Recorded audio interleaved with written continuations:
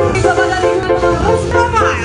dapat di wilayah Metro Jaya Roski Nasional dan Allah selamat kami persilakan Kapolda para pejabat lainnya untuk ke area pemanfaatan Tasman secara simbolis kami.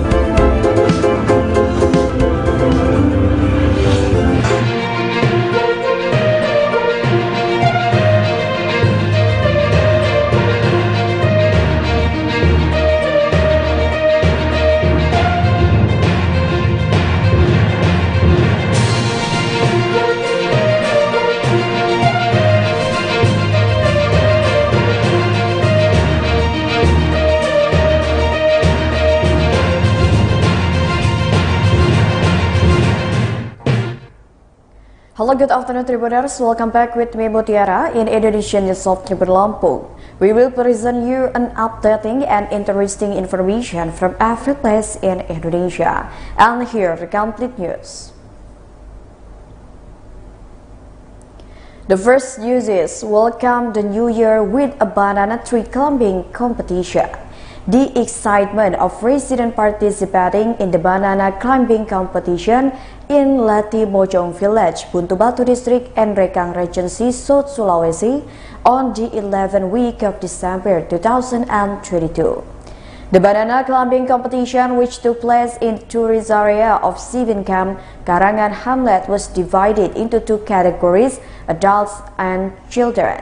This activity was organized by Siran de Pala Tourism Awareness Group and the Karangan Youth Community. Visit on Tribun and Karang.com monitoring hilarity was also seen when the contestant tried to climb a tree trunk that had been hung upside down.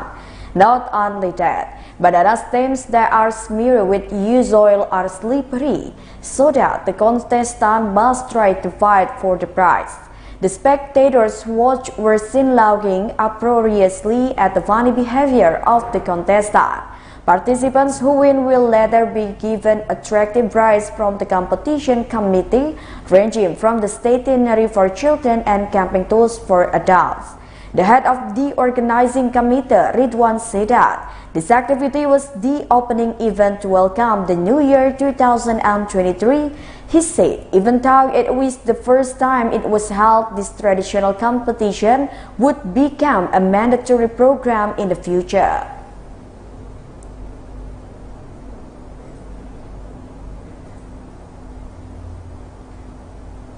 The next news is launching of 11 electronic traffic law enforcement mobile units. The Metro Jaya Regional Police officially launched 11 mobile electronic traffic law enforcement units on Tuesday, the 13th of December 2022. The launch was carried out at the Presisi Ditlantas Field, South Jakarta, while commemorating the 73rd birthday of the Metro Jaya Regional Police this month. These 11 electronic traffic law enforcement mobile will travel around Jakarta to record traffic violators electronically to then be dealt with according to their mistakes. The launch was carried out by the head of Metro Jaya Regional Police, Inspector General Fadil Imron, accompanied by the head of DKI Jakarta Transportation Service, Syafrin Liputo, and the commander of the Jaya Military Regional Command, Major General Untung Budiharto. 11 electronic traffic law enforcement mobiles that were set up around Jakarta were spotted at the Metro Jaya Regional Police Traffic Police Presisi Field. In addition to the launching of electronic traffic law enforcement mobile, 3 applications to support public service were also launched. These applications include Traffic Accident Information and Police Smart. There were 3 white board stands standing there. According to Fadil, the launch was part of an order from the head of the Republik Indonesia National Police, General Listio Sigit Prabowo, to continue to carry out service transformation, operational transformation, and human resource transformation. This is to achieve that the Republik Indonesia Police are trusted by the public and regain public trust.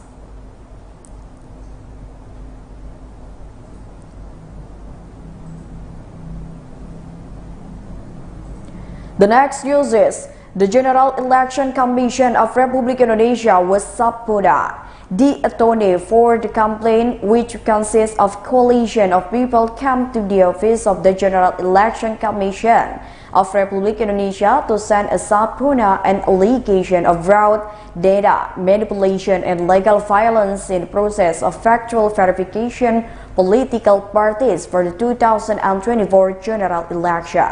The subpoena was submitted to the Central Election Commission by a reporting attorney, namely Ibnu Syamsul Hidayat and Airlangga Julio, at the Central Election Commission Office, Jakarta on Tuesday, the 13th of December 2022.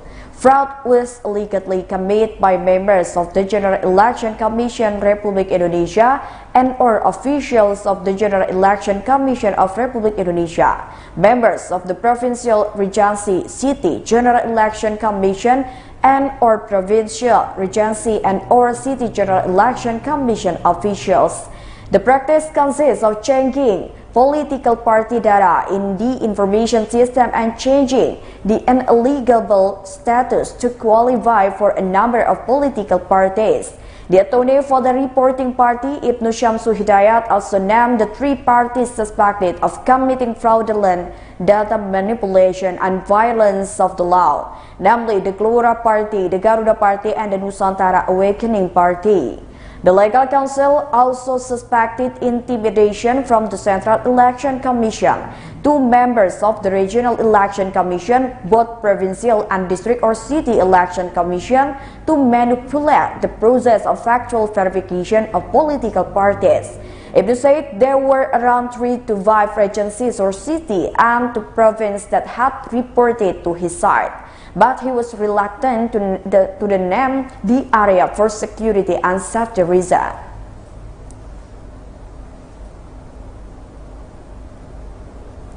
The next news is the People Representative Council held a trial to ratify the commander of Indonesian National Armed Forces.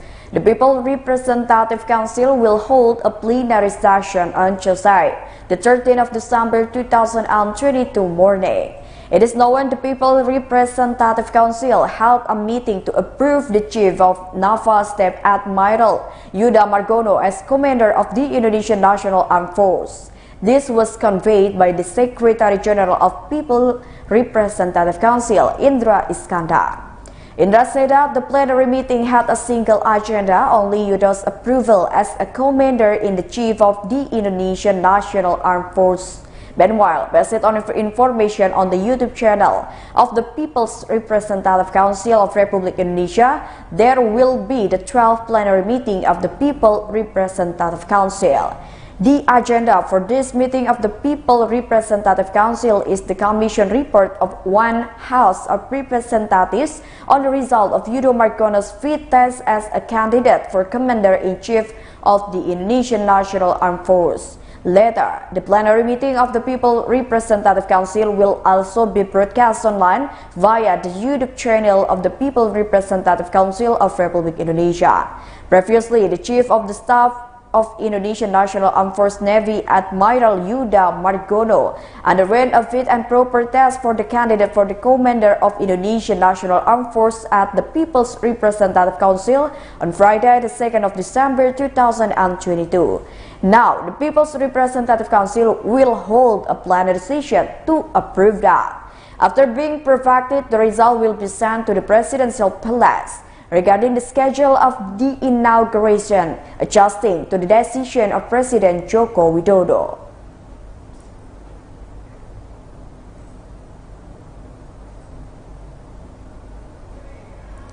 The next news is 34 Indonesian citizens become illegal workers in Cambodia. 34 Indonesian citizens who are illegal workers will soon be returned to Indonesia. They were previously held by an online scam company in Cambodia. Currently, they are being held by the local police for questioning purposes. Judas said that the interview process for the purpose of the investigation also served as a stage so that all Indonesian citizens could be repatriated or returned to their homeland. However, it is estimated that it will take approximately 1 week for the Indonesian citizen to hand over to the Indonesian embassy. That way, Judah cannot be sure when all of the Indonesian citizens suspected of being illegal Indonesian migrant workers will be able to go home.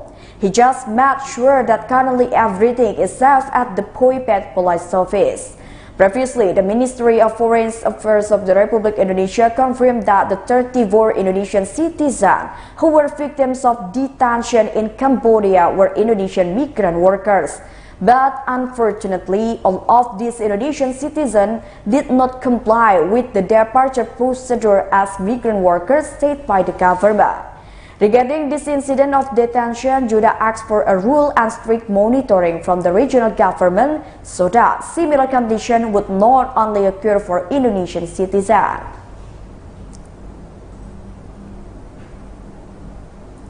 The next news is, a missing teenager was attacked by a crocodile while bathing in the river. A resident of Karosa, Mamuju, Sinar H, with the age 16 years old, was attacked by a crocodile when she was about to bathe in the river on Monday, the 12th of December 2022. The victim was attacked by a crocodile when he was about to bathe with his parents in the Bengaulu River, Karosa District, Central Mamuju at around 5 p.m. When he was about to take a bath, suddenly a crocodile punched on the victim and drowned the victim to the bottom of the river. For this incident, the Central Mamuju Regional Disaster Management Agency Rapid Reaction Team was dispatched to the scene of the incident. According to him, currently the Central Mamuju Regional Disaster Management Agency Rapid Response Team has headed to the scene of the incident. Based on information, until now the victim has not been found. Local residents and related parties are still conducting a search.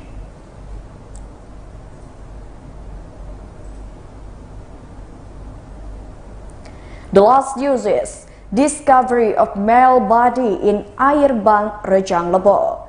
The chronology of discovery of the body of a young man not far from the stadium on the route in the Air Bang village area, Jurup District, Rejang Lebong on Monday, December 12, 2022 morning.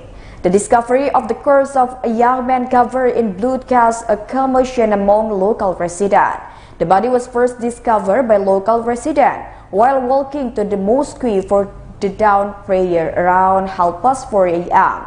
He continued around 5 a.m. The resident came home from the mosque, but the man who the resident thought was drunk was still lying on the street. Finally, the resident called the head of the local neighborhood association.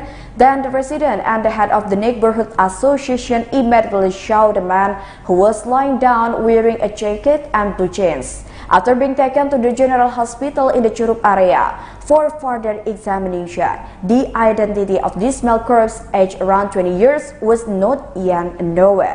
During the examination by the police, the body did not have an identity card, but the police explained that during the interrogation, the victim had a tattoo in his body.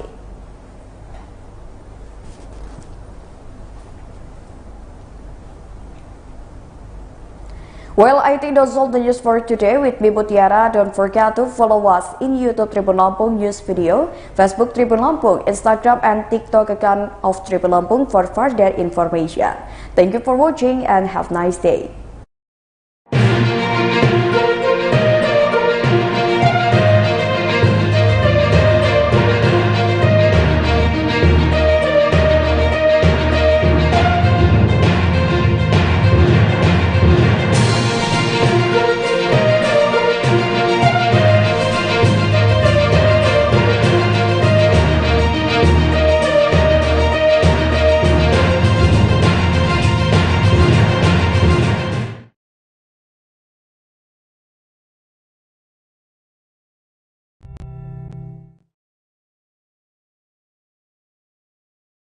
Halo Tribuners, saat ini Anda sedang menyaksikan live update Tribun News Siang edisi Rabu 14 Desember 2022.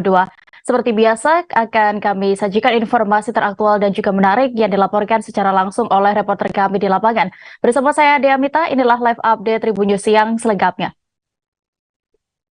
Menuju kabar pertama, Tribuners, sidang perkara pembunuhan Brigadir J alias Nofriansyah Yosua Huta Barat kembali dilanjutkan pada hari ini, Rabu 14 Desember. 5 terdakwa yakni Ferdi Sambo, Putri Chandrawati, Baradae atau Richard Eliezer, Kuatmaruf, dan Ricky Rizal disidang bersama. Mereka menjalani sidang dengan agenda pemeriksaan saksi ahli yang dihadirkan jaksa penuntut umum. Seperti apa berlangsungnya sidang, kami sudah terhubung dengan reporter Tribun News. Ada rekan Abdi Rianda Sakti di lokasi persidangan. Silakan dengan laporan Anda.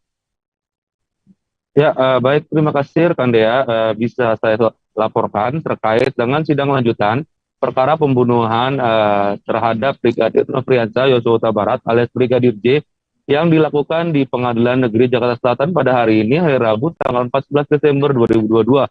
Sidang kali ini beragendakan pemeriksaan saksi ahli atas kelima terdakwa yang disidangkan secara bersama-sama, yakni Ferdi Sambo, Putri Chandrawati, Baradae, Bribka Ricky Rizal. Halo, rekan Abdi. Secara terpisah di ruangan tersendiri dan menjalani persidangan dengan cara daring. Total ada 6 orang saksi ahli yang hadir untuk diperiksa terkait keahliannya untuk perkara pembunuhan tersebut. 6 saksi ahli itu terdiri dari KUR bidang komputer forensik ahli poligraf Aji Febrianto Aroshid, anggota PAUR sub bidang kimia biologi forensik Sirajul Umam, pemeriksa forensik Buddha, pemeriksa ahli DNA Fira Sania. Selanjutnya pemeriksa media puslapor ahli balistik Ari Sumirat, kepala sub bidang digital forensik puslapor Baris Krim Polri Heri Prianto, dan KUR sub bid biosel puslapor Polri dengan keahlian pemeriksaan DNA bernama Irfan. Namun dari 6 orang saksi itu, 4 diantaranya meminta sidang secara tertutup karena dikhawatirkan dipergunakan oleh orang-orang tidak bertanggung jawab untuk kejahatan di kemudian hari. 4 saksi yang dilaksanakan sidang secara tertutup yakni adalah pemeriksa muda ahli DNA Fira Sania, KUR sub bidang kimia biologi forensik Sirajul Umam, kepala sub bidang digital forensik puslapor Baris Krim Polri Heri Prianto, KUR sub bid biosel puslapor Polri dengan keahlian pemeriksaan DNA bernama Irfan. Saat ini untuk 2 saksi ahli lainnya yakni ahli balistik Arif Sumirat dan ahli poligraf Aji Febrianto Aroshid masih melakukan pemeriksaan di sidang Pengadilan Negeri Jakarta Selatan secara terbuka. Demikian rekan Dea, kembali ke studio. Baik, terima kasih rekan Abdi Rianda untuk laporan Anda. Dan Tribuners, rekan kami juga sudah menghimpun keterangan dari Wakasat Reskrim Polresta. Mohon maaf Tribuners, kita beralih ke informasi berikutnya. Nenek bernama Nani Suyatni, 85 tahun, warga Kelurahan Sukun, Kecamatan Sukun, Kota Malang, menjadi korban pembunuhan anak angkatnya. Pelaku atas nama Rahmat Irwanto alias Iwan, 40 tahun, melakukan aksi sadis itu pada 24 November 2022 lalu dan kini telah ditetapkan sebagai tersangka. Satreskrim Polresta Malang Kota menggelar rekonstruksi peristiwa berdarah tersebut dan diperagakan secara langsung oleh Iwan. Saat ini kami sudah terhubung dengan reporter Tribun Jatim, ada rekan Kukuh Kurniawan yang siap dengan laporannya. Silakan rekan. Iya, rekan Tribuners, bisa saya jelaskan bahwa rekonstruksi pembunuhan seorang nenek di Kota Malang dilakukan rekonstruksi pada Selasa tanggal 13 Desember kemarin siang. Reka ulang tersebut digelar oleh Satreskrim Polresta Malang Kota dan dilakukan langsung di lokasi kejadian, yaitu di Jalan Manyar, nomor 36 RT 16 RW 8 Kelurahan Sukun, Kecamatan Sukun, Kota Malang. Rekonstruksi tersebut dilakukan selama 2 jam, yaitu mulai pukul 10.50 WIB hingga pukul 12.25 WIB. Wakasat Reskrim Polresta Malang Kota AKP Nur Wasis mengatakan, rekonstruksi tersebut dilakukan agar pihaknya bisa mengetahui secara detail kejadian pembunuhan tersebut. Dan ada sebanyak 23 adegan diperagakan oleh tersangka, yaitu mulai tahap sebelum melakukan aksi, dan setelah melakukan aksi. Dan dalam rekonstruksi tersebut diketahui bahwa tersangka membunuh korbannya dengan memakai tangan kosong, yaitu korban dipukul di bagian kepalanya kemudian dicekik. Sementara itu, Kasubsi Pra Penuntutan Seksi Pidana Umum Kejari Kota Malang Suudi menuturkan bahwa pihaknya menunggu hasil keseluruhan dari penyidikan yang dilakukan oleh pihak kepolisian. dalam kasus tersebut pasal yang disangkakan tetap pasal 338 KUHP, yaitu pasal pembunuhan. Tetapi menurut dia, dari apa yang diperhatikan dalam rekonstruksi, bahwasannya memang ada perbuatan-perbuatan yang menunjukkan terjadi pembunuhan. Dan dirinya juga menambahkan bahwa hasil fakta-fakta yang didapat dari rekonstruksi akan disinkronkan dan disesuaikan dengan alat bukti yang lain. Yaitu hasilnya akan disusun di dalam berkas dakwaan sebelum nantinya didaftarkan di pengadilan. Begitu rekan Tribuners. Baik, terima kasih rekan Kuku untuk laporan Anda di Jawa Timur. Selamat bertugas kembali. Berikut kami tampilkan keterangan dari Wakasat Reskrim Polresta Malang Kota, AKP Nurwasis selengkapnya. Hari ini kita laksanakan rekonstruksi. Rekonstruksi ini dalam rangka untuk memperjelas posisi korban, termasuk posisi saksi dan terlapor. Dalam hal ini tersangka sudah memperagakan harapannya pada saat pelaksanaan rekonstruksi ini dapat memberikan gambaran kepada kami dan pihak kejaksaan ini untuk melihat peristiwa sebenarnya. Apakah adegan yang saat ini dilakukan oleh tersangka itu sama dengan keterangan saksi yang lain, termasuk mengacu kepada hasil otopsi, perkenaan lukanya sebelah mana, sehingga relevansi adegan ini dengan otopsi ini bisa meyakinkan Pak Jaksa bahwa memang benar bahwa yang terjadi adalah pembunuhan dan benar bahwa tersangka adalah yang melakukan. Pak, ada berapa adegan dan apa ada alat yang digunakan, Pak? Sampai saat ini alat tidak ada, namun demikian tersangka hanya mengaku bahwa dia memukul dengan menggunakan tangan kosong yang kemudian kita visemkan, karena pada saat itu terjadi bengkak di kepalanya, sehingga kita visemkan. Harapannya membuktikan bahwa memang tangan itu yang digunakan untuk melukai si korban. Dan sedangkan dari visum itu ada beberapa luka. Dari otopsi itu ada luka di kepala, kemudian ada luka di leher, itu yang dimungkinkan menjadi penyebab kematian. Terus kemudian adegan tadi sekitar 23 adegan, yaitu mulai tahap sebelum melakukan kekerasan dan setelah melakukan kekerasan, seperti adegan yang ada di luar tadi. Polisi melakukan rekonstruksi penganiayaan berujung tewasnya seorang satpam Sekretariat Forum Kerukunan Umat Beragama atau FKUB di Sekupang, Batam. Tersangka yang terdiri dari 3 orang memperagakan 15 adegan dari awal hingga akhir.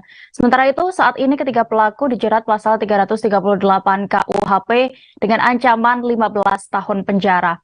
Seperti apa proses rekonstruksinya, Tribuners, akan dilaporkan rekan Roni Lodolaleng, reporter dari Tribun Batam yang saat ini sudah bergabung bersama kami. Silakan rekan. Baik, selamat siang Dea dan juga Tribuners dari Kota Batam. Dapat kami laporkan bahwasannya unit reskrim dari Polsek Sekupang kemarin sudah melakukan rekonstruksi terkait dengan pembunuhan Mahmud, ya, seorang security yang kesehariannya bekerja di salah satu sekretariat bernama Forum Kerukunan Umat Beragama atau FKUB di Sekupang, Kota Batam. Nah, terus dalam adegan ini sebanyak 15 adegan diperagakan oleh ketiga pelaku yang masing-masing bernama Andri, Firman, dan juga Sadam. Nah, proses rekonstruksi sendiri berjalan alot, ya, dan adegan rekonstruksi yang pertama dilakukan pada saat ketiga pelaku tiba di kantor FKUB dengan tujuan ingin meminta, ya, ataupun menagih sisa utang yang dilakukan ataupun sisa utang milik Andri, ya, salah satu pelaku dari ketiga pelaku tersebut. Nah, pada adegan kedua sempat terjadi percekcokan mulut, ya, hingga berakhir penusukan yang dilakukan oleh korban yang dilakukan oleh pelaku terhadap korban, begitu. Nah, Tribuners, pada adegan ketiga korban sempat menusuk salah satu pelaku, ya, bernama Adri. Dan karena hal itu membuat kedua pelaku lainnya yang juga merupakan teman daripada Andri sempat marah dan kembali memukul korban dan membantingnya, begitu. Nah, Tribuners, beberapa pukulan Firman dan Saddam sempat mendarat di kepala korban sebelum akhirnya korban mencoba lari ke pinggir jalan atau tepatnya di depan pintu masuk FKUB. Selain itu pelaku Andri juga beberapa kali memukul dan menendang korban mengenai kepala hingga dada korban. Nah, terus pada adegan ke-12 ketiga pelaku tidak berhenti memukul korban ya. Bahkan pada adegan ke-13 pelaku Andri sempat mengambil broti di pinggir jalan ya dan langsung memukul ke kepala korban sebanyak 2 kali. Korban yang saat itu tidak berdaya ya dan bersimbah darah selanjutnya lari ke pinggir jalan dan meninggal dunia. Nah, terus jaksa penuntut umum ataupun JPU Noel saat berada di lokasi mengatakan bahwasannya rekonstruksi tersebut berjalan dengan baik. Dari 15 adegan itu menurut Noel, yakni adegan inti adalah adegan yang ke-12 di mana kedua tersangka memukul korban di bagian kepala korban dan menginjak korban di perut dan juga rusuk. Lebih lanjut pada adegan ke-13 ada kayu yang dipukul ke kepala korban hingga meninggal dunia. Nah, sementara itu Kapolsek Sekupang melalui Kanit Treskrim Polsek Sekupang Ibtu Rido mengatakan bahwasannya rekonstruksi ini merupakan salah satu bagian dari penyidikan tindak pidana begitu. Salah satu tujuan dilakukan rekonstruksi adalah untuk mengungkap hal-hal yang selama ini belum terungkap dalam pemeriksaan. Kanit menambahkan bahwasannya dalam rangkaian kegiatan rekonstruksi kasus pembunuhan ini, adegan dilakukan dari persiapan hingga dengan meninggalnya di lokasi. Begitu. Untuk sementara ketiga pelaku akan dijerat dengan undang-undang pasal 338 KUH pidana dengan ancaman 15 tahun penjara. Demikian dia yang bisa kami laporkan. Baik, terima kasih rekan Roni Lodolale untuk laporan Anda. Selamat bertugas kembali. Kita bergeser ke Belitung Tribuners.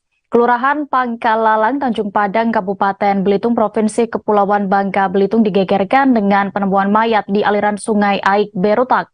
Jenazah tersebut kali pertama dilihat oleh warga tengah hanyut mengikuti aliran sungai dalam kondisi tanpa busana. Setelah dilaporkan, mayat dibawa oleh tim Inafis Satreskrim Polres Belitung ke RSUD Haji Marsidi Judono, Kabupaten Belitung untuk diautopsi. Bagaimana hasil pemeriksaannya, Tribuners akan disampaikan rekan Disa Ariandi, reporter dari Pos Belitung, yang sudah siap dengan informasi lengkapnya. Silakan rekan. Baik, rekan Dia, betul sekali pada Selasa 13 Desember 2022 kemarin sekitar pukul 07.30 ditemukan sesosok jenazah lelaki tanpa busana sedang mengapung di aliran sungai Aik Berutak RT 1 RW 1 lingkungan Batu Tanjung, Kelurahan Pangkalalang, Tanjung Pandan, Belitung, di mana jenazah tersebut ditemukan oleh warga yang pada saat itu hendak pergi kerja, maksud kami pada pukul 7.30 Awalnya warga tersebut mengira bahwa benda ini adalah sebuah boneka ataupun sampah yang mengalir mengikuti arus sungai. Namun setelah didekati ataupun warga penasaran dengan bentuk dari benda tersebut sangat mirip dengan tubuh manusia, maka sebagian warga mendekati aliran sungai tersebut dan melihat pada bagian kepala ada rambut. Sehingga warga menyimpulkan bahwa benda yang ditemukan tersebut adalah sosok jenazah. Tanpa lama, warga yang sudah mengetahui perihal tersebut kemudian memanggil warga lainnya untuk mengambil kayu agar untuk menahan benda ataupun jenazah lelaki ini agar tidak hanyut mengikuti aliran sungai. Setelah beberapa saat kemudian, tim Inafis Satreskrim Polres Belitung kemudian datang ke tempat ke lokasi penemuan jenazah tersebut dan melakukan evakuasi terhadap jenazah ini dan membawa jenazah tersebut ke RSUD Haji Marsidi Judono, Kabupaten Belitung untuk dilakukan visum. Setelah di RSUD aparat kepolisian mendapati identitas jenazah tanpa busana ini, yaitu berinisial MR, warga Tanjung Pandan Belitung dengan usia 70 tahun. Sebelum dinyatakan ataupun meninggal dunia, MR menurut keterangan dari adik MR yaitu Acu, bahwa jenazah ini ataupun MR tidak pulang selama 8 hari belakang. Begitu dia kembali ke studio. Baik, terima kasih rekan Disa. Tribuners, rekan kami juga sudah menghimpun keterangan dari warga setempat bernama Elizar Effendi. Berikut keterangannya. Ini sungai apa namanya? Air Bruta. Air Bruta lah. Air Bruta. Ini Air Bruta. Lingkungan berapa nih, Pak? Lingkungan kalau ke sini nih lingkungan Kaling Batu Tanjung. Batu Tanjung sini. Kalau sana kan kota ya. Nah, ini kan Pangkalalang kita di sini. Oh, beda. Nah, Pangkalalang. Beda sungai. Nah, kalau lingkungan sini ini Batu Tanjung. Lingkungan Batu Tanjung. Jam 7:30 tadi berarti, Pak? Lebih kurang. Lebih kurang tahu, 7:30. tahu persisnya kan jam berapa? Lebih kurang sih. Bapak waktu itu di mana, Pak? Waktu itu pas aku mau keluar, tapi setelah ibu-ibu yang diketemukan oleh ibu-ibu itu, aku cuman pas melihat kan situ, kemudian ngambil kayu kan, inisiatif warga kan, aku yang nahannya di situ. Oh, Bapak nahan pas kayu. jembatan itu. Awalnya kira boneka. Ya ibu-ibu itu yang lihat kira-kira boneka, itu merah tuh, kira dia boneka, tapi ada rambutnya, ada pantatnya. Nah, baru orang berarti ini kata dia. Baru dia manggil RT. Bu RT itu kan kebetulan. Lama berarti Bapak nahan kayu? Mungkin lebih kurang setengah jam ada. Setengah jam ada setelah tim dari Napis dari datang kan. Ada setengah jam. Setengah jam nahan kayu. Nah, lebih kurang setengah jam lah. Sekira 12 jam setelah dilaporkan hilang, bocah 9 tahun berinisial MRM ditemukan meninggal dunia pada hari ini, Rabu 14 Desember 2022. Korban ditemukan oleh tim SAR yang sedang mengecek lokasi untuk persiapan pencarian dengan menyelam di lokasi kolong eks tambang tempat korban dilaporkan hilang usai mandi dengan rekan-rekannya. Saat ini kami sudah terhubung dengan reporter Bangka Pos, ada rekan Dedi Marjaya yang akan melaporkan terkait kronologi kejadian bocah hilang ini. Silakan rekan. Ya, selamat siang pemirsa Tribun News. Dapat saya paparkan bahwa pagi tadi sekitar pukul 6.50 waktu Indonesia Barat, tim SAR gabungan berhasil menemukan jenazah korban berinisial MRM, berumur 9 tahun yang masih duduk di kelas 4 SD. Bocah tersebut sebelumnya sekitar pada pukul 16 waktu Indonesia Barat kemarin, Selasa tanggal 13 Desember 2022 dilaporkan tenggelam atau hilang saat sedang mandi di kolong eks bekas tambang di kawasan lingkungan Jelitik, Kecamatan Sungailat, Kabupaten Bangka. Saat itu MRM dan rekan-rekannya mandi, namun diketahui berdasarkan keterangan rekan-rekannya bahwa MRM ini tertinggal karena izin untuk buang air besar lebih dahulu. Namun diketahui RM tidak pernah kembali ke rumah. Pihak keluarga dan masyarakat pun melakukan pencarian di sekitar kolong untuk mencari korban. Saat itu hanya ditemukan baju dan sandal korban. Kemudian keluarga juga menghubungi pihak tim SAR yang menerjunkan tim SAR gabungan terdiri dari Basarnas, kemudian Basarnas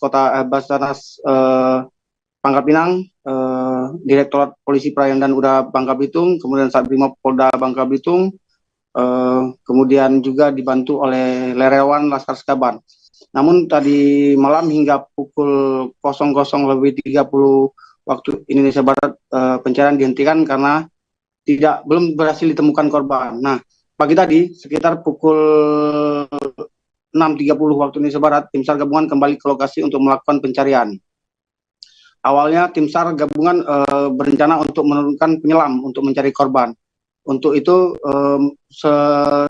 sembari melakukan persiapan, beberapa anggota juga yang telah menemukan kapal karet atau rubberboat ke lokasi mengecek kedalaman kolong bekas tambang tersebut untuk mengetahui kedalamannya berapa sebelum dilakukan penyelaman. Namun saat sedang melakukan pengecekan dengan menggunakan kayu untuk mengetahui kedalaman kolong, sesuatu menyangkut di kayu tersebut, namun dan terasa berat. Kemudian anggota tim SAR berusaha menarik. Ternyata diketahui kayu tersebut nyangkut di celana korban, dan saat diangkat jenazah korban berhasil terangkat ke atas, kemudian dievakuasi ke daratan, kemudian dibawa menuju ke rumah duka sekitar tidak jauh dari lokasi, sekitar 500 meter dari lokasi. Kepolisian juga sudah melakukan pengecekan ke tubuh korban, tidak ditemukan adanya penganiayaan atau korban kekerasan. Dipastikan korban juga meninggal akibat kehabisan oksigen karena tenggelam. Orang tua korban yang mengetahui kejadian yang mengetahui anaknya sudah dalam keadaan meninggal dunia, baik orang tua dari ayah maupun ibunya langsung tak sadarkan diri, karena korban merupakan anak yang ceria dan mudah bergaul. Keluarga juga memutuskan untuk menolak dilakukannya visum oleh pihak kepolisian untuk dibawa ke rumah sakit umum, dan mereka mengikhlaskan untuk menyegerakan korban dikebumikan di pemakaman umum. Dengan telah ditemukan korban, tim SAR gabungan juga menghentikan pencarian korban tenggelam tersebut. Demikian dia. Baik, terima kasih rekan Dedi Marjaya untuk laporan Anda. Selamat bertugas kembali. Seorang bocah perempuan berusia 15 tahun di Bangka Tengah menjadi korban pelecehan seksual oleh tetangganya sendiri. Pelaku melancarkan aksinya dengan mengintimidasi korban dan juga memberikan uang Rp50.000 agar tidak dilaporkan. Aksi bejat pelaku ternyata juga tidak dilakukan sekali. 2 tahun lalu ternyata bocah itu menjadi korban pelecehan oleh orang yang sama. Selengkapnya terkait kasus ini akan disampaikan rekan Rizky Irianda Palevi, reporter dari Bangka Pos yang sudah bergabung bersama kami di sana. Silakan rekan. Iya, kejadian miris kasus ruda paksa kembali terjadi usai Polsek Pangkalan Baru berhasil menangkap RS yang berusia 45 tahun usai meruda paksa korbannya yang masih berumur 15 tahun. Dari keterangan ke Polsek Pangkalan Baru, Ibtu Taufan Arzugroho mengatakan perbuatan pelaku pertama kali dilakukan pada tahun 2020 atau saat itu korban masih berusia 13 tahun. Kejadian itu terjadi ketika korban ini bermain di rumah tersangka, dikarenakan mereka ini antara korban dan pelaku ini merupakan tetangga, dan untuk aksinya itu saat korban sedang menonton televisi muncul niat jahat pelaku untuk melakukan ruda paksa itu, dan korban saat itu dirayu atau dirayu atau diberikan uang 50.000, dan juga korban mendapat ancaman dari pelaku agar tidak melaporkan kepada siapapun. Lalu nahasnya aksi bejat pelaku nyatanya tak hanya sekali dilakukan RS yang sehari-harinya diketahui bekerja sebagai nelayan terungkap pada Sabtu 19 November 2022 lalu, atau berselang 2 tahun dari kejadian pertama. Aksi kali dilakukannya terhadap anak yang sudah berumur 15 tahun ini. Namun dalam aksi keduanya ini korban langsung melaporkan kejadian ini kepada pihak keluarga, dan saat kejadian kedua ini korban ini sedang mencuci motor, lalu pelaku ini melihat korban dan menarik ke ruangan kosong. Saat itu pelaku melakukan perbuatannya, namun saat itu juga aksi pelaku ini direkam korban dengan menggunakan rekaman suara, dan hal inilah menjadi barang bukti pihak dari Polsek Pangkalan Baru, dan hal ini juga menjadi barang bukti pihak dari keluarga melaporkan ke Polsek. Lalu tak berselang lama tindakan asusila ini RS juga sudah ditangkap di kediamannya, dan untuk pelaku pun terancam hukuman 10 hingga 15 tahun penjara, sedangkan untuk korban saat ini pihak dari Polsek Pangkalan Baru sudah berkoordinasi dengan Dinas PPA Kabupaten Bangka terkait pemulihan secara psikologisnya. Demikian ya. Baik, terima kasih rekan Rizky Irianda Palevi untuk laporan Anda. Selamat bertugas kembali. Dari Bangka kita beralih ke Provinsi Aceh. Bukit Semadam yang membelah jalan nasional di Aceh Tamiang akan dipotong sebagai upaya antisipasi tanah longsor. Selain itu, bagian badan jalan juga akan ditinggikan untuk mencegah banjir yang kerap melanda jalur utama Aceh Sumatera Utara tersebut. Keputusan ini sebagai tindak lanjut Balai Pelaksanaan Jalan Nasional atau BPJN Aceh atas surat permohonan dari Pemkab Aceh Tamiang sebelumnya. Informasi lebih detailnya akan disampaikan reporter Serambi News. Sudah ada rekan Rahmat Wiguna yang akan menginformasikan. Silakan rekan. Baik, terima kasih Dea. Bisa disampaikan bahwa Bukit Semadam ini sebelumnya mengalami longsor di 3 titik pada pertengahan November kemarin. 3 titik ini berada di saling berdekatan dan baik di sisi kiri dan kanan, dan bahkan longsoran terjadi sebanyak 6 kali.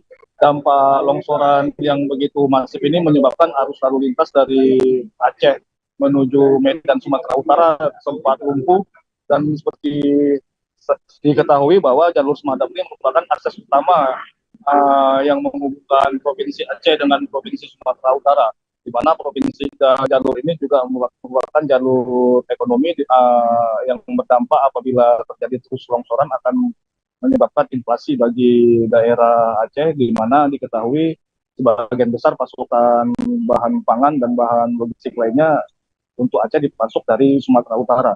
Menyikapi persoalan ini, Pemkab Aceh Tamiang telah menyurati pihak Balai Pelaksanaan Jalan Nasional atau BPJN wilayah Aceh untuk melakukan solusi mengatasi ancaman potensi longsor ini, karena curah hujan saat ini di Aceh kembali meningkat. Kekhawatiran untuk terjadi longsor susulan sangat menghantui masyarakat, dan solusi yang ditawarkan oleh pihak Pemkab Aceh Tamiang berupa pemotongan Bukit Semadam yang saat ini masih cukup tinggi dan cukup terjal. Artinya ketika bukit ini sudah dipotong atau datar dengan jalan raya akan menghilangkan potensi longsoran. Di sisi lain, solusi yang ditawarkan pihak Pemkab Aceh Tamiang berupa meninggikan badan jalan raya. Diketahui pada akhir Oktober hingga pertengahan November, sejumlah titik jalan raya di perbukitan Semadam ini tergenang banjir yang cukup tinggi, sehingga menyebabkan arus kendaraan tidak bisa melintas. Ini menyebabkan arus lalu lintas dari Medan Aceh dan sebaliknya Aceh ke Medan lumpuh selama 4 hari. Namun pihak BPJN sendiri terlebih dahulu melakukan survei di lokasi Bukit Semadam sebelum melakukan pemotongan. Pemotongan sendiri dijadwalkan akan dilakukan pada tahun 2023. Demikian. Baik, terima kasih rekan Rahmat Wiguna untuk laporan Anda dari Provinsi Aceh. Selamat bertugas kembali. Kita menuju kabar berikutnya. Seorang wisatawan tewas tertimpa batu besar dari atas tebing air terjun Madakaripura, Probolinggo, Jawa Timur. Korban diketahui bernama Cahya Satifika, 26 tahun, warga Kelurahan Patemon, Kecamatan Sawahan, Kota Surabaya. Korban mengalami luka parah di kepala dan tewas di lokasi kejadian. Untuk kronologi lengkap kejadian ini akan dilaporkan rekan Danendra Kusuma, reporter dari Surya yang saat ini sudah bergabung bersama kami. Silakan rekan. Baik rekan Dea, terima kasih. Peristiwa naas ini terjadi saat korban bersama 6 rekannya healing ke air terjun Madakaripura di Kecamatan Lumbang, Kabupaten Probolinggo. Rombongan ini berangkat pukul 3 kemarin, 3 pagi maksud saya, kemudian datang atau tiba di air terjun Madakaripura pukul 8. Mereka pun di sana menikmati keindahan alam yang ada di air terjun Madakaripura. Pada pukul 10 mereka bertolak dari air terjun Madakaripura. 300 meter mereka melangkah, sebuah batu berukuran atau berdiameter 30 cm menggelinding dari atas tebing setinggi 100 meter. Batu itu jatuh ke tanah kemudian memantul ke arah wajah korban. Korban meninggal dunia di lokasi kejadian akibat luka parah di wajahnya. Sebagai informasi, untuk sampai ke air terjun Madakaripura, wisatawan harus berjalan dengan jarak tempuh sekitar 1,5 km, dan kanan kiri akses jalan terdapat banjaran tebing serta aliran sungai. Di atas tebing itu kerap sekumpulan kera tengah berkumpul di sana. Diduga kuat batu itu bisa melinding dari atas tebing ke dasar karena ulah kera tersebut atau faktor alam lain. Terima kasih rekan Dea. Baik, terima kasih rekan Danendra untuk laporan Anda, dan berikut kami tampilkan keterangan yang sudah dihimpun rekan kami dari Kapolsek Lumbang AKP Sono selengkapnya. Saya jelaskan korban wisatawan domestik masuk ke tempat wisata Madikapura itu sekitar pukul 8. Nah, kembali pukul 10 kurang lebihnya. Dari air terjun itu kurang lebih jarak 300 meter itu korban kejatuhan batu dari atas tebing. Jadi batu itu tidak langsung mengenai kepala korban, tapi jatuh itu menurut keterangan daripada teman-temannya tadi itu jatuh mengenai tanah dulu, baru masuk ke kepala korban, sehingga korban mengalami luka di bagian kepala dan meninggal dunia di TKP. Komandan, korban ini wisatawan asal mana, Komandan? Kalau melihat identitas tadi dari Surabaya, rombongan 7 orang. Rombongan 7 orang. Lakinya 3, perempuannya 4. Korban sudah dibawa ke rumah sakit ya? Kita sudah evakuasi tadi sekitar pukul 10 dari TKP ke rumah sakit bersama-sama tadi dengan anggota TNI, Puskesmas, kemudian dari Polsek Lumbang sampai ke rumah sakit. Komandan, mungkin himbauan kepada wisatawan, Komandan. Saya tadi sampaikan bagaimana perintah daripada Pak Kapolres itu diupayakan wisatawan yang masuk ke Madikapura seyogyanya menggunakan helm pengaman, sehingga manakala ada batu jatuh itu insya Allah kalau kena kepala, kalau batunya terlalu besar, Allah aman. Tapi kalau 3 warga binaan kabur dari Lembaga Pembinaan Khusus Anak atau LPKA kelas 2A Maros, Sulawesi Selatan. Mereka kabur dengan memanjat pagar setinggi 4 meter menggunakan sebatang kayu. Kepala LPKA kelas 2 Maros, Mildar, mengatakan bahwa ketiga napi tersebut merupakan andipas dengan kasus pelecehan anak dan juga pencurian. Lalu bagaimana penanganan dari kasus kaburnya tahanan ini? Tribuners, kami sudah terhubung dengan rekan Nurul Hidayah, reporter dari Tribun Timur. Rekan, silakan dengan informasi Anda. Halo, selamat siang Dea, selamat siang Tribuners. Baik Tribuners, 3 orang napi di lapas kelas 2 Maros ini dikabarkan kabur pada Minggu hari kemarin.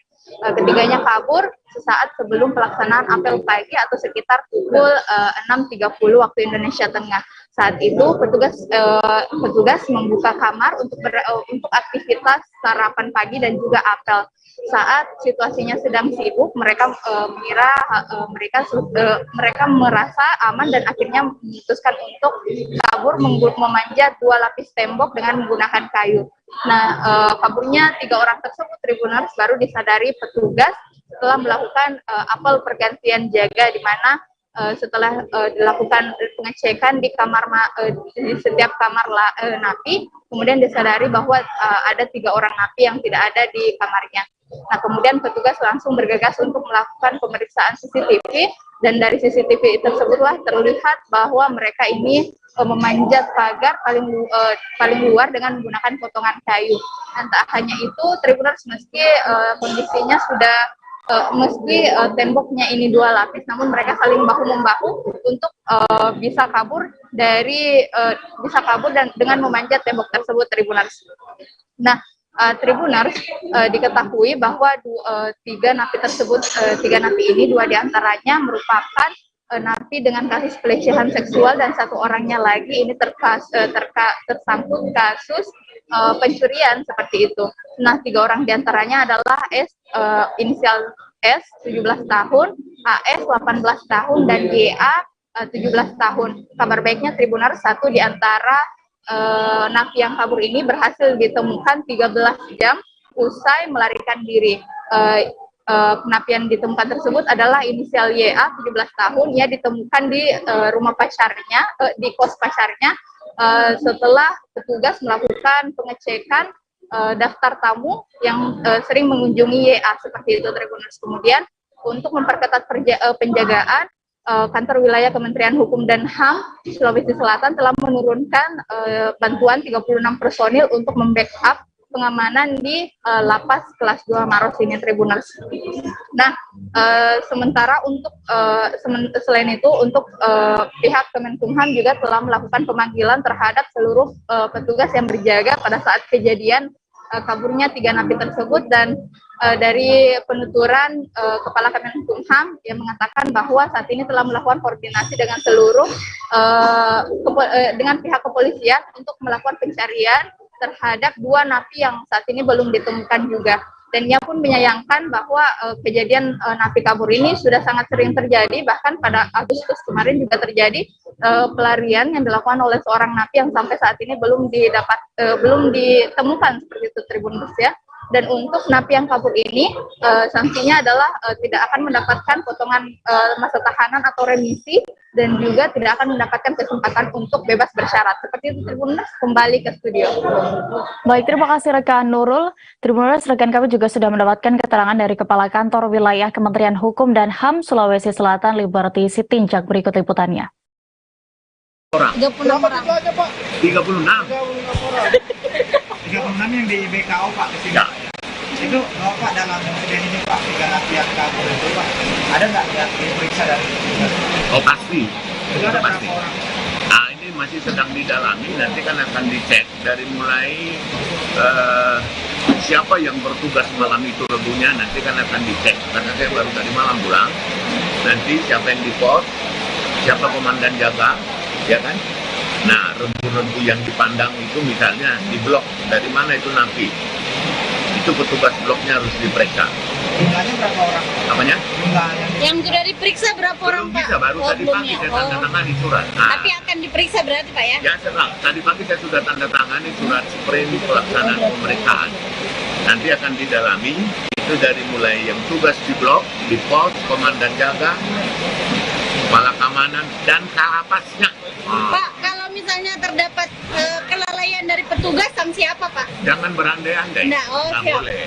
Saya belum melakukan pemeriksaan, saya nggak mau berandai-andai. Oh, iya. Dan saya kata ini tidak hujan, kita enak ini. Pak, kalau dilihat kasusnya seperti ini, apakah memang dari pihak petugas itu ada lalai itu gimana Pak? Kalau dari sudut itu yang saya katakan tadi, sebentar. Tim gabungan TNI Polri melakukan sweeping aktivitas penambangan ilegal atau peti di Provinsi Jambi. Operasi gabungan yang dilakukan oleh TNI, Polri, dan juga perwakilan Pemda tersebut menyisir beberapa lokasi di Kabupaten Sarolangun. Dalam operasi ini, belasan alat doping berhasil dimusnahkan. Seperti apa proses dari penyidakan ini, Tribuners, kami sudah terhubung dengan reporter Tribun Jambi, ada rekan Abdullah Usman. Silakan rekan dengan informasi Anda. Baik, rekan Dea dan Tribuners dimanapun Anda berada. Benar sekali Tribuners, pada hari Selasa, tepatnya 13 Desember 2022, tim gabungan terdiri dari TNI, Polri, dan juga Pempinda Kabupaten Sarolangun melakukan sweeping ataupun razia terkait penambangan ilegal atau penambangan tanpa izin atau peti yang berada di Kabupaten Sarolangun, Provinsi Jambi. Dalam operasi tersebut, petugas gabungan menurunkan lebih kurang sebanyak 150 personil terdiri dari TNI dan juga Polri. Dari upaya razia tersebut, petugas menyisir 3 lokasi yang berada di 2 kecamatan yang berbeda, yaitu Kecamatan Pelawan dan Kecamatan Sarolangun. Dari hasil sidak tersebut, petugas mendapati sedikitnya 15 unit alat dompeng. Alat dompeng sendiri merupakan alat yang digunakan ataupun kendaraan yang digunakan untuk melakukan aktivitas penambangan tanpa izin atau peti yang berada di sepanjangan aliran Sungai Batang Tembesi yang berada di Kabupaten Sarolangun, Provinsi Jambi. Setelah melakukan pendataan dan menemukan beberapa barang bukti, petugas langsung melakukan pemusnahan dengan cara membakar alat dompeng yang ditemukan di lokasi secara satu persatu dengan membakarnya. Kemudian dari hasil razia tersebut diduga informasi bocor sehingga ketika petugas tiba di lokasi penambangan tidak menemukan satupun penambang yang sedang beraktivitas ataupun yang berada di lokasi. sehingga petugas tidak berhasil mengamankan para pelaku, namun hanya mendapatkan beberapa unit alat dompeng dan beberapa di antaranya masih dalam kondisi hangat atau baru saja beroperasi. Selain mengamankan alat dompeng yang berada di sepanjangan bantaran Sungai Batang Tembesi yang ada di Kabupaten Sarawangun, petugas juga menyisir hingga ke lokasi yang cukup jauh, yaitu masuk ke kawasan perkebunan yang terdapat aliran sungai kecil, di mana di lokasi tersebut petugas berhasil kembali menemukan 2 alat dompeng yang sepertinya baru saja disembunyikan oleh para pelaku. Tanpa basa-basi, petugas langsung menandata dan juga langsung memusnahkan dengan cara membakar alat dompeng tersebut. Dari penggerbekan, selain membakar barang bukti atau memusnahkan barang bukti, petugas juga membawa beberapa barang bukti lainnya seperti alat untuk menambang emas dan juga beberapa peralatan canggih lainnya yang juga dibawa ke Mapores Kabupaten Sarawangun. Demikian Dea, kembali ke studio. Baik, terima kasih rekan Usman untuk laporan Anda. Berikut kami tampilkan hasil wawancara rekan kami bersama Kasat Reskrim Polres Sarawangun AKP Randy Reynaldi selengkapnya. Jumlah 13. Di berapa lokasi nih Pak? Untuk sementara di 3 lokasi. Di Kecamatan Pelawan, kemudian di Sarawangun, dan rencana akan dilakukan ke kecamatan yang lain. Ini fokus kita ini untuk seperti yang menggunakan mesin dompeng, seperti apa untuk hari ini? Untuk hari ini kita khususkan untuk peti dompeng yang di pinggir sungai. Kita operasi ini ada perlawanan dari milik dompeng ini Pak? Untuk sementara ini belum ada perlawanan dari masyarakat. Ini untuk akses menemukan peti ini sulit atau seperti apa? Untuk akses betulnya agak sulit juga, namun masih bisa dilalui untuk kendaraan. Personil kurang lebih gabungan 150 kurang lebih gabungan. Ada barang bukti bisa diamankan dari operasi ini Pak? Untuk barang bukti sementara dari karpet, kemudian kalau mesin yang kecil-kecil kita amankan, sisanya dimusnahkan. Jajaran pegawai Kantor Pengawasan dan Pelayanan Bea Cukai atau KPPBC TMPC Tanjung Pandan melaksanakan pemusnahan terhadap barang milik negara atau BMN tahun 2022. BMN yang dimusnahkan merupakan hasil tegahan periode penindakan November 2021 sampai Oktober 2022 berupa 12.928 batang rokok dan 10.539 botol minuman mengandung etil alkohol atau MMEA. Saat ini kami sudah terhubung dengan rekan Dede Suhenda, reporter dari Pos Belitung yang akan menyampaikan terkait proses pemusnahan barang bukti ini. Silakan rekan.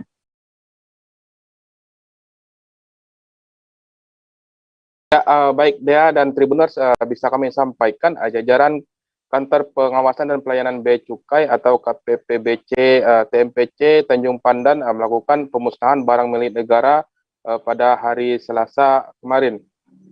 Proses pemusnahan ini disaksikan oleh Bupati Belitung Sahani Saleh dan juga beberapa jajaran Forkopimda dan tamu undangan lainnya yang dilaksanakan di area Pelabuhan Tanjung Pandan. Untuk barang negara yang dimusnahkan itu merupakan hasil tegahan yang dilaksanakan mulai dari periode November 2021 sampai dengan Oktober 2022. Untuk BMN yang dimusnahkan itu berupa 12.978 batang rokok ilegal dan juga terdapat 10.539 botol minuman mengandung etil alkohol atau MMEA ilegal. Kepala KPPBC TMPC Tanjung Pandan, Jerry Kurniawan, mengatakan untuk nilai barang yang dimusnahkan tersebut berjumlah 8,1 miliar rupiah dengan potensi kerugian negara yang ditimbulkan itu berkisar 16,8 miliar rupiah. Ia juga menyampaikan selain pemusnahan barang milik negara, jajarannya juga telah melakukan penindakan pelanggaran kepabeanan dan cukai. Menurutnya sepanjang periode November 2021 sampai dengan Oktober 2022, jajarannya sudah melakukan 8 pelanggaran narkotika dan juga persekursor. Namun beberapa di antaranya sudah dilimpahkan kepada pihak berwajib seperti dari BNN Kabupaten Belitung dan juga jajaran Mapores Belitung. Dari sekian banyak barang negara yang dimusnahkan, yang menyita perhatian khususnya awak media itu berupa 10.539 minuman keras ilegal. Sebab minuman keras tersebut merupakan tangkapan terbesar dari Bea Cukai Tanjung Pandan, selain jumlahnya juga cukup banyak, dan juga penangkapan yang dilakukan pada awal November 2021 lalu itu sampai saat ini pihak Bea Cukai masih terkendala untuk mengungkap pemilik dari minuman keras tersebut. Oleh sebab itu, berdasarkan hasil koordinasi dengan pemerintah pusat melalui Kementerian Keuangan, akhirnya jajaran Bea Cukai Tanjung Pandan melakukan pemusnahan terhadap minuman keras ilegal tersebut, walaupun sampai saat ini tidak terungkap siapa pemilik dari barang haram tersebut. Demikian, Dea. Baik, terima kasih rekan Dede Suhender untuk informasi Anda. Selamat bertugas kembali. Berikut kami tampilkan hasil keterangan dari Kepala KPPBC TMPC Tanjung Pandan, Jerry Kurniawan selengkapnya. Terkait penindakan, mungkin semua wartawan tahu lah, tahun lalu ya, itu sudah pengembangan, tapi karena ini kan sebenarnya barang bukan tujuan tempat kita, ya, tempat saya itu dijadikan tempat transit pada saat itu kan, pernah saya sampaikan tahun lalu ya. Jadi kita sudah mencoba untuk melakukan kegiatan pengembangan dengan pihak sampai ke Jakarta, kan, ya terkait dengan dan memang jaringan seperti ini kan sama lah kayak narkoba khusus gitu ya. Jadi kesimpulannya adalah yang paling aman untuk posisi barang ini harus kita menggunakan karena ini miras. Kita nggak tahu juga ini miras asli atau enggak, kan walau kita nggak tahu gitu ya. Nggak jelas importasinya. Jadi udah barang haram kalau kata bupati merusak reputasi, apalagi kalau ini nggak asli, ini sedikit kayak kasus beberapa tahun yang lalu itu pada beberapa kita kan nggak tahu nih barang-barang apa. Dan kalau untuk miras ilegal itu nggak bisa kita jual. Untuk nilainya berapa, Pak? Total barangnya 8,3 M, jadi 8,3 M. Tapi potensi kerugian negaranya 16, berapa M? Iya, untuk di Belitung iya, di Belitung ya. Di tempat lain juga saya rasa ada, tapi saya kurang tahu. Pastinya kalau di kota besar bahkan mungkin juga ada lebih besar. Jadi karena ini jaringan ini kan betul, dan barang ini pada saat penindakannya dulu itu bukan bersama orang bawa, tapi lagi ditimbun. Kita udah pernah yang jelas bahwa ya. Jadi memang pada saat itu terputus. Seorang warga Kecamatan Jatisrono, Wonogiri, Jawa Tengah harus berurusan dengan hukum karena disinyalir menggelapkan uang di tempatnya bekerja. Kasus terendus supervisornya yang menemukan kejanggalan dalam laporan transaksi penjualan harian pelaku pada Agustus lalu. Berdasarkan pemeriksaan admin perusahaan, ditemukan transaksi senilai 76,8 juta rupiah yang tidak bisa dipertanggungjawabkan oleh pelaku. Saat ini kami sudah terhubung dengan reporter Tribun Solo, ada rekan Erlangga Bima Sakti yang akan menginformasikan terkait kasus ini. Silakan rekan. Ya, terima kasih ya. Selamat siang, bisa saya laporkan untuk kejadian dugaan penggelapan uang yang terjadi di salah satu perusahaan di Wonogiri. Diketahui terjadi pada tanggal 31 Agustus lalu dan pelaku saat ini sudah diamankan oleh pihak kepolisian tanggal 8 Desember kemarin. Nah, jadi modus yang dilakukan pelaku ini adalah memalsukan nota dan membuat nota fiktif. Jadi misalnya dari konsumen sudah membayar lunas, akan tetapi oleh dia ditulis kredit. Nah, selain itu juga memalsukan atau membuat nota fiktif, namun tokonya tidak ada. Nah, untuk transaksi yang dilakukan oleh pelaku transaksi fiktif, diantaranya uang konsumen itu sebesar 12 juta, untuk nota fiktifnya sekitar 63 juta, totalnya 76 juta. Setelah dilakukan klarifikasi, yang bersangkutan juga mengakui dan uangnya digunakan untuk keperluan pribadi. Saat ini kasus tersebut masih didalami oleh pihak kepolisian dan pelaku diduga melakukan tindak pidana penggelapan dalam jabatan sebagaimana dimaksud dalam pasal 374 KUH pidana. Mungkin itu yang bisa disampaikan ya. Baik, terima kasih rekan Erlangga Bima untuk laporan Anda. Selamat bertugas kembali. Kita beralih ke informasi berikutnya, Tribuners. Sertifikat standar untuk bar dan klub malam Joker Poker di Kota Pekanbaru Riau dikabarkan akan dibatalkan karena belum terverifikasi. Keputusan diambil oleh pihak Dinas Penanaman Modal dan Pelayanan Terpadu Satu Pintu atau DPMPTSP Provinsi Riau seusai rapat bersama. Diketahui sebelumnya ratusan masyarakat menolak keberadaan tempat hiburan malam tersebut karena berada di dekat tempat ibadah. Saat ini kami sudah terhubung dengan rekan Fernando Sikumbang, reporter dari Tribun Pekanbaru yang akan melaporkan terkait update polemik tempat hiburan malam tersebut. Silakan rekan. Oke, terima kasih Dea dan juga Tribuners, selamat siang. Di Kota Pekanbaru, Tribuners, pada Senin kemarin sempat terjadi penolakan Tribuners yang dilakukan oleh masyarakat. Tribuners, ratusan masyarakat mendatangi Panam Center yang merupakan lokasi dari hiburan malam yang bernama Joker Poker, Tribuners, dan lokasi tersebut mendapat penolakan oleh masyarakat, sehingga akhirnya menjadi bahasan bagi pemerintah kota bersama sejumlah instansi terkait pada Selasa kemarin, Tribuners. Dan setelah melakukan rapat selama lebih dari 3 jam, Tribuners, akhirnya pemerintah kota bersama sejumlah pihak, termasuk pihak DPMPTSP Provinsi Riau, akhirnya kesimpulan mereka pihak DPMPTSP Provinsi Riau bakal melakukan pengajuan pembatalan terhadap sertifikat standar yang belum terverifikasi untuk pengurusan bar dan klub malam di Joker Poker, Tribuners. Dan saat ini, Tribuners, pihak pemerintah Kota Pekanbaru sudah menyampaikan hal tersebut kepada pihak pengelola terkait kesimpulan dari rapat yang dilakukan. Rapat ini digelar karena menanggapi adanya polemik di tengah masyarakat terkait penolakan yang sudah berlangsung sejak pekan kemarin, sehingga pemerintah pun berkesimpulan untuk melakukan pengajuan pembatalan terhadap sertifikat standar itu, karena memang untuk saat ini izin untuk bar maupun klub malam di Joker Poker itu tidak ada dan belum ada, Tribuners, sehingga mereka belum bisa membuka atau beraktivitas untuk bar yang menjual minuman beralkohol, begitu juga klub malam di hiburan malam Joker Poker tersebut. Dan dari hasil rapat kemarin, Tribuners, pihak pemerintah Kota Pekanbaru bersama instansi terkait juga menyampaikan kesimpulan lainnya bahwa untuk saat ini aktivitas di lokasi tersebut memang dihentikan untuk sementara sembari menanti adanya izin nantinya, Tribuners, menanti proses perizinan lengkap.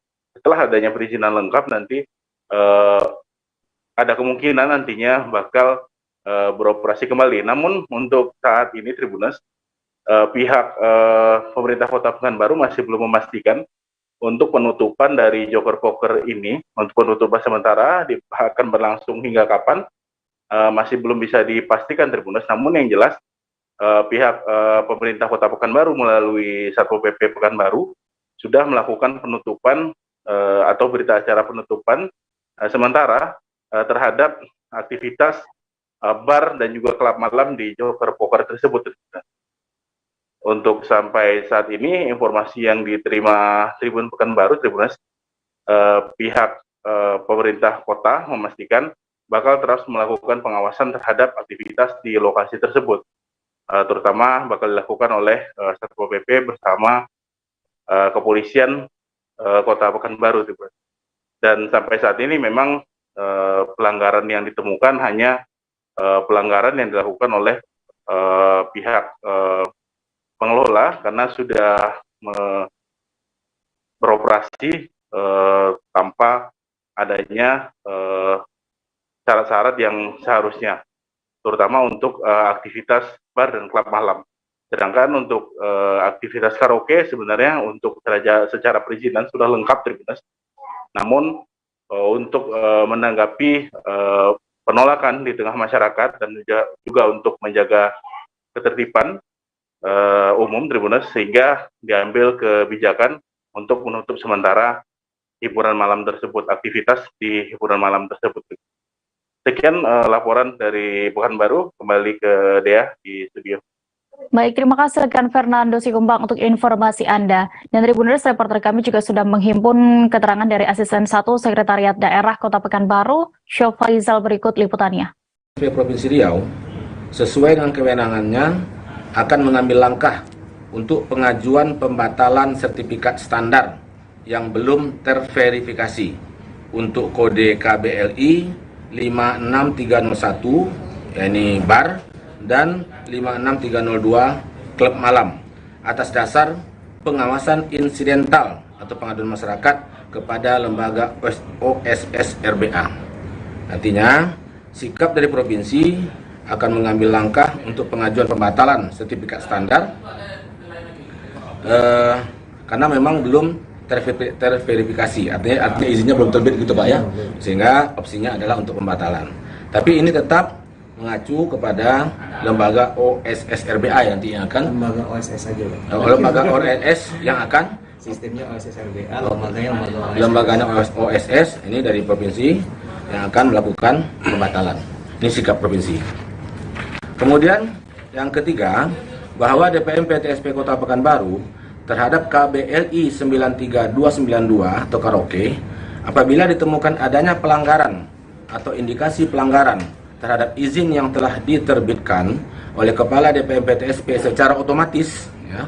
Jadi Kepala DPM PTSP ini menerbitkan secara otomatis melalui sistem OSS RBA berdasarkan hasil pengawasan.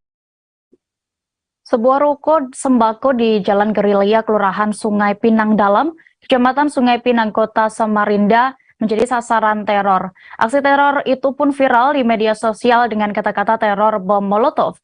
Polres Samarinda telah menindaklanjuti laporan dugaan teror tersebut dengan mengamankan sejumlah barang bukti di lokasi kejadian.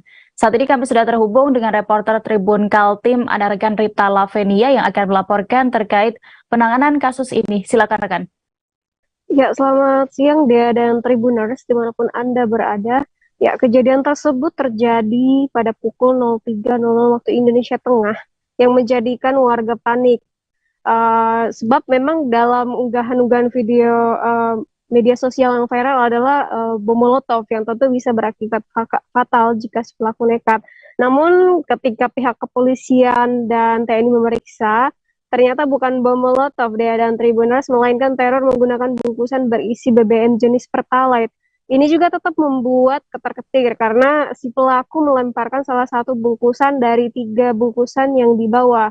Beruntung pada saat itu pemilik dari toko sembako ini sudah terjaga dan tengah membersihkan area toko.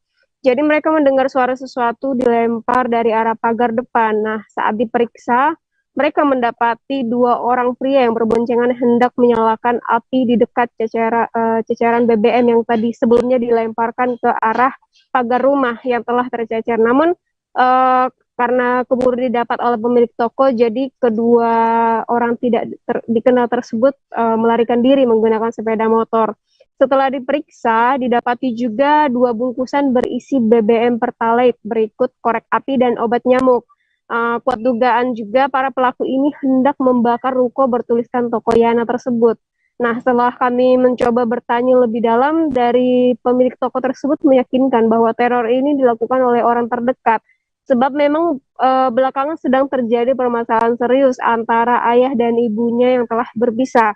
Sementara itu, Kapolresta Samarinda Kombes Pol Adi Fadli menjelaskan saat ini jajarannya dari Polsek Sungai Pinang sedang melakukan penyelidikan terkait teror ini.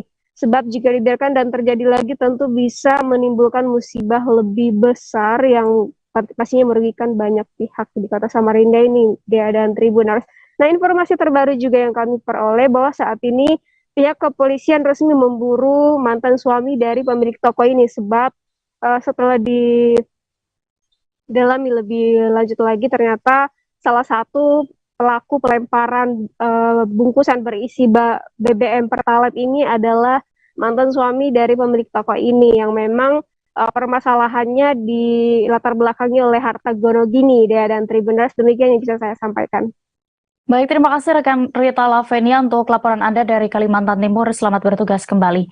Kita beralih ke Provinsi Papua, Tribuners. Karyawan Bank Papua Cabang Sina Kabupaten Puncak, Provinsi Papua Tengah bernama Darius Yumambe ditembak KKB pimpinan Kalenak Murib. Korban ditembak saat berbelanja di pasar pada Selasa 13 Desember 2022 kemarin. Korban mengalami luka tembak pada bagian kepala dan meninggal dunia, lalu dievakuasi ke Kabupaten Mimika. Saat ini kami sudah terhubung dengan rekan Marcelinus Labulela, reporter dari Tribun Papua yang akan menginformasikan terkait penanganan kasus ini. Silakan rekan. Oke, baik Dea dan Tribuners, selamat sore. Dapat saya informasikan bahwa terkait insiden penembakan oleh AKB di Kabupaten Puncak yang mengakibatkan korban Darius meninggal dunia di tempat, bahwa kronologi singkat pada saat kejadian almarhum Darius pergi ke pasar di sekitaran area Sinak Kabupaten Puncak untuk membeli makanan atau untuk berbelanja. Namun peristiwa naas tersebut terjadi tiba-tiba saja sekitar pukul 9.30 waktu Indonesia Timur, di mana Darius ini tertembak menggunakan laras pendek dan mengenai kepala dan langsung terjatuh dan meninggal dunia di lokasi kejadian. Untuk informasi terkini, Dia dan Tribuners, bahwa untuk korban sendiri atau jenazah korban sendiri saat ini masih ada di rumah duka di Kota Timika, Papua, dan rencananya besok akan diberangkatkan ke Sorong atau Maibrat. Untuk selanjutnya tadi saya bersama dengan Bupati Puncak yang menyambangi keluarga korban untuk memberikan santunan berupa uang tunai sekitar 1 miliar dan juga 250 juta untuk keperluan selama proses pengantaran jenazah besok ke Maibrat. Untuk diketahui juga bahwa terkait kasus ini, kemarin juga polisi sudah melakukan penyelidikan terkait dengan adanya penembakan di Sinak Kabupaten Puncak, dan juga saat ini keluarga korban sudah maksudnya korban juga sudah dilakukan pemulasaran di Rumah Sakit Umum Kabupaten Mimika kemarin dan dibawa ke rumah duka yang berada di Kota Timika, Papua. Untuk selanjutnya diinformasikan besok korban akan diberangkatkan ke Sorong, tepatnya di Maibrat, untuk dimakamkan. Begitu dia. Baik, terima kasih rekan Marcelinus untuk laporan Anda. Selamat bertugas kembali. Berikut kami tampilkan pula keterangan dari Kapolres Puncak Kompol Inyoman Punia terkait kejadian ini selengkapnya. Terjadi penembakan di Kecamatan Distrik Sinak, itu masih daerah Kabupaten Puncak. Salah satu korban karyawan Bank Papua, dia lagi ke pasar. Setelah itu OTK menembak korban, langsung MD di tempat.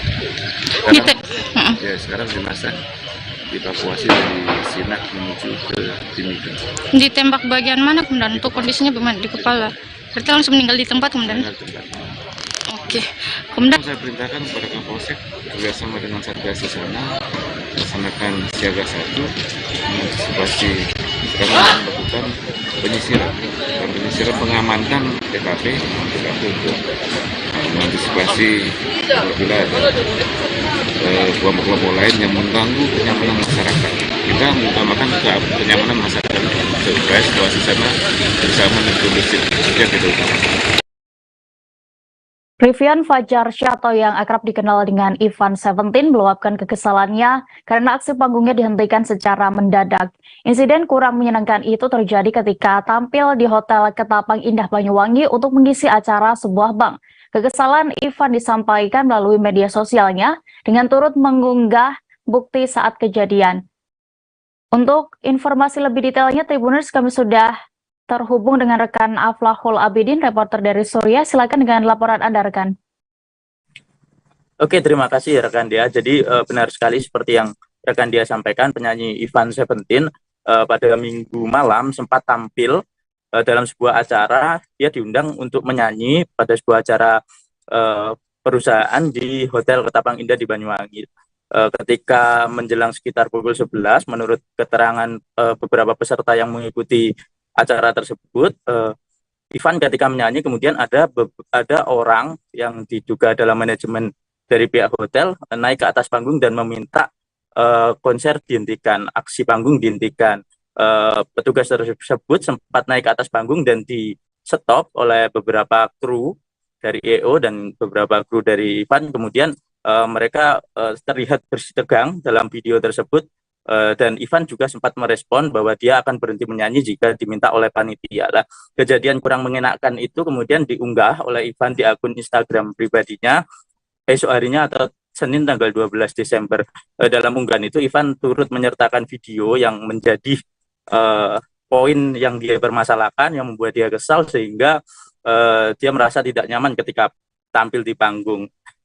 Unggahan itu kemudian banyak beredar di media sosial dan menjadi viral. Kemudian esok harinya hari Selasa tanggal 13 pihak manajemen hotel tempat Ivan tampil memberikan respon dan meminta maaf atas kejadian yang terjadi. Pihak hotel mengatakan bahwa kejadian itu sebagai bentuk evaluasi dan berjanji untuk tidak mengulang kembali kejadian yang sama. Postingan Ivan yang awal, yang ketika dia meluapkan kekesalannya juga sudah dihapus pada hari Selasa itu. Kemudian postingan selanjutnya diganti dengan klarifikasi dari pihak hotel. Ivan juga berterima kasih kepada pihak hotel yang telah merespon dan mengajak semua pihak menjadikan momentum tersebut sebagai pelajaran bersama. Begitu rekan Dea, laporan saya dari Banyuwangi. Baik, terima kasih rekan Aflahul untuk laporan Anda. Berikut Tribuners kami tampilkan video permintaan maaf dari pihak manajemen Hotel Ketapang Indah Banyuwangi selengkapnya. Selamat siang semuanya. Kami manajemen Ketapang Indah Hotel mohon maaf kepada pihak manajemen Ivan Seventeen dan EO Mahaniru selaku penyelenggara atas insiden dan ketidaknyamanan yang terjadi pada acara gala dinner di hotel kami yang dilaksanakan pada hari Minggu tanggal 11 Desember 2022. Ini sebagai bahan evaluasi kami untuk kedepannya menjadi lebih baik, bisa memberikan pelayanan terbaik dan tidak akan terjadi hal yang sama. Sekali lagi kami mohon maaf yang sebesar-besarnya kepada manajemen Ivan Seventeen dan EO Mahaniru. Terima kasih. Politeknik Negeri Manado menggelar ibadah Natal bersama di Gedung Auditorium Profesor Rudi Tenda. Ibadah itu dipimpin oleh Pendeta Yudi Tunari M. Tol. Mahasiswa serta sivitas akademik Politeknik Negeri Manado hadir dengan khidmat mengikuti ibadah. Dan saat ini kami sudah terhubung dengan rekan Ferdi Guhuhuku, reporter dari Tribun Manado yang akan menginformasikan terkait kegiatan ini. Silakan rekan Ferdi. Oke, selamat siang Tribuners dan rekan Dea dari studio. Dapat saya laporkan dari Kota Manado bahwa kemarin Politeknik Negeri Manado baru saja melaksanakan kegiatan ibadah Natal atau kegiatan menyambut hari Natal yang dilaksanakan di auditorium. Nah, kegiatan ini berlangsung dari sekitar jam 12 sampai jam 3 sore. Nah, kegiatan ini dipimpin oleh pendeta dan kegiatan ini juga momen di mana Ibu Direktur Marike menyampaikan pesan dan kesan Natal kepada mahasiswa dan juga dosen. Nah, di momen ini sangat menarik karena jarang di momen-momen Natal seperti ini seharusnya ada penyampaian kesan-kesan Natal yang berhubungan dengan kelahiran Tuhan. Nah, di momen ini Ibu Direktur memberi teguran keras kepada dosen-dosen dan juga tenaga pengajar, di mana ia mengingatkan kepada dosen saat ini sudah ada Satgas penanganan kekerasan seksual terhadap mahasiswa. Jadi ia mengingatkan kepada setiap dosen di momen ini, barang siapa yang melakukan tindakan pelecehan terhadap mahasiswa pasti akan dipecat atau akan ditindak sesuai dengan undang-undang yang berlaku. Nah, di momen itu juga Ibu Direktur menegaskan juga masalah pungli di Universitas Politeknik Negeri Manado yang menegaskan bahwa ia tidak inginkan di 2023 nanti di tahun yang baru masih ada laporan-laporan mahasiswa menyangkut dengan pungli yang terjadi di sekitar Politeknik Negeri Manado. Karena hematnya kegiatan seperti ini menyalahgunakan wewenangnya sebagai dosen dan ini tidak dibenarkan di dalam undang-undang. Makanya ia menegur sangat keras dan hal ini juga direspon oleh para dosen. Nah, mereka berjanji tidak akan melakukan hal seperti itu dan ia berharap ke depan Politeknik bersama dengan mahasiswa dan juga para dosen-dosen akan terus bergandengan tangan untuk memajukan kampus ini. Tujuannya satu, untuk kebaikan bersama ke depan. Nah, kegiatan ini juga dihadiri oleh mahasiswa dan juga tenaga-tenaga pendidik dan juga ada tamu undangan dari luar dan juga ada dari pihak kepolisian mengamankan kegiatan pranatal di Politeknik Negeri Manado. Mungkin itu laporan saya, rekan dia dikembalikan ke Anda di studio. Terima kasih. Baik, terima kasih rekan Ferdi Guhuhuku di Manado, selamat bertugas kembali. Kita beralih ke informasi selanjutnya, Tribuners. Masa tunggu calon jemaah haji di Kabupaten Sumeneb, Madura mencapai 34 tahun. Masa tunggu tersebut terlihat sejak warga Sumeneb mendaftar menjelang tutup tahun 2022. Salah satu penyebab bertambahnya daftar tunggu karena tidak adanya pemberangkatan calon haji selama pandemi COVID-19. Untuk informasi lebih detailnya akan disampaikan reporter Surya Malang. Kami sudah terhubung dengan rekan Alis Syahbana di sana. Silakan. Baik, dia dari Sumeneb melaporkan bahwa masa tunggu jamaah haji, calon jamaah haji di Kabupaten Sumeneb, masa tunggunya 34 tahun. Itu terhitung dari akhir tutup pada 2022 hingga 2056. Itu sekarang akibat dari lamanya masa tunggu haji itu banyak ditarik biaya setiap hari seperti yang disampaikan oleh Kepala Kemenak Kabupaten Sumeneb, Haironi Hidayat, menyampaikan dan membenarkan bahwa setiap hari ada penarikan biaya jamaah calon haji di Kabupaten Sumeneb itu rata-rata 7 orang setiap hari. Itu karena lamanya masa tunggu jamaah haji selama 34 tahun. Sementara rata-rata usianya sekitar 50 tahun ke atas. Itu rata-rata ditarik biayanya karena begitu lama untuk menunggu masa haji di Kabupaten Sumeneb. Sementara Bapak Haironi Hidayat, Kepala Kemenak Kabupaten Sumeneb menyayangkan untuk penarikan biaya jamaah haji di Kabupaten Sumeneb karena diduga untuk tidak bisa masa usianya itu di atas 50 tahun dia.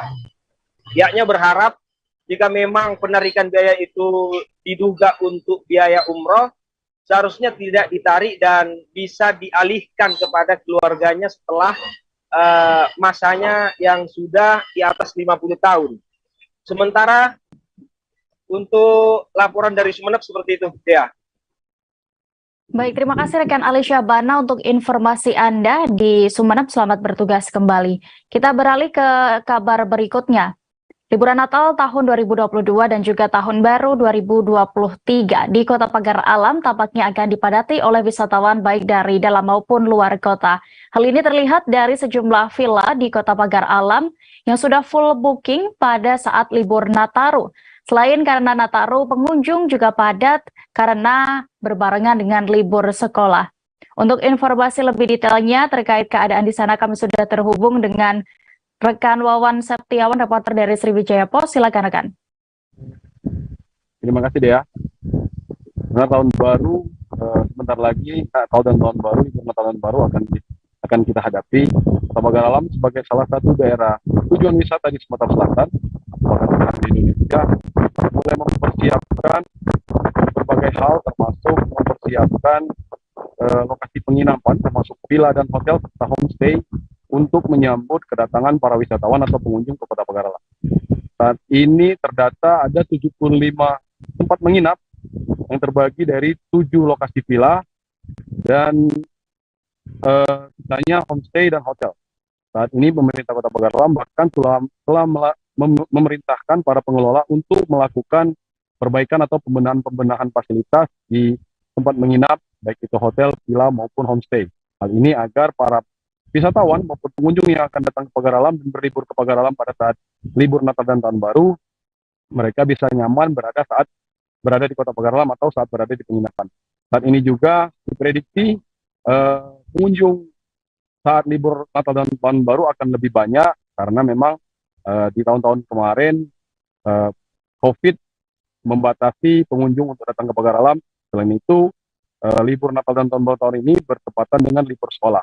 Untuk itu juga pemerintah Kota Pagar Alam telah membenahi beberapa fasilitas di objek wisata agar nanti para wisatawan yang datang ke Pagar Alam dapat menikmati wisata-wisata yang ada di Pagar Alam, yaitu wisata alam, wisata air, bahkan wisata adventure.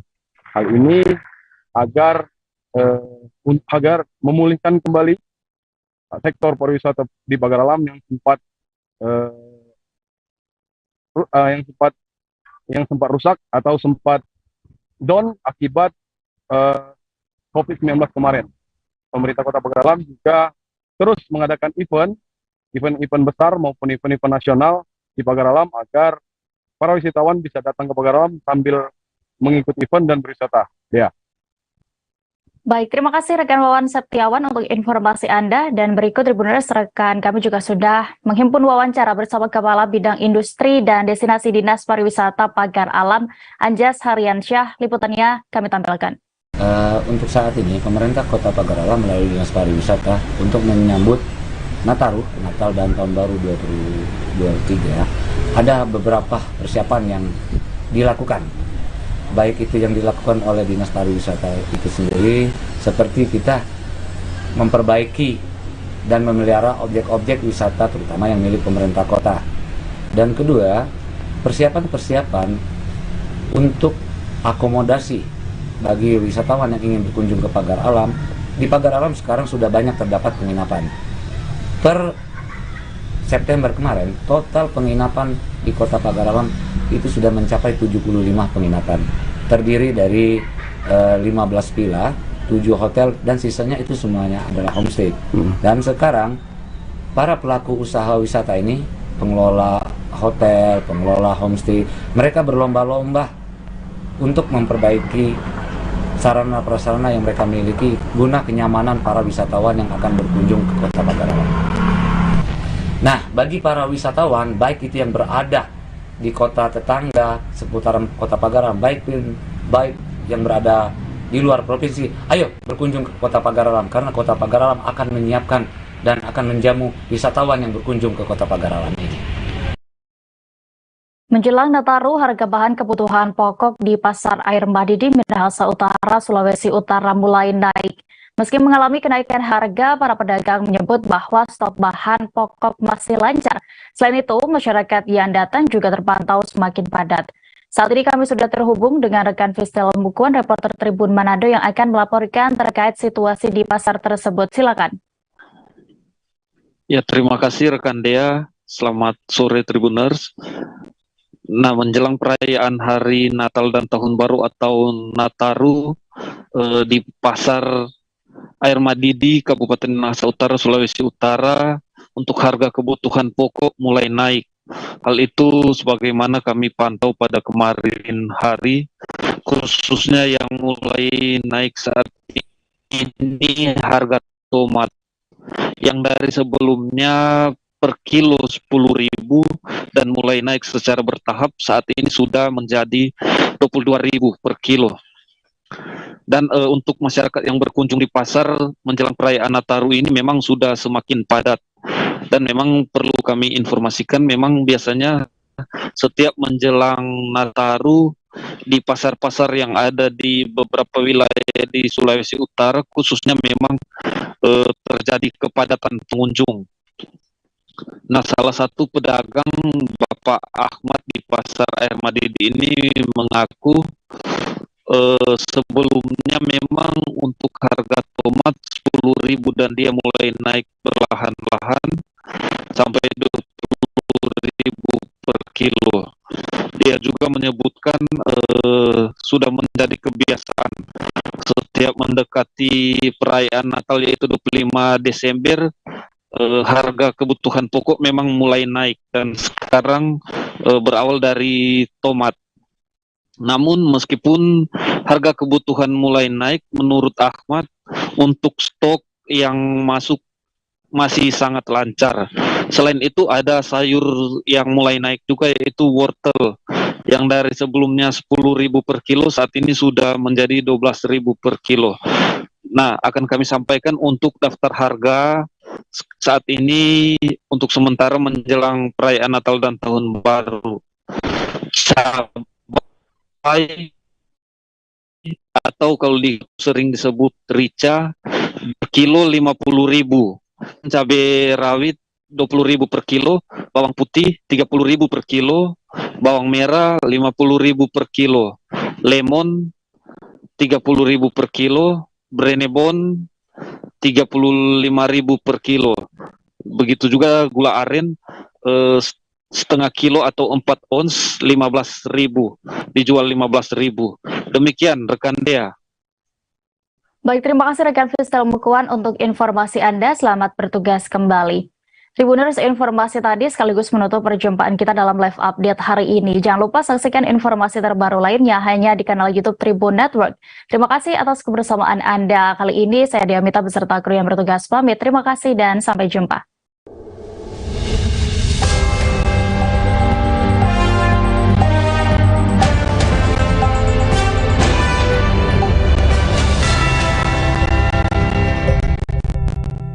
Sukses membuat 1 gol dan assist dalam kemenangan 3-0 Argentina atas Kroasia. Selepas laga, supporter timnas Tenggo pun bisa bernafas lega. Pasalnya pemain berjuluk Lapulga itu memastikan dirinya sudah fit. Dia bahkan menjamin bisa tampil membela La Albiceleste di final Piala Dunia 2022. Meski demikian, dia tidak menampik. Dia dan skuad Argentina lainnya kelelahan memasuki fase penentuan Piala Dunia. Messi dan skuad Argentina masih harus menanti lawan yang akan tampil di final. Mereka akan menghadapi pemenang antara Prancis atau Maroko. Kesempatan tampil di final Piala Dunia 2022 membuat Messi semakin bersemangat. Pasalnya, Piala Dunia Qatar kemungkinan akan menjadi Piala Dunia terakhir bagi Messi. Messi jelas menjadi pembicaraan utama. Lapulga menjadi tumpuan utama tim di 5 Piala Dunia berbeda, yang nyaris membawa Argentina juara pada 2014 silam. Sayangnya, Argentina kalah dari Jerman di final 2014. Ada yang berbeda dalam pendekatan Messi di final keduanya dibanding tahun 2014 silam. Kali ini Messi berani merangkul dan menampilkan sisi gelapnya selama Piala Dunia 2022. Sang pemain tidak hanya garang saat di atas lapangan. Lapulga pun melayani perang urat syaraf yang disajikan lawan kepadanya di luar lapangan. Penampilan Messi di semifinal bak terpengaruh dengan apa yang terjadi di babak perempat final lalu. Pemain berusia 35 tahun tampil kesetanan di sepanjang pertandingan. Sangat sulit bagi pemain lawan merebut bola dari kaki Lapulga.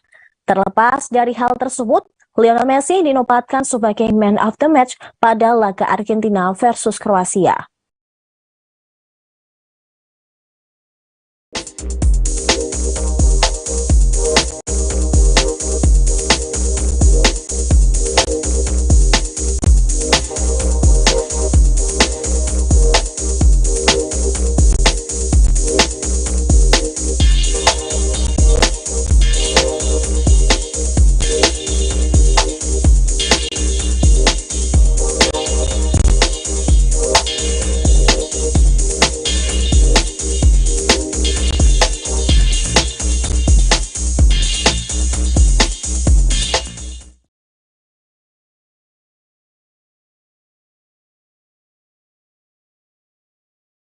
Maroko bakal bertanding melawan Perancis memperebutkan tiket ke final Piala Dunia 2022.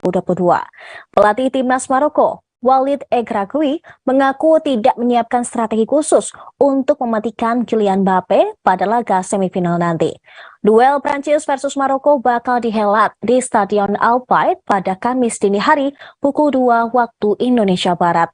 Performa striker Perancis Kylian Mbappe memang patut diwaspadai. Namun pelatih berusia 47 tahun itu beralasan bahwa ancaman Prancis tidak sekedar Mbappe saja, tetapi juga pemain Les Bleus lainnya. seperti Antoine Griezmann dan Ousmane Dembele. Dia merasa tidak khawatir dengan aksi Mbappe nantinya, sebab Maroko punya Achraf Hakimi yang satu tim dengan Mbappe di PSG. Regragui mengaku tidak membuat rencana apapun untuk melawan Mbappe. Terlebih Prancis memiliki pemain yang hebat lainnya. Menurut dia, berfokus pada Mbappe akan menjadi sebuah kesalahan. Kemungkinan dia akan memasangkan Hakimi untuk melawan Mbappe. Kylian Mbappe saat ini pun menjadi pemain yang paling produktif di Piala Dunia 2022. Bintang Paris Saint-Germain sejauh ini telah mencetak 5 gol dalam 5 laga untuk timnas Prancis. Mbappe unggul 1 gol dari rekan setimnya, Oliver Giroud, dan kapten timnas Argentina, Lionel Messi. Maroko bertekad mencetak sejarah sebagai wakil Afrika pertama yang menembus final Piala Dunia 2022. Namun, tugas mereka dipastikan tidak akan mudah karena harus melawan Prancis yang notabene adalah juara bertahan.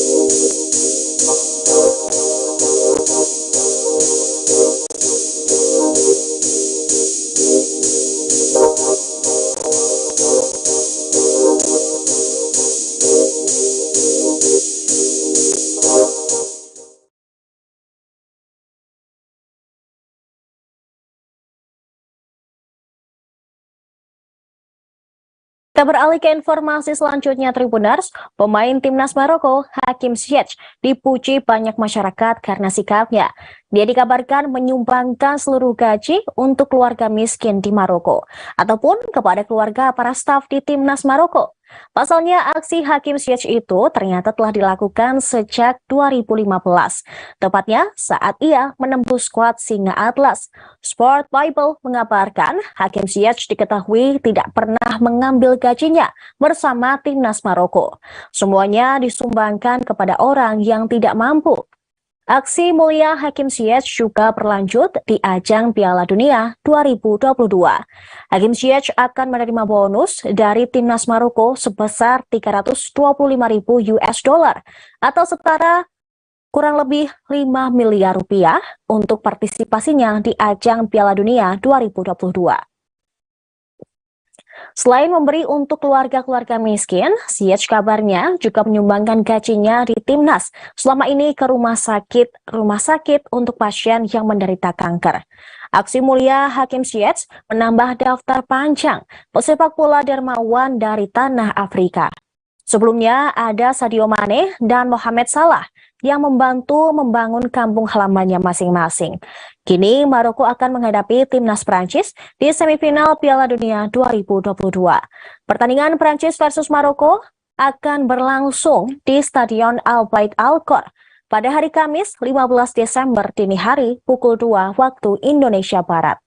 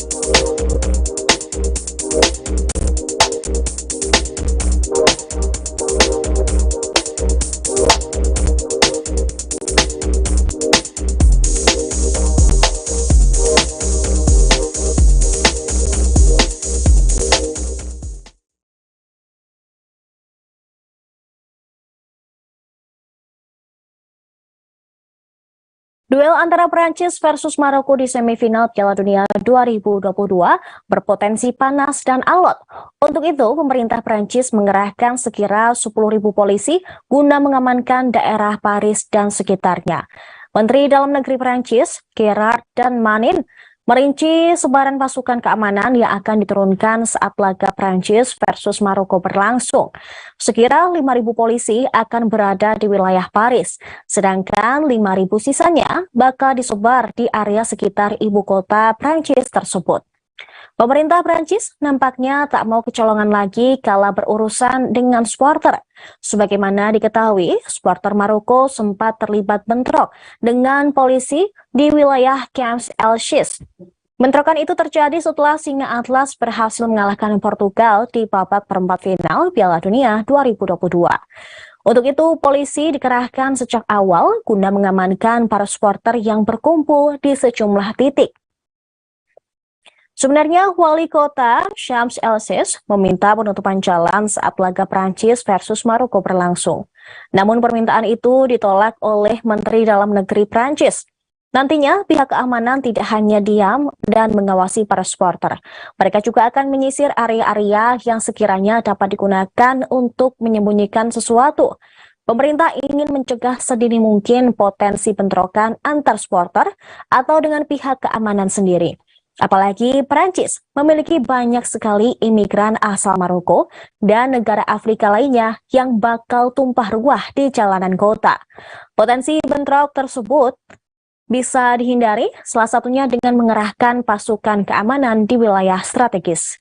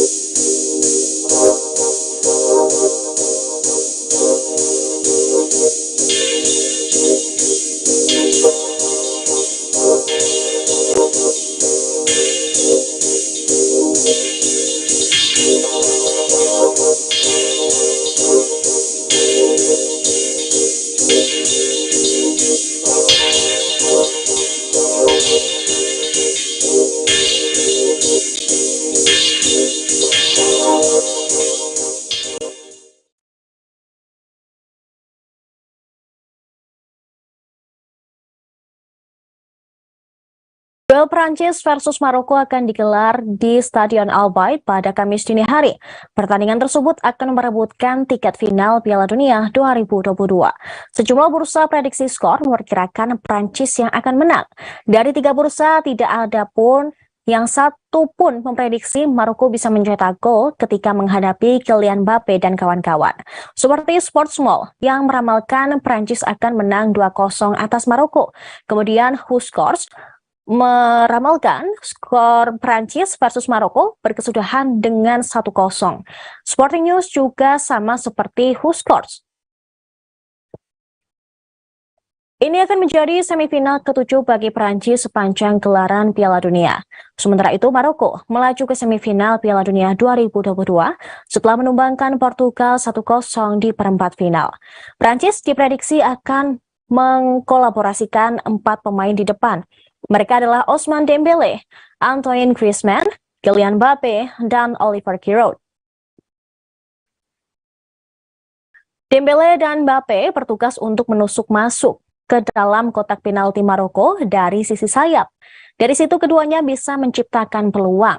Peluang yang mungkin diciptakan oleh Mbappe dan Ousmane Dembele adalah lewat crossing matang buat Oliver Giroud. Sedangkan Oliver Giroud sendiri mempunyai keunggulan untuk memanfaatkan peluang dari umpan lambung. Apalagi dia memiliki postur tubuh setinggi 192 cm. Gol terakhir Giroud di Piala Dunia 2022 saat menghadapi Inggris dalam babak perempat final, bahkan dibukukan melalui tandukan. Kylian Mbappe dan Ousmane Dembele bukan hanya bertugas sebagai pemberi umpan saja, ia juga bisa melakukan penetrasi langsung buat mencetak gol. Di sisi lain, Antoine Griezmann akan berada di antara Dembele dan Mbappe. Dia bakal menjadi poros serang Prancis. Akan tetapi, 4 pemain depan Prancis itu harus hati-hati jika mereka kehilangan bola saat berhadapan dengan Maroko. Sebab Maroko punya lini pertahanan yang solid. Sejauh ini Singa Atlas jadi satu-satunya tim yang baru kebobolan sekali di Piala Dunia 2022. Jika nanti Prancis melakukan kesalahan saat melakukan serangan, Maroko akan mencoba melakukan counter attack. Dalam situasi demikian, Maroko bisa mengandalkan bek kanan Achraf Hakimi untuk merobos masuk pertahanan timnas Prancis. Akan tetapi, Maroko juga tidak semudah itu buat masuk ke lini pertahanan Prancis. Sebab Les Bleus juga memiliki pemain yang mumpuni di posisi tersebut. 4 pemain bertahan Prancis adalah kombinasi dari bek muda dan berpengalaman. Mereka adalah Jules Koundé, Raphael Varane, Dayot Upamecano, dan Theo Hernandez. Varane bakal memiliki keleluasaan untuk mengatur organisasi pertahanan Prancis dengan pengalaman yang dia miliki. Prediksi starting line up Prancis kemungkinan akan diisi oleh Hugo Lloris, Theo Hernandez, Dayot Upamecano, Raphael Varane, Jules Koundé, Adrien Rabiot, Aurelien Tchouameni, Kylian Mbappe, Antoine Griezmann, Ousmane Dembele, Oliver Giroud. Sedangkan prediksi susunan pemain Maroko kemungkinan akan diisi oleh Bono, Yahya Atiyah Allah, Nayef Aguerd, Jawad El Yamik, Achraf Hakimi, Selim Amalah, Sofian Amrabat, Azzedine Ounahi, Sofian Boufal, Youssef En-Nesyri, dan Hakim Ziyech.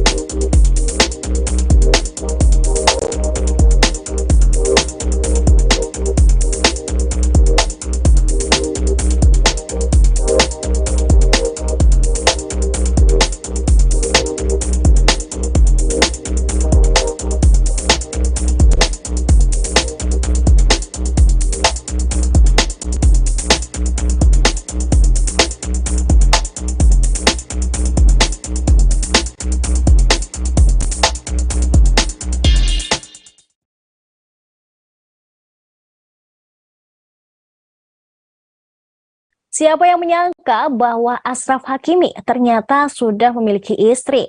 Hakimi dan Hiba Abouk menikah pada 2020 lalu dan telah dikaruniai 2 orang anak.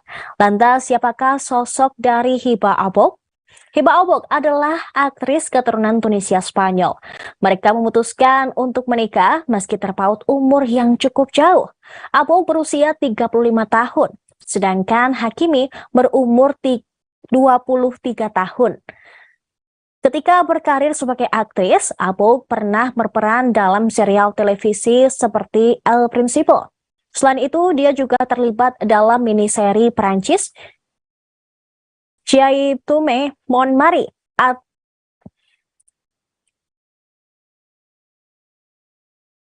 Dan pada 2023 mendatang, dia akan segera kembali ke layar lebar dengan proyek film. Seperti diketahui, banyak pesepak bola yang kerap memamerkan momen kebersamaan dengan sang kekasih ataupun istrinya. Namun hal tersebut tampak bertolak belakang dengan Achraf Hakimi. Dia mengaku sangat melindungi keluarganya dari sorotan publik. Dia mengatakan tindakan itu mewakili budaya Arab. Meski demikian, sang istri sangat bangga terhadap pencapaian Hakimi. Begitu pula sebaliknya. Belakangan ini, Hakimi telah menjadi buah bibir penggemar sepak bola di dunia. Bukan tanpa alasan, dia adalah salah satu pemain kunci di balik keberhasilan Maroko melangkah ke semifinal Piala Dunia 2022. Hakimi berperan sebagai tembok pertahanan tangguh bagi Singa Atlas. Selain itu, dia juga memiliki andil besar dalam membongkar pertahanan lawan lewat sisi kanan. Performa impresif Hakimi dalam menyerang dan bertahan sukses membuat Jerman, Spanyol hingga Portugal pulang terlebih cepat pada Piala Dunia 2022. Dan di babak semifinal nanti, Hakimi dan kawan-kawan akan menghadapi Prancis di Stadion Al Bayt pada Kamis dini hari.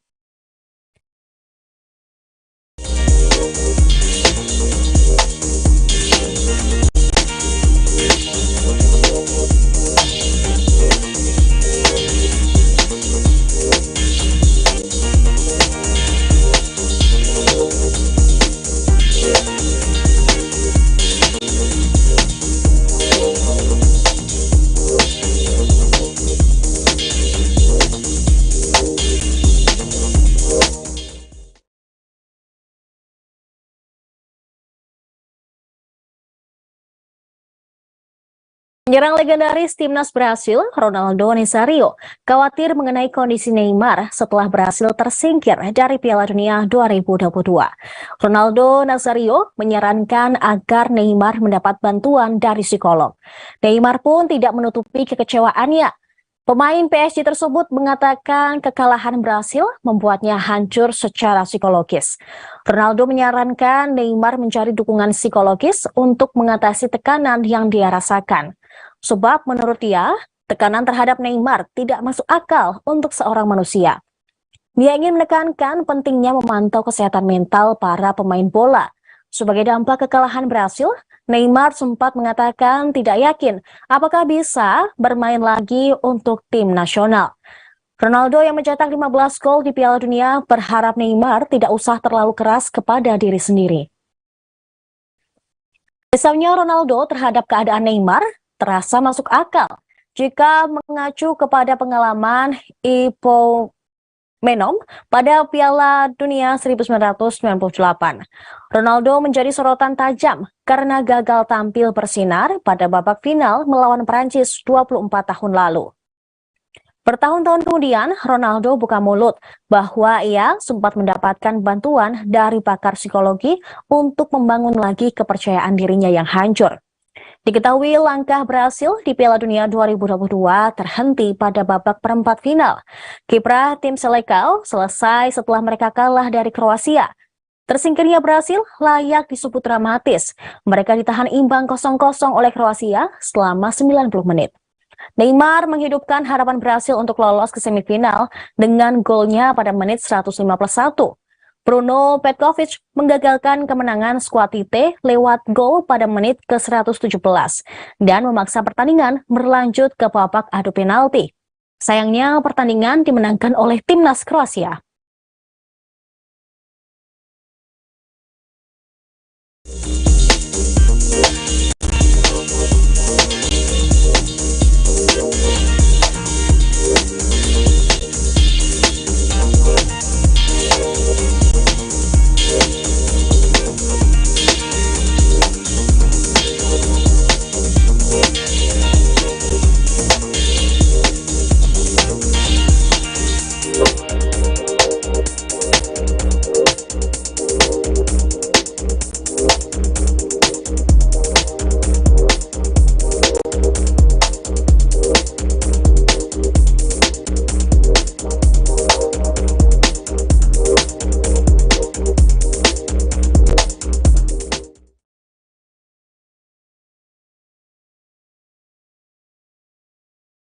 Argentina berhasil mengamankan satu tempat di partai final Piala Dunia 2022 usai mengalahkan Kroasia dengan skor 3-0. Kini di babak semifinal Piala Dunia 2022 akan menyajikan satu pertandingan lagi, yakni Prancis versus Maroko. L'Albi Celeste akan menunggu pemenang laga Prancis versus Maroko dalam babak semifinal guna memastikan lawan dalam perebutan gelar juara Piala Dunia 2022. Laga Prancis versus Maroko akan dihelat di Stadion Al Bayt pada Kamis dini hari. Messi dan kawan-kawan sukses mengantarkan Argentina menuju final ke-6 mereka di ajang Piala Dunia. Selain itu, mereka juga berhasil mengikuti kiprah sang ikon Argentina, Diego Maradona, yang membawa negaranya 2 kali masuk partai puncak. Di sisi lain, sang juara bertahan Prancis akan menghadapi lawan tangguh, yakni Maroko, satu-satunya tim yang baru kebobolan sekali di ajang Piala Dunia 2022. Tak hanya itu, Maroko juga menjadi tim Afrika pertama yang mencapai 4 besar di Piala Dunia. Ini akan menjadi pertemuan perdana antara Maroko dan Prancis di ajang Piala Dunia. Sebelumnya, kedua tim sudah bertemu 5 kali pada laga persahabatan. Dibandingkan dengan Maroko, Prancis lebih banyak tampil di semifinal Piala Dunia. Sementara itu, partai final Piala Dunia 2022 akan mempertemukan Argentina melawan hasil laga dari Prancis ataupun Maroko. Partai final Piala Dunia 2022 akan diselenggarakan di Stadion Lusail pada hari Minggu, 18 Desember pukul 22 waktu Indonesia Barat. Stadion Lusail yang dipakai untuk partai final berkapasitas 80.000 orang dan merupakan arena terbesar di Piala Dunia 2022.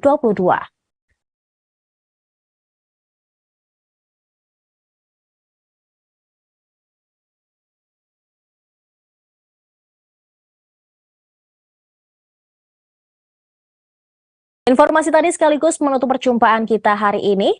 Terima kasih atas kebersamaan Anda Tribuners. Saya Seradita dan segenap kru yang bertugas pamit undur diri. Sampai jumpa.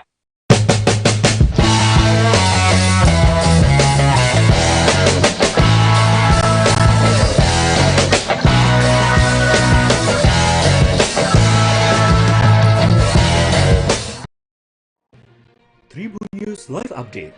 21. Selamat siang Tribuners, selamat sore Tribuners, selamat petang Tribuners, Anda sedang menyaksikan live up.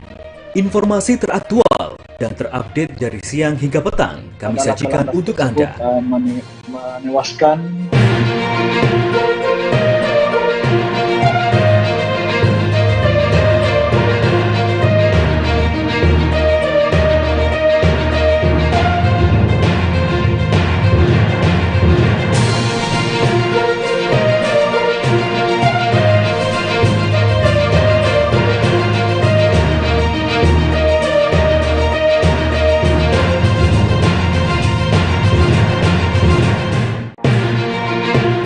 Rabu 14 Desember 2022. Dan seperti biasa kami akan memberikan informasi terkait sejumlah wisata dan kuliner untuk Anda.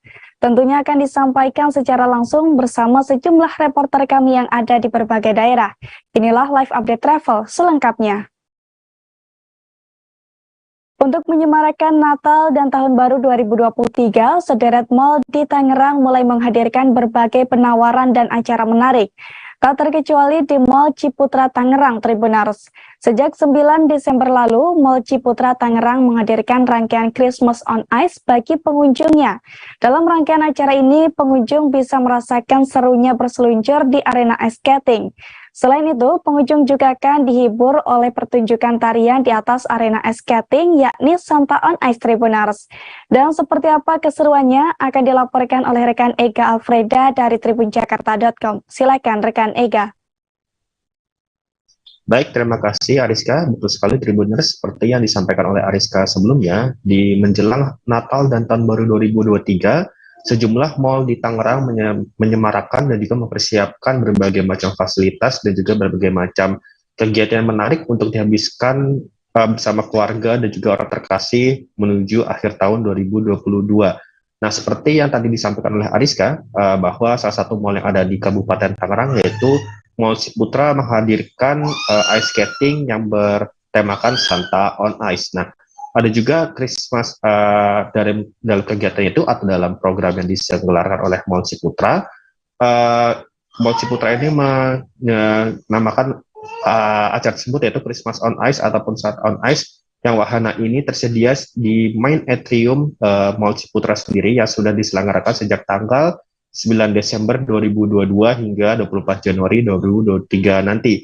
Nah, untuk harga tiketnya sendiri ini Tribuners memakan kocek yaitu sekitar 50.000 untuk hari Senin sampai Jumat atau hari biasa, kemudian 90.000 untuk hari Sabtu dan Minggu dan libur nasional lainnya atau tanggal merah. Nah, selain Mall Ciputra ini juga ada beberapa selain acara Christmas on Ice tadi, Mall Ciputra juga akan mengadakan Christmas Parade dengan karakter Gingerbread, Candy, dan Snowman yang akan berkeliling mall dan berkeliling area pusat perbelanjaan besar di Ciputra itu untuk membagikan permen kepada pengunjung dan juga anak-anak yang merayakan atau berkunjung ke Mall Ciputra. Nah, untuk selain Mall Ciputra juga ada beberapa mall yang ada di kawasan Kabupaten Tangerang, yaitu di kawasan Kelapa II, Kabupaten Tangerang, yaitu salah satunya adalah Mall Semarkan Mall Serpong yang juga menyemarakan dan juga menghadirkan beberapa fasilitas dan penawaran yang menarik untuk yang sayang untuk dilewatkan.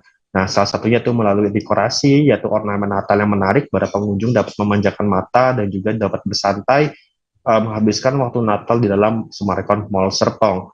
Nah, selain itu, Magical Christmas juga akan diisi dengan berbagai hiburan Natal yang akan yang mulai dari Christmas Bazaar, Santa Parade, dan juga setiap gelaran akhir pekan di Semarkan Mall Serpong. Nah, pada malam harinya, yaitu sekitar tanggal 8 dan juga 25 Desember, ada Christmas Choir juga serta program belanja One Day Sale pada tanggal 17 dan 31 Desember 2022. Nah, pada malam pergantian tahunnya ini ada yang cukup menarik di kawasan Semarkan Mall Serpong karena akan membuat perayaan tahun baru semakin seru dengan menghadirkan Metaforia. Nah, apa itu Metaforia? Metaforia ini acara yang dimeriahkan dengan DJ performance dari Angger Dimas, lalu ada Wintela, ada Sarah Lewis, ABT, dan Romario. Nah, acara itu sendiri akan ada di 31 Desember mulai pukul 19.00 waktu Indonesia Barat hingga countdown menuju pergantian tahun yang akan ditutup dengan perayaan Pesta Kembang Api. Nah, untuk merasakan euforia pesta akhir tahun di Metaforia ini, SMS ataupun warga sekitar Kabupaten Tangerang dapat membeli tiket Metaforia di loket.com dengan harga early bird yaitu 100.000 hingga 20 Desember 2022 dan normal price-nya sendiri nanti akan lebih mahal yaitu sekitar Rp200.000. Tiket Metaforia ini juga dapat dibeli secara offline dengan mendatangi SMS di Avenue Lobby Downtown Walk di Semarkan Mall Serpong 1. Begitu kira-kira yang dapat dilaporkan tentang kemeriahan Natal dan Tahun Baru di pusat pekerjaan yang ada di kawasan Tangerang. Kembali ke studio. Baik, rekan Eka Freda dari Tribun Jakarta, terima kasih atas laporan Anda dan selamat bertugas kembali. Tribuners di Kutacane, Kecamatan atau Kabupaten Aceh Tenggara memiliki tempat wisata yang cukup indah dan mempesona. Namanya Pantai Goyang, Tribuners. Selain memiliki keindahan alamnya, saat di Pantai Goyang, Anda juga bisa melakukan berbagai aktivitas seru. Mulai dari bersantai sembari menunggu matahari terbenam hingga membakar ikan di tepi pantai, Tribuners. Dan untuk mengetahui keseruan berlibur di Pantai Goyang, kita sudah tersambung dengan rekan Asnawi Lui dari Serambi News. Silakan rekan Asnawi. Baik, Ariska, dapat kami laporkan Tribun News bahwa objek wisata di Kabupaten Aceh Tenggara memiliki berbagai potensi wisata dan punya cukup indah. Salah satu yang kita rekomendasi adalah objek wisata Pantai Goyang di Kecamatan Darwasanah, Kabupaten Aceh Tenggara. Objek wisata Pantai Goyang ini adalah objek wisata yang menjadi favorit wisatawan lokal ketika berlibur pada hari Sabtu dan hari Minggu. Objek wisata Pantai Goyang ini merupakan di bawah binaan Dinas Pariwisata, Pemuda dan Olahraga Disparpora Kabupaten Aceh Tenggara.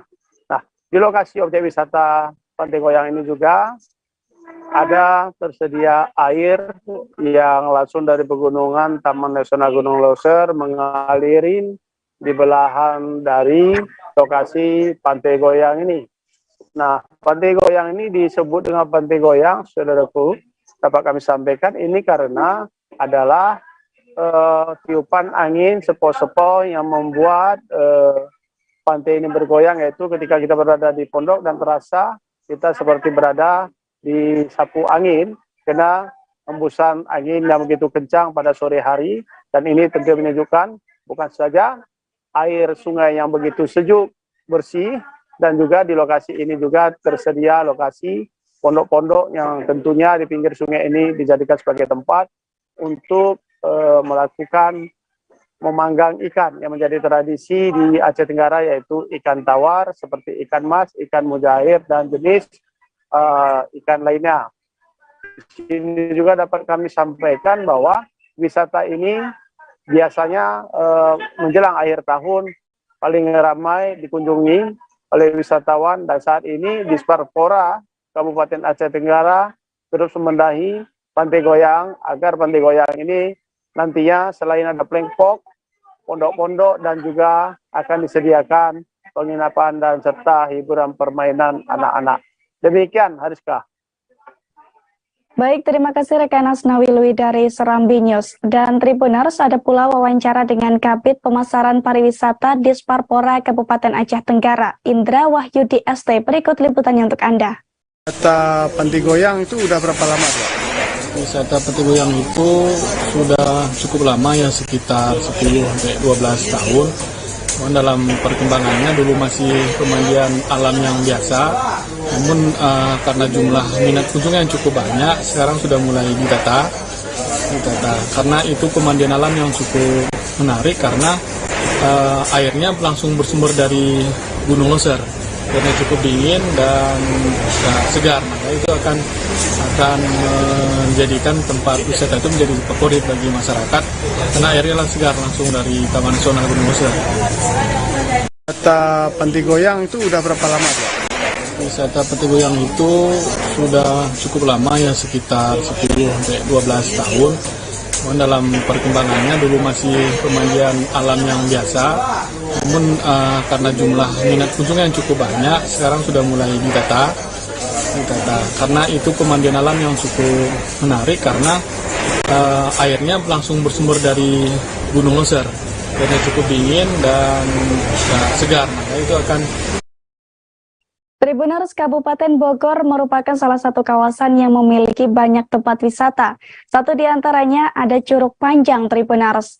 Tempat wisata yang satu ini memiliki kecantikan air terjun yang sangat menakjubkan. Aliran air yang sangat jernih dengan suhu yang cukup dingin juga sangat cocok untuk melepas penat seusai lelah beraktivitas. Selain itu, saat berada di Curug Panjang, Anda pun bisa melakukan berbagai hal seru. Dan seperti apa detail dari tempat wisata ini akan disampaikan oleh rekan Amar dari Tribun Bogor. Silakan rekan Amar.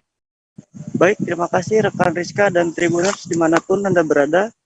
Jadi salah satu wisata alam Curug Panjang yang ada di Desa Megamendung, Kecamatan Megamendung, Kabupaten Bogor ini bisa dijadikan salah satu alternatif destinasi wisata Anda jika berkunjung ke kawasan puncak. Nah, untuk sampai atau tiba di Curug Panjang ini, Tribuners bisa melalui ada dua akses, yaitu yang pertama melalui jalur Megamendung Paseban, jalur Megamendung, kemudian yang satu lagi melalui jalur Cilember. Nah, namun disarankan bagi Tribuners yang menggunakan kendaraan roda 4 itu untuk melalui jalur Megamendung ya, karena lebih mudah aksesnya. Nah, kemudian setelah tiba di tiketing, biaya tiket yang harus dikeluarkan oleh pengunjung pun cukup terjangkau, yaitu 15.000 per orang, dan untuk tiket parkir untuk kendaraan roda 2 yaitu 5.000, sedangkan untuk kendaraan roda 4 yaitu 10.000. Nah, setelah itu untuk tiba di titik curug atau titik air terjunnya itu tidak begitu jauh dari parkiran, jadi sangat cocok untuk berlibur walaupun bersama keluarga yang memiliki anak kecil ya, karena tidak begitu sulit untuk dijangkau aksesnya. Nah, di curug itu pun cukup aman bagi anak-anak karena memiliki area yang dangkal untuk sekedar bermain air untuk anak-anak kecil ya.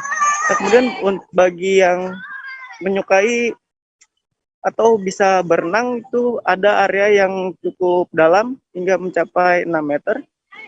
Tapi dan yang tidak bisa berenang pun tidak perlu khawatir karena di area tersebut wajib menggunakan pelampung. Dan airnya pun sangat jernih sekali karena langsung dari sumber mata air dengan debit air yang cukup aman bagi pengunjung ya.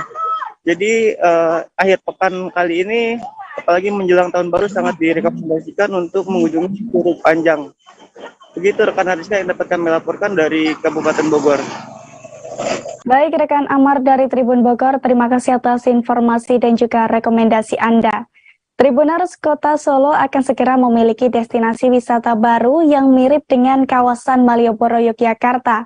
Tepatnya di sepanjang Jalan Gatot Subroto hingga kawasan Ngarsopuro, Tribuners. Di sepanjang jalan tersebut, nantinya akan disulap menjadi wisata baru yang telah dinanti-nantikan masyarakat. Tak berbeda jauh dengan Malioboro, koridor Gatot Subroto hingga Ngarsopuro akan dilengkapi jalur pedestrian yang mumpuni. Dilansir dari tribuntravel.com, proses penataan kawasan tersebut kini sudah dimulai dengan pemasangan tiang-tiang besi. Pasalnya, tiang-tiang besi ini dipasang untuk melindungi dari panas ataupun hujan, Tribuners. Sehingga para pengunjung yang berjalan di kawasan tersebut akan lebih aman dan nyaman. Diketahui jalur pedestrian ini dimulai dari Pasar Singosaren hingga ujung Ngarsopuro dengan melintasi Jalan Slamet Riyadi. Menariknya, koridor akan dilengkapi dengan skywalk untuk memudahkan para pengunjung saat menyeberang. Di sepanjang koridor tersebut nantinya juga akan dipenuhi dengan toko-toko yang menjual beragam kebutuhan, mulai dari busana, elektronik, kuliner, mainan, dan lain sebagainya. Untuk mempercantik tampilan jalur pedestrian, terdapat ornamen wayang yang akan menghiasi sisi kanan dan juga kiri jalan. Terdapat pula sejumlah mural dan lukisan yang terpampang di dinding-dinding toko. Terkait hal ini, Kementerian Pekerjaan Umum dan Perumahan Rakyat atau PUPR menargetkan penataan kawasan koridor ini akan selesai selama 6 bulan. Pasalnya, koridor Gatot Subroto nantinya juga akan difungsikan seperti kawasan Malioboro. Namun rencananya, desain detail penataan lebih rapi dan akan memberatkan kebutuhan pedagang usaha mikro kecil menengah atau UMKM. Seperti diketahui, beberapa proyek nasional di Kota Solo juga mulai dikerjakan, mulai dari penataan koridor Jalan Gatot Subroto Ngarsopuro, Taman Balai Kambang hingga Masjid Raya Syekh Al-Zayed Solo yang baru saja diresmikan.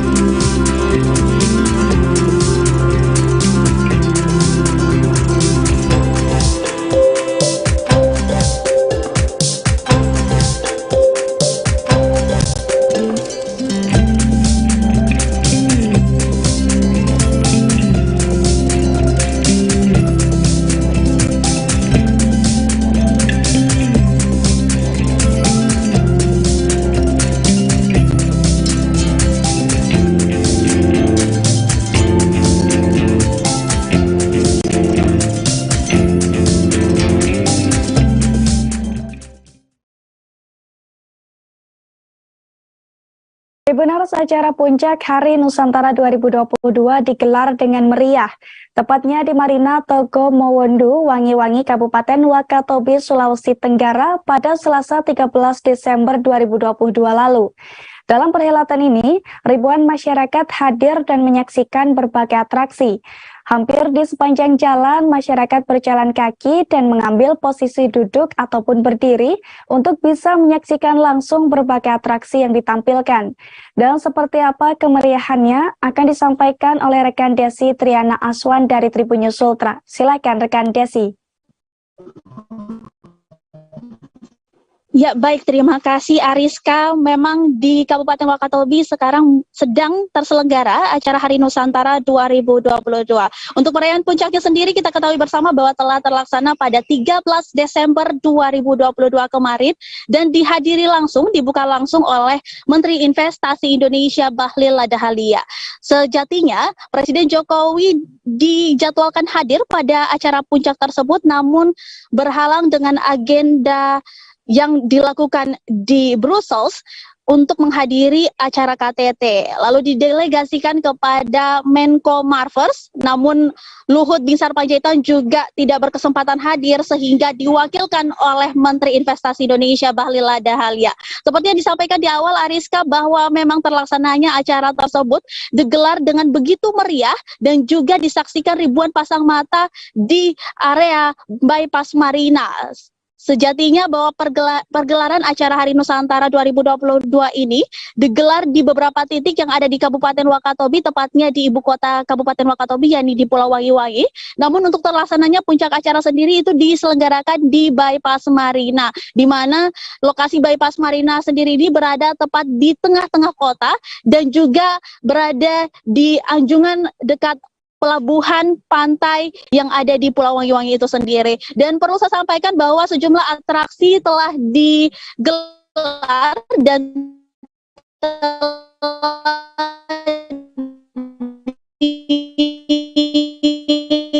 tim gabungan dari prajurit TNI Angkatan Laut dan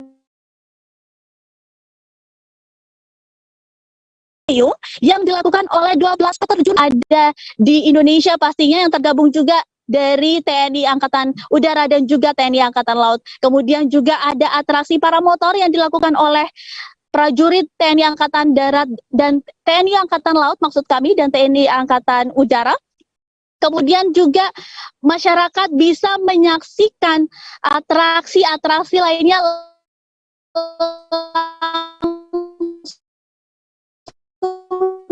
dari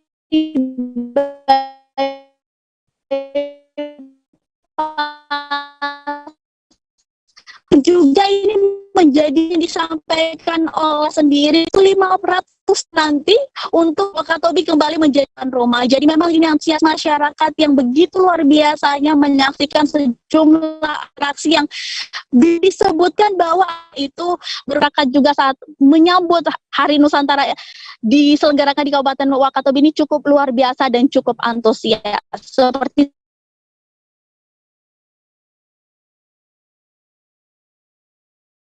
Baik, terima kasih rekan Desi Triana Swan dari Tribun News Ultra.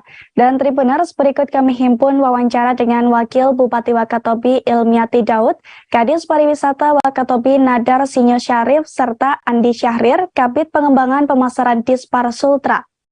Pertama, buat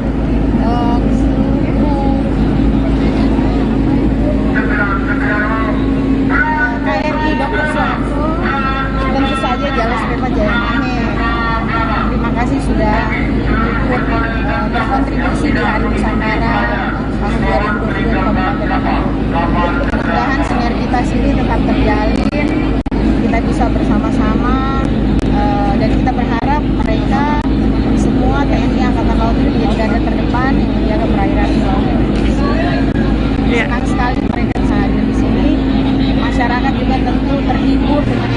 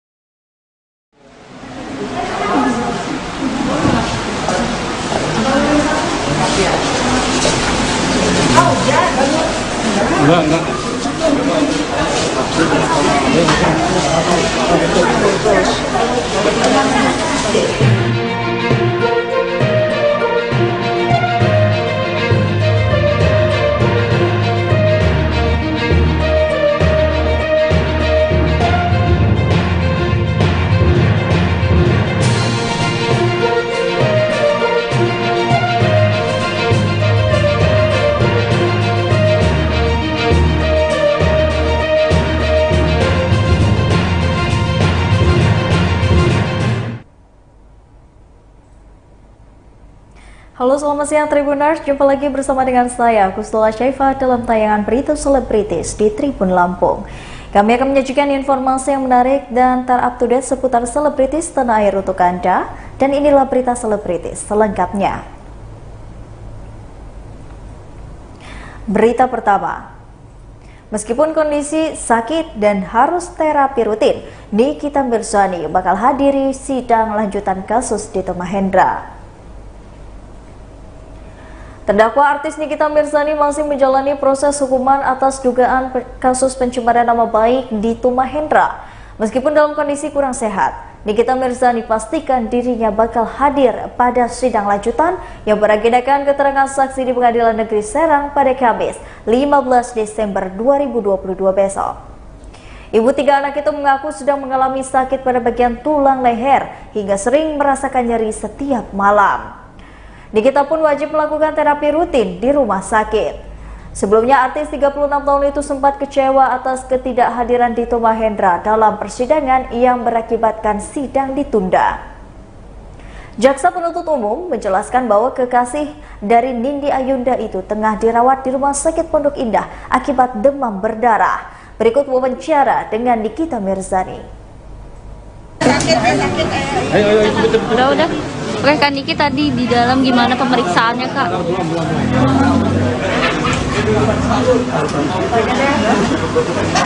Oke Kak, tadi di dalam gimana pemeriksaannya Kak? Pemeriksaan tapi terapi dokternya itu adanya nanti hari Kamis kalau nggak Sabtu yang bakal scan yang tergambar. Yang sekarang yang lagi dirasakan sama Kak Niki apa sih Kak? Bisa memang ini karena ternyata ada tulang kecil ya. Penebalan. Ya karena pengapuran itu apa sih tadi nanti aja dokter yang menjelaskan ya.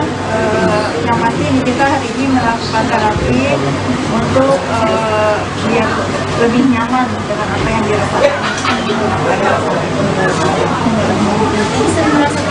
Memang biasanya harusnya terapi seminggu sekali. Ini udah mau 2 bulan nggak terapi cuma di tangan aja sakitnya, cuman yang sekarang udah nggak itu soalnya tiap malam tuh pasti keringat dingin nggak bisa tidur. Ya, pokoknya biar sakit juga aku mah tetap sidangan. Aktivitas yang dikurangi selama di rutan gimana? Karena sakit. Tangkis kan sekarang enggak. Ada pantangan nggak Kak? Berita selanjutnya datang dari Ruth Sahanaya, ungkap makna khusus Hari Natal. Ruth Sahanaya atau akrab disapa Mama Ute antusias dalam menyambut perayaan Natal Tahun Baru 2023. Mama Ute bahkan telah mempersiapkan rangkaian ibadah bersama keluarga tercintanya di Bandung, Jawa Barat. Pelantun kaulah segalanya tersebut juga memiliki makna khusus dalam momen Natal tahun ini. Dia memilih meningkatkan rasa syukur atas nikmat kehidupan yang diberikan oleh Tuhan. Nantinya, Mama Ute akan menjalani perayaan Natal bersama dengan keluarga besarnya di Bandung, Jawa Barat. Dalam kesempatan itu, Ruth Sahanaya juga akan mengadakan acara tukar kado sebagai tradisi perayaan Hari Natal. Berikut wawancara dengan Ruth Sahanaya. Supaya janjian nanti kita pakai sama-sama bajunya gitu, baju Natalnya, kaos Natalnya gitu.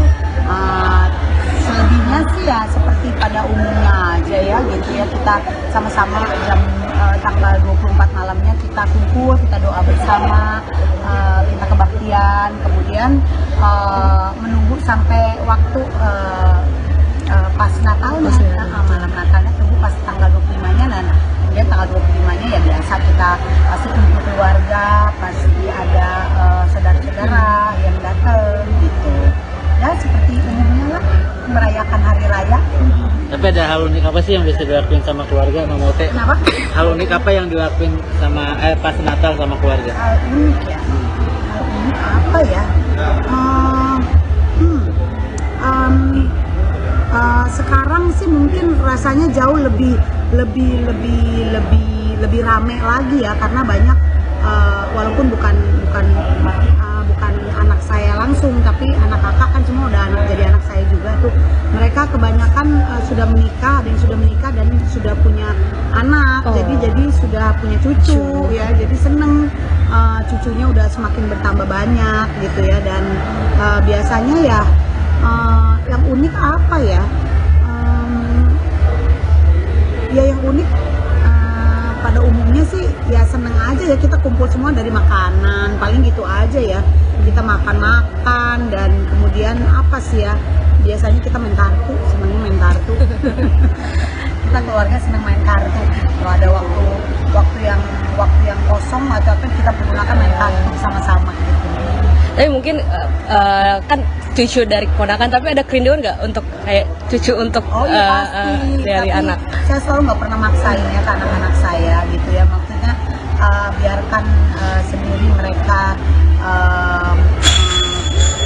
mau melakukan apa ya, maksudnya mau melakukan apa yang ingin mereka lakukan, misalnya mereka lebih konsentrasi dulu ke pekerjaan mereka atau karir mereka ya, saya nggak terlalu mengharuskan mereka juga untuk cepat-cepat menikah gitu ya.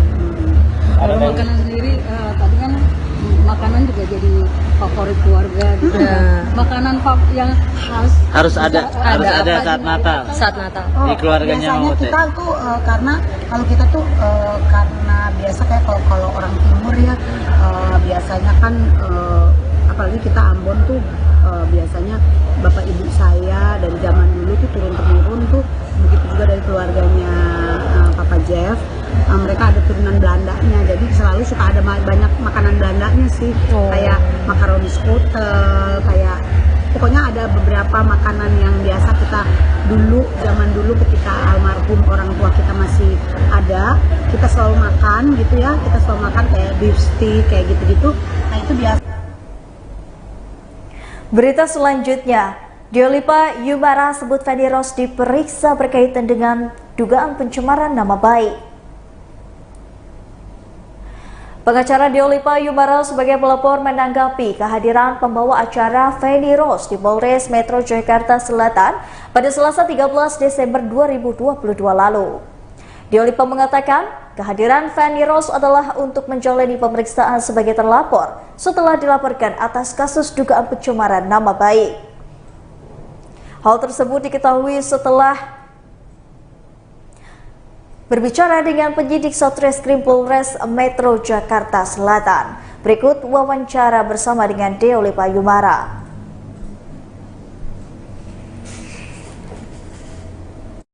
Setelah saya tanya ke penyidik, memang datang, sudah di BAP beliau. Melihat respon datang gimana Bang? Ya itu tadi ceritanya, akhirnya datang juga.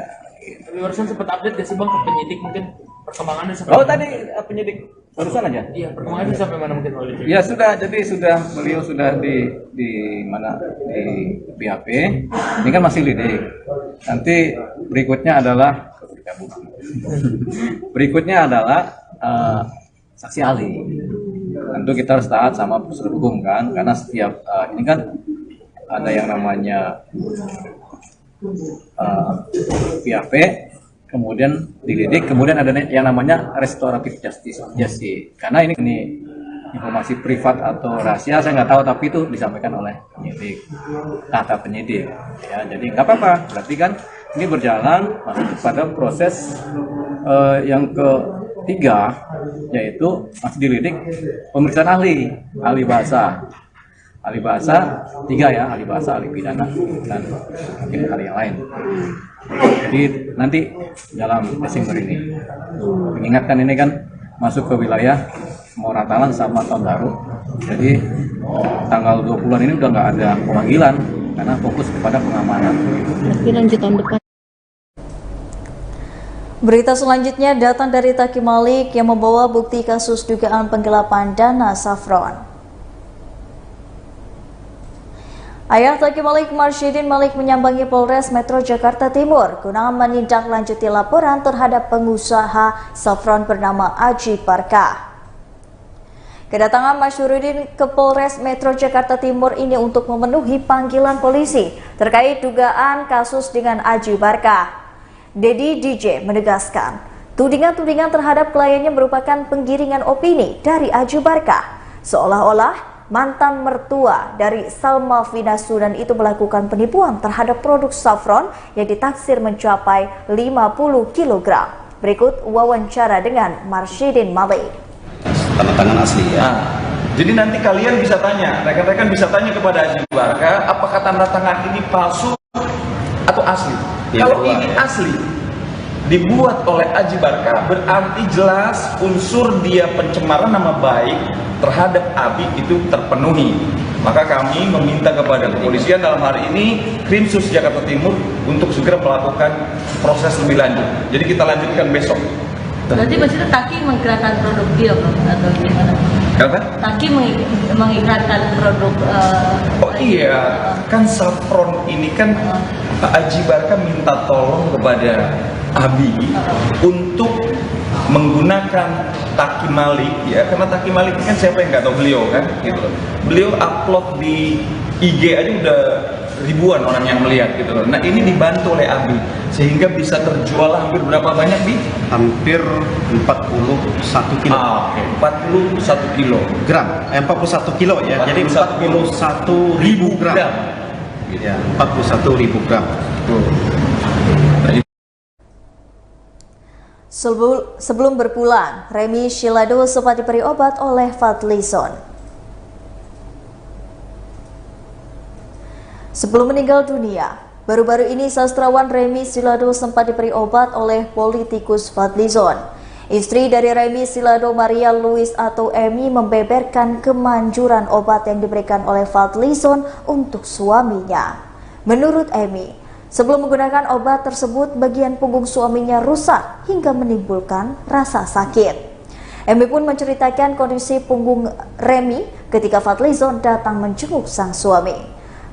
Berikut wawancara dengan Emi. Kalau waktu itu sebelum itu dia juga pernah ke IGD, diinfuskan, setelah itu dia ketakutan gitu. Tapi saya bilang, ya kalau kamu mau sembuh, kamu harus mau ke rumah sakit. Karena selama 46 tahun mendampingi sebagai istri, saya tahu bahwa memang tidak ada yang bisa, harus dia sendiri ya memetiknya. Punggungnya hancur, rusak berat, merah, terus itu semua itu ya mengeluarkan darah. Kata saya ceritakan ini hari Senin kemarin, Pak Fadlizon datang ke rumah dan saya cerita, dia lihat juga keadaannya. Terus saya bilang, oh ibu saya juga begitu, coba nanti saya kasih obatnya ya, nanti saya kirim. Dan memang dia kirim obatnya ya. Dan setelah saya ini 2 kali bersih, licin, punggungnya. Jadi kayaknya memang dia pergi itu mau dalam keadaan bersih gitu ya. Ya itu pengalaman saya ya. Baiklah Tribuners, setelah tadi berita selebritis bersama dengan saya Kusnul Asyaifa. Jangan lupa untuk terus saksikan video selengkapnya di YouTube Tribun Lampung News Video, Facebook Tribun Lampung, Instagram Tribun Lampung, dan juga TikTok Tribun Lampung untuk bisa mendapatkan informasi terupdate lainnya. Selamat siang dan sampai jumpa.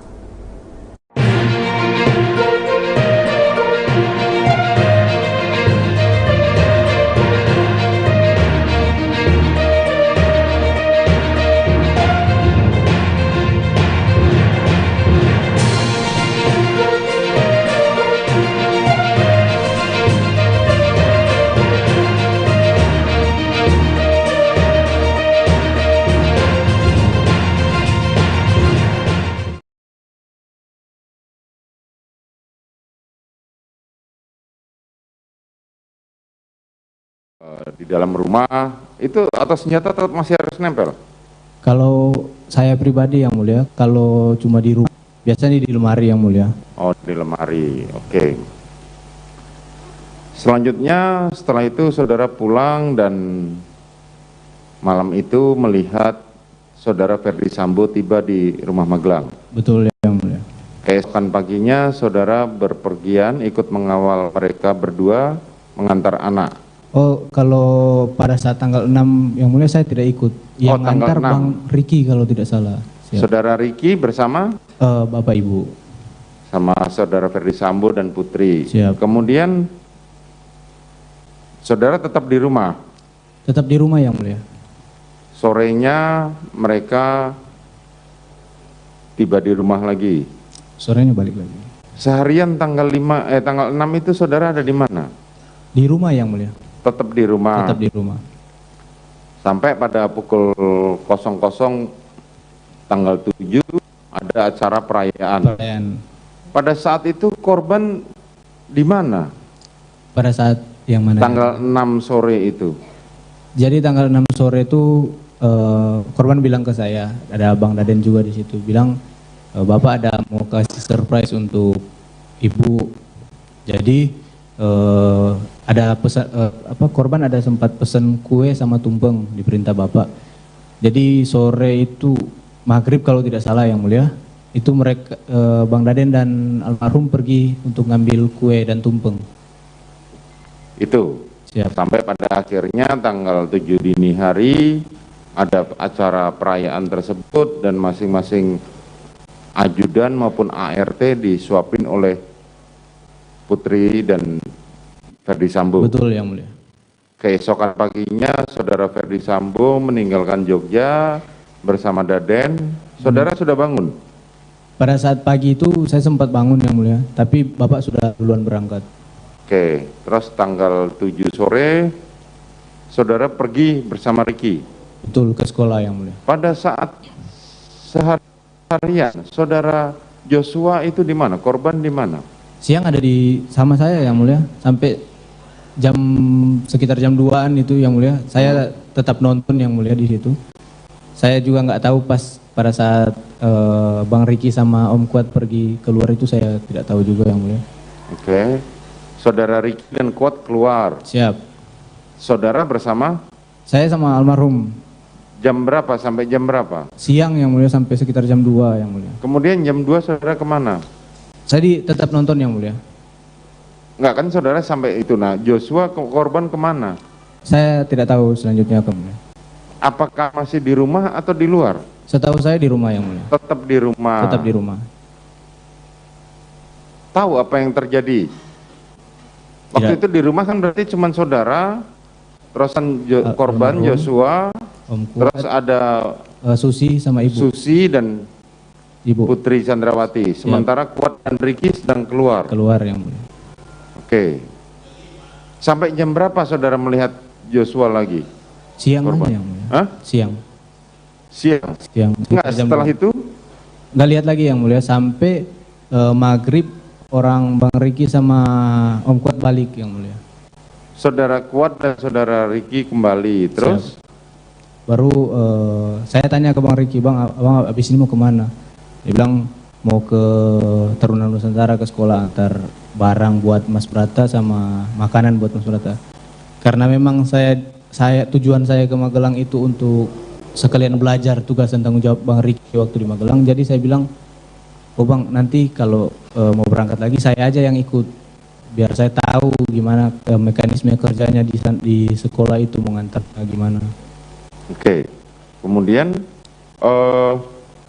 karena saudara sudah diberitahu bahwa saudara akan menggantikan saudara Ricky. Betul Yang Mulia. Saat itu saudara melihat korban Joshua di mana? Oh, tidak melihat Yang Mulia. Tidak melihat. Terus saudara pergi. Siap. Jam berapa saudara ditelepon sama Putri? Sekitar Isa jam 7-an. Jam 7-an saudara dipanggil. Padahal waktu saudara pergi di rumah ada siapa? Di rumah ada Ibu PC, almarhum, Om Kuat dan Susi. Oke, saudara dipanggil oleh saudara Putri. Coba cerita pada tanggal 7 sore. Jadi sudah pergi saya sama Bang Ricky ke sekolah, ada sempat singgah di tempat makan dulu, ambil makan. Sampai di sekolah turunkan barang-barang itu, makanan serta barang-barang, baru habis itu lanjut ke rumah guru Yang Mulia. Di dalam Bang Ricky yang turun untuk ketemu sama gurunya. Habis Bang Ricky ketemu, Bang Ricky bilang masih mau ketemu sama satu guru lagi. Pas ditelepon guru itu ada di alun-alun Magelang Yang Mulia. Jadi Bang Ricky bilang Chat nanti habis ini habis dari sekolah kita langsung ke alun-alun untuk ketemu sama guru itu. Jadi setelah itu langsung pergi kita berdua ke alun-alun yang mulia. Parkir mobil baru jalan masuk ke alun-alun. Pas telepon lagi ternyata gurunya lagi sholat yang mulia. Bang Riki bilang, Chat nanti kita nunggu aja sedikit kan. Nah sementara nunggu itu yang mulia, ibu telepon saya. Masuk telepon saya bilang, kan ibu jarang untuk telepon saya yang mulia. Jadi saya bilang ke Bang Riki, Bang, ibu telepon saya nih. Kita langsung angkat, saya perintah ibu. Saya perintah ibu. Ibu itu nangis pertama. Ya. Baru bilang, kamu di mana dek? Kamu di mana? Mana Riki? Balik sekarang dek, balik sekarang, tolong ibu. Saya baru mau jawab, siap ibu. Telepon sudah mati yang mulia. Saya karena panik yang mulia. Saya langsung bilang, bang, ibu suruh balik bang. Langsung berdua kami lari ke arah mobil yang mulia. Kebetulan mobil parkir agak jauh. Kita lari, langsung naik di mobil. Terus kebetulan saya yang bawa mobil. Saya langsung jalan itu. Di mobil Bang Riki sempat bilang, oh iya ibu ada telepon, ibu sempat telepon abang tapi nggak keangkat katanya. Jadi kita jalan terus, lumayan kencang yang mulia. Sampai di rumah itu cepat juga. Sampai di rumah turun, Bang Riki turun, saya turun. Pas masuk ke dalam rumah, memang sepi lantai 1 yang mulia. Tidak kelihatan ada orang yang mulia. Kita masuk, Bang Riki masuk duluan. Bang Riki langsung naik ke lantai 2. Saya menyusul di belakang. Pas naik, pas saya naik, saya lihat langsung ada Om Kuat di situ, Om Kuat di ujung tangga. Pas saya nengok ke kanan, di sebelah kanan ada Susi depan pintu kaca yang mulia. Karena ibu yang telepon saya, jadi saya hanya memastikan dulu ibu ini ada di dalam aman atau gimana. Jadi saya nengok dari arah pintu kaca itu yang mulia ke dalam kamar, ibu lagi baring di dalam, ibu kecil lagi baring. Baru saya tanya ke Om Kuat, Om, kenapa Om, ada masalah apa? Dia mukanya marah yang mulia, merah emosi kan. Baru dia bilang, sudah Om, kamu nggak usah tahu dulu. Baru saya bilang, dia bilang, ayo ke bawah, turun ke bawah dulu Om. Turunlah kita berdua ke bawah, sampai di samping tempat kita biasa duduk itu yang mulia, ada di depan TV. Itu karena saya lihat dia masih emosi, saya coba menenangkan dia dulu yang mulia. Saya bukakan air minum, saya kasih, Om minum dulu Om. Dia minum, saya ambil rokok, saya kasih rokok ke dia, saya pasangin rokoknya. Saya bilang, sudah Om, tenang dulu, tenang aja dulu. Tenang, mungkin sudah habis berapa batang yang mulia. Baru saya tanya, kenapa sih Om ada? Sudah cukup tenang saya lihat. Kenapa sih Om, ada masalah apa? Baru dia bilang, sudah Om. Dia sudah tenang juga menjawab, tapi tetap dengan jawaban yang sama yang mulia. Pada saat menemani Kuat untuk ngobrol di luar, siap. Saudara melihat korban ada di mana? Belum melihat yang mulia. Belum bertemu? Belum. Oke, terus? Jadi Om Kuat tetap jawab ke saya, sudah Om, kamu gak usah tahu dulu, dia bilang. Saya bilang, agak jengkel juga yang mulia saya pada saat itu, karena saya sudah coba tanya Kuat nggak kasih tahu kan. Jadi abis itu ada selang beberapa waktu kemudian Bang Riki nongol dari pintu yang mulia. Baru panggil saya, Chat. Bilang, siap Bang. Saya lari. Baru, kenapa Bang? Senjatanya Joshua di mana ya? Saya bilang, nggak tahu Bang. Baru saya diajak sama Bang Riki masuk ke dalam kamar yang mulia. Masuk ke kamar ajudan tempat saya sama almarhum tidur. Masuk ke dalam, Bang Riki cari-cari yang mulia. Cari di lemari. Akhirnya ketemu di lemari yang mulia. Ketemu di lemari, karena di samping kasur tuh ada stayer juga. Bang Riki juga ambil sekalian sama stayernya. Pegang sama Bang Riki, baru Bang Riki keluar kamar, saya juga ikut keluar kamar. Saya lihat Bang Riki memang langsung naik ke lantai 2. Pas saya keluar kamar itu saya lihat ke kanan, habis lihat Bang Riki naik, saya lihat ke kanan, almarhum ada di luar yang mulia. Karena kan jendela kaca yang mulia. Saya lihat ada almarhum di luar. Saya langsung keluar lewat pintu. Saya bilang, Bang. Dia, saya bilang, Bang. Kenapa Chat? Saya langsung dekat, Bang, kenapa sih Bang? Ada masalah apa Bang? Tanya gitu. Baru dia bilang, tahu tuh Om Kuat marah-marah ke saya. Saya kesel juga, lebih kesel lagi yang mulia pas dengar itu kan. Saya bilang, Bang, saya udah tanya Om Kuat tadi, Om kasih tahu ke saya. Saya bilang, saya tanya abang juga kasih tahu. Kalau ada apa-apa Bang jangan libatkan saya. Kalau ada apa-apa jangan libatkan saya. Karena dia diam, saya langsung masuk lagi yang mulia. Masuk ke arah Om Kuat. Masuk ke Om Kuat, saya duduk sama Om Kuat di situ. Duduk kami berdua. Nggak tahu ada sekitar berapa waktu lamanya. Bang Riki keluar, saya lihat Bang Riki keluar, temuin Joshua, terus ngobrol di luar yang mulia. Kemudian? Terus habis ngobrol itu lama yang mulia, ada sempat lama ngobrol di luar, baru ada sempat masuk ke dalam yang mulia, masuk ke dalam, tapi karena samping itu tidak kelihatan langsung ke dalam rumah, jadi saya tidak tahu itu mereka masuk ke dalam, naik ke atas atau ke kamar, saya tidak tahu. Saudara tidak melihat. Siap. Kemudian? Masuklah mereka sampai sudah sekitar jam setengah 12 kalau tidak salah yang mulia. Om Kuat bilang Om Kuat mau ke ini security, karena Om Kuat sudah pergi ke pos security. Saya tinggal sendiri kan yang mulia. Saya bilang, oh saya tidur aja.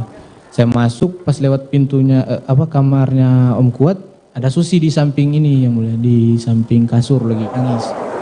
Saya tanya lagi ke Susi, terus kenapa Sus? Diam aja dia diam baru nangis. Saya masuk langsung ke dalam kamar yang mulia. Masuk kamar saya tidak langsung tidur yang mulia, saya sempat main HP dulu sebentar. Saya lihat Susi buat status yang mulia, yang saya jelaskan kemarin, dia selfie dirinya baru dia tulis cukup tahu aja, dia tulis stiker di mulutnya yang mulia. Terus saya kenapa ini kan Susi ini, tapi karena saya sudah coba-coba tanya juga nggak dijawab sama Susi, saya langsung matikan, saya tidur yang mulia. Mungkin ada sekitar 1-2 jam yang mulia, karena saya tidur di samping kasur di dekat pintu, almarhum di samping saya, jadi kalau almarhum mau tidur harus melangkahi saya yang mulia. Pas dia lewat saya kebangun yang mulia, saya bangun, saya lihat almarhum, dia langsung tidur juga yang mulia. Terus keesokan paginya coba ceritakan tanggal Jadi 8. pas pagi bangun saya yang mulia sekitar jam 7 atau jam 8. Saya bangun, pas keluar ketemu sama Bang Riki. Bang Riki bilang ke saya, Cat, persiapan Cak mau balik ke Jakarta. Saya bilang, oh iya siap Bang. Saya langsung ambil handuk, saya mandi yang mulia. Mandi, saya bereskan barang saya, baru habis itu saya siapin mobil. Saat saudara dibangunkan oleh Riki, di mana posisi korban? Tidur ya mulia. Masih tidur. Saat selesai mandi masih melihat korban? Oh dia sudah bangun ya mulia. Sudah bangun. Selesai mandi. Kemudian saudara beres-beres. Apa aja yang saudara angkutin? Pertama barang-barang pribadi saya yang mulia, tas saya, baju-baju saya packing semua. Baru saya siapin mobil yang mulia. Saya siapkan mobil, dua mobil itu saya siapkan yang Lexus LM. Kenapa saudara siapkan 2 mobil? Izin yang mulia, saya siapkan Lexus LM. Om Kuat sudah siapkan yang mobil RX yang mulia, Lexus yang di belakang. Oke. Jadi saya bersihkan dulu mobilnya, saya dinginkan, saya nyalakan AC, saya semprot. Saudara tidak nanya ke Kuat, kita mau pergi berapa mobil? Belum nanya. Oh belum nanya. Oke. Belum ada ngobrol yang mulia. Baru Bang Riki, Susi turunkan barang-barang ibu dari lantai 2. Saya langsung angkut muat di mobil yang kedua yang mana. Saudara nggak bertanya itu? Belum bertanya yang. Oke, kemudian? Sudah muat semua barang-barang ke lantai 2, ke dalam mobil. Baru habis itu Bang Riki bawa turun senjata api yang mulia. Korban pada saat itu sedang apa? Kayaknya masih di dalam yang mulia. Masih di dalam, tapi saudara tidak tahu apa yang dia lakukan? Tidak melihat yang mulia. Oke, kemudian? Bang Riki bawa senjata api, terus karena saya lihat dia pegang 2 senjata api, saya bantu, kan dia senior saya juga yang mulia. Saya bilang izin Bang, saya ambil yang stayer. Baru Bang Riki maju ke mobil Lexus LM yang mulia. Baru dia buka dashboard, dia letakkan HS di situ. Baru saya taruh stayer itu di kaki untuk tempat ajudan itu yang mulia, duduk ajudan. Terus pas udah mau lagi beres-beres barang lagi, Om Kuat bilang ke saya, Om, saya diperintah sama ibu untuk bawa mobil. Saya bilang, bawa mobil mana? Lexus ini, yang mobilnya ibu. Saya bilang, oh siap Om. Karena Om Kuat bilang diperintah ibu untuk bawa mobil, pikiran saya pada saat itu, oh berarti nanti Om Kuat sama nanti saya naik di belakang sama Bang Riki. Saudara Kuat cerita ya, kalau dia diperintah ibu untuk dalam kesaksian Putri kemarin katakan dia tidak mengajak Kuat. Itu Om Kuat yang sampaikan ke saya. Oke, lanjut.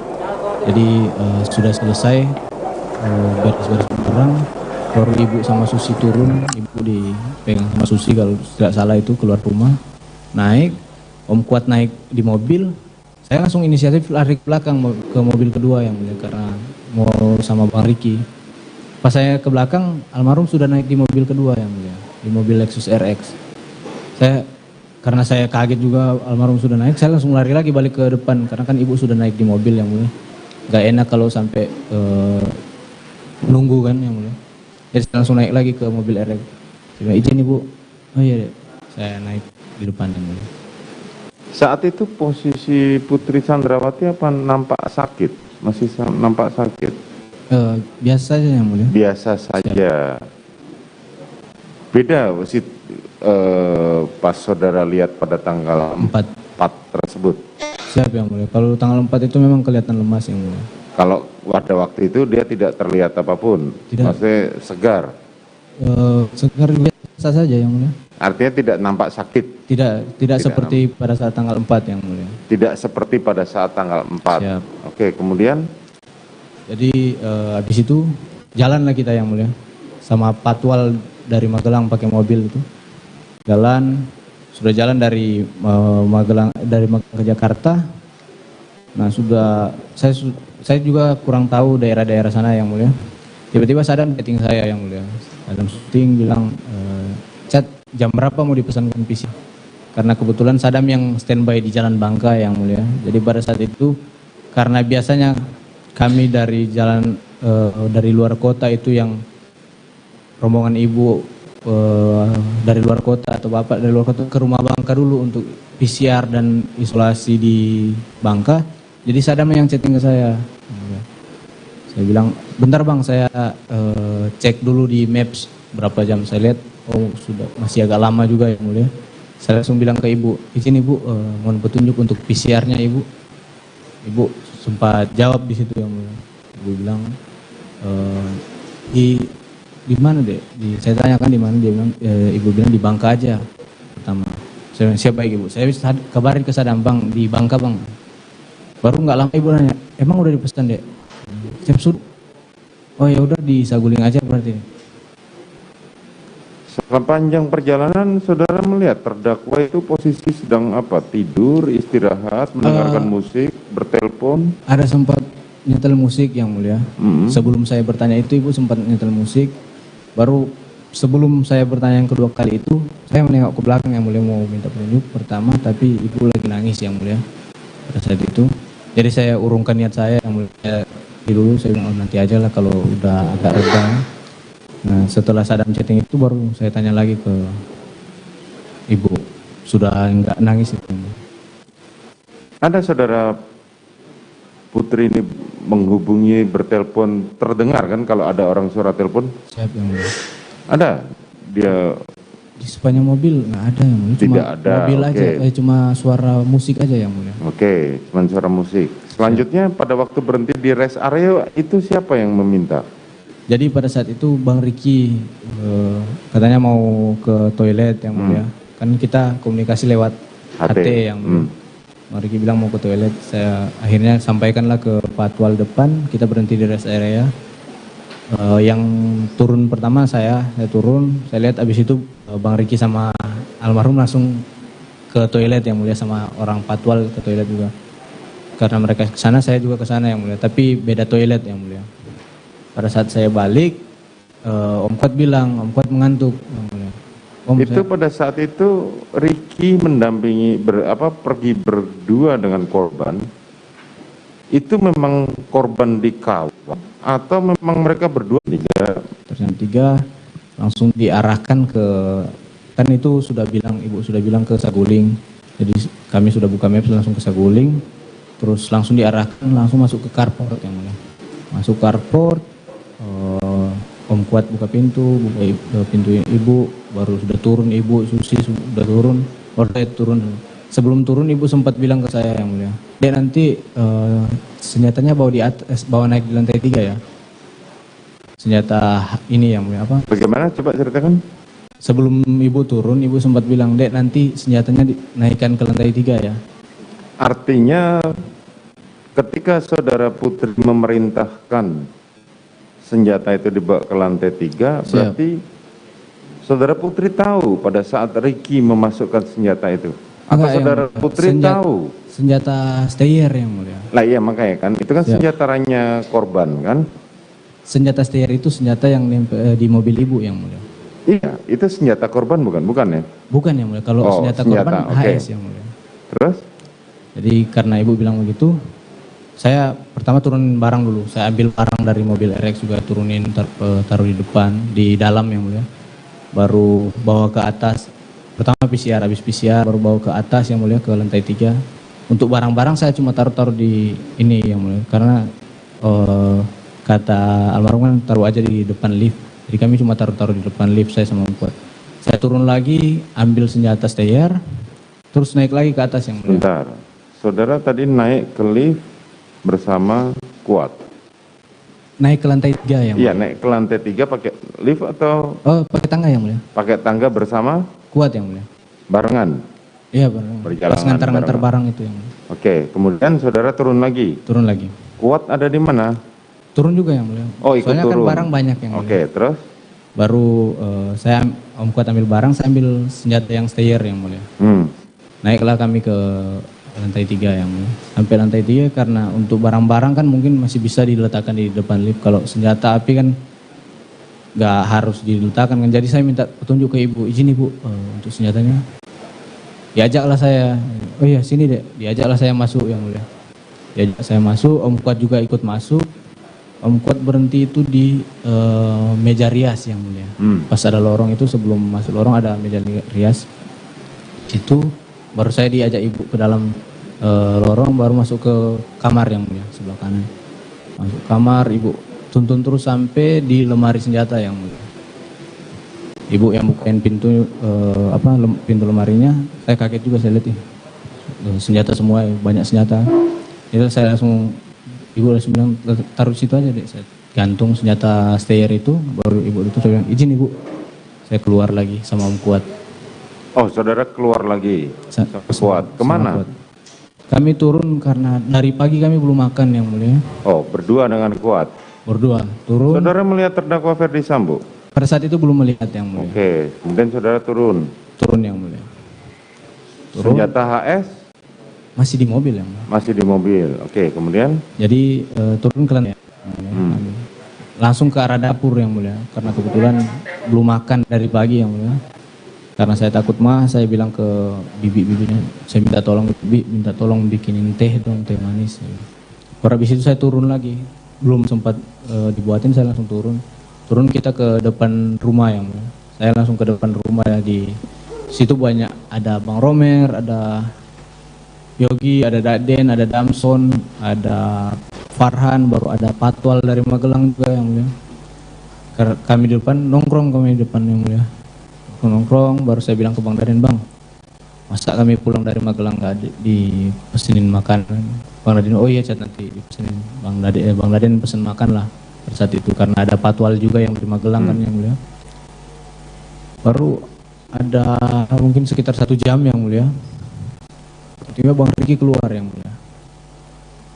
Bang Riki keluar dari pagar. Saudara waktu itu sedang ngobrol? Sedang ngobrol betul. Dengan Daden? Dengan Daden. Ada almarhum juga. Almarhum posisinya di mana? Di dekat saya yang mulia. Oh, bersebelahan, lagi nunggu. Damson yang sebelahan saya. Sebelah Damson baru almarhum, habis itu Bang Romer, Yogi. Oke. Kemudian? Baru Bang Riki keluar, ambil kursi, dia taruh di dekat saya yang mulia. Baru dia maju kayak berbisik yang mulia ke saya. Cat, dipanggil Bapak ke lantai 3. Saya bilang, untuk apa Bang? Dia bilang, nggak tahu Cat. Baru saya pertama dia, kok naik ke lantai 3 kan? Karena nggak pernah sebelum-sebelumnya yang mulia. Apalagi sampai ke lantai 3. Saya berdiri, baru mau jalan, Bang Riki bilang, Cat, naik lift aja Cat. Bagaimana? Oh. Naik lift aja. Bang Riki bilang, saya masuk, saya naik lift yang mulia.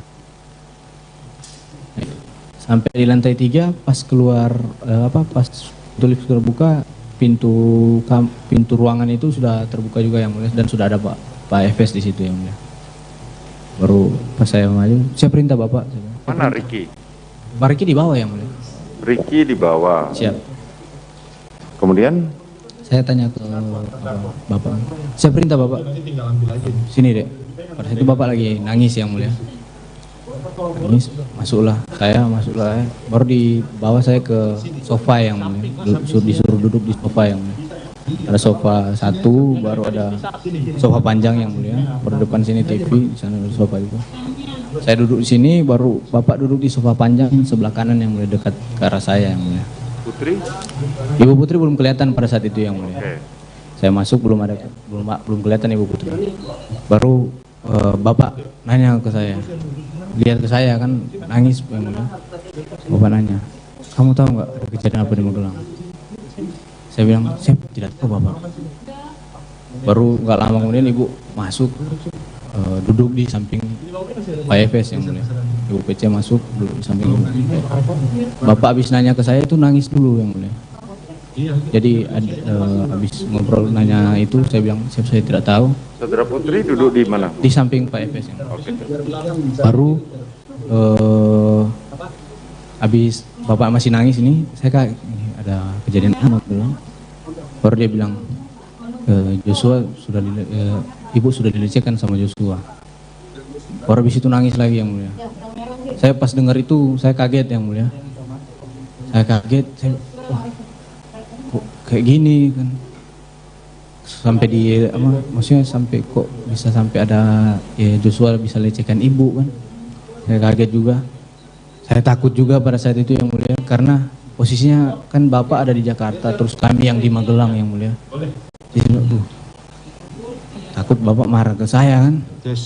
Baru setelah dia nanya itu nangis lagi yang mulia. Nangis, Ibu PC juga nangis pada saat itu.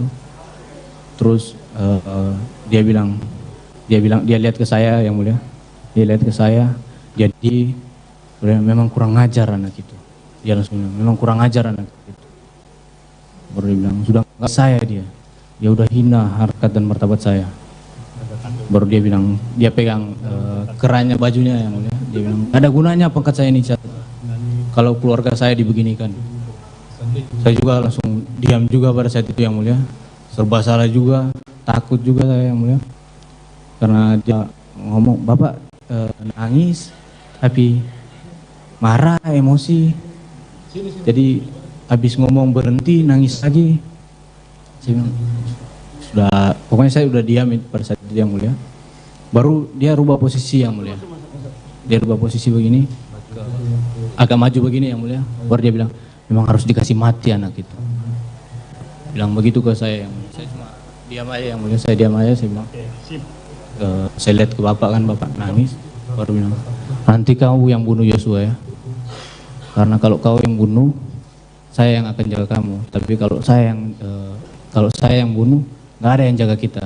Dia menjelaskan, tangannya sudah begini yang mulia, sudah mendekat ke arah saya. Saya cuma diam pada saat itu yang mulia. Diam, baru dia bilang ini. Jadi gini Cat, lokasinya di 46. Dia bilang ke saya, lokasinya di 46. Nanti di 46 itu, ibu dilecehkan sama Joshua. Terus ibu teriak, kamu respon, terus Joshua ketahuan, Joshua tembak kamu, kau tembak balik Joshua yang meninggal. Pada saat itu saya langsung kaget yang mulia. Ya. Pada saat terdakwa Ferdi Sambo menyampaikan hal itu kepada saudara, siapa yang mulia? Itu dengan suara berbisik atau suara yang terdengar? Yang suaranya menurut saudara Putri dengar? Ibu di samping. Artinya dia pasti mendengar? Pasti mendengar yang mulia. Pasti mendengar? Pasti mendengar. Oke, kemudian? Baru sudah dijelaskan tentang itu, skenario yang mulia. Dijelaskan lagi yang mulia tentang skenario. Jelaskan lagi tentang skenario, baru dibilang, sudah kamu nggak usah takut. Karena posisinya itu, kamu pertama bela ibu. Yang kedua kamu bela diri karena dia nembak duluan. Kau aman. Dia bilang kayak gitu ke saya yang mulia. Baru dia jelaskan lagi secara berulang-ulang tentang skenario yang mulia. Nah, sambil dia menceritakan tentang skenario, Ibu PC sempat ngobrol juga sama Pak Efes yang mulia. Saya kurang jelas memang dengar suaranya Ibu PC, ngobrolnya kayak mana. Tapi sepintas-sepintas mendengar tentang pertama CCTV, Ibu PC tentang bahas CCTV Duren 3 yang mulia. Pertama CCTV, habis itu ngomong lagi membahas tentang sarung tangan yang mulia. Habis itu sudah dia jelaskan ulang-ulang ke saya yang mulia. Baru dia duduk lagi biasa yang mulia, dia nyender lagi baru dia tanya. Menjelaskan berulang-ulang mengenai apa? Skenario yang mulia. Mengenai skenario tembak-menembak tadi. Ya, jadi dia lihat ke saya baru, senjatamu, senpimu mana? Saya karena senpi saya masih di samping yang mulia, saya bilang siap ada Bapak.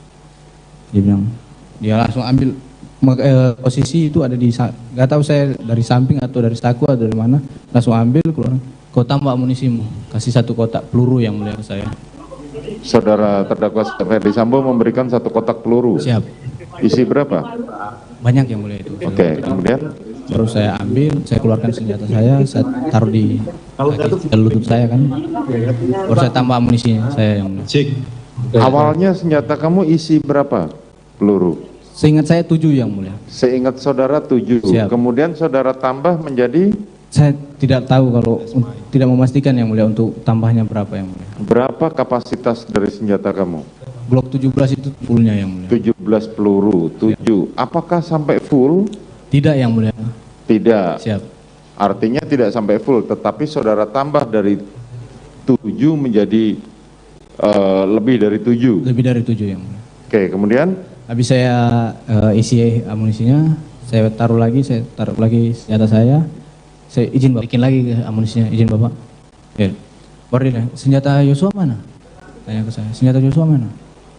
Karena seingat saya masih ada di mobil waktu Bang Riki kasih masuk di Magelang kan yang mulia. Saya bilang ke Bapak, masih di mobil Bapak, di Lexus. Oh ya nanti kau turun, kau ambil bawa naik ke sini. Siap Bapak. Bentar. Pada saat Riki mengambil senjata Joshua. Siap. Ferdi Sambo kan ada di Jakarta. Di Jakarta.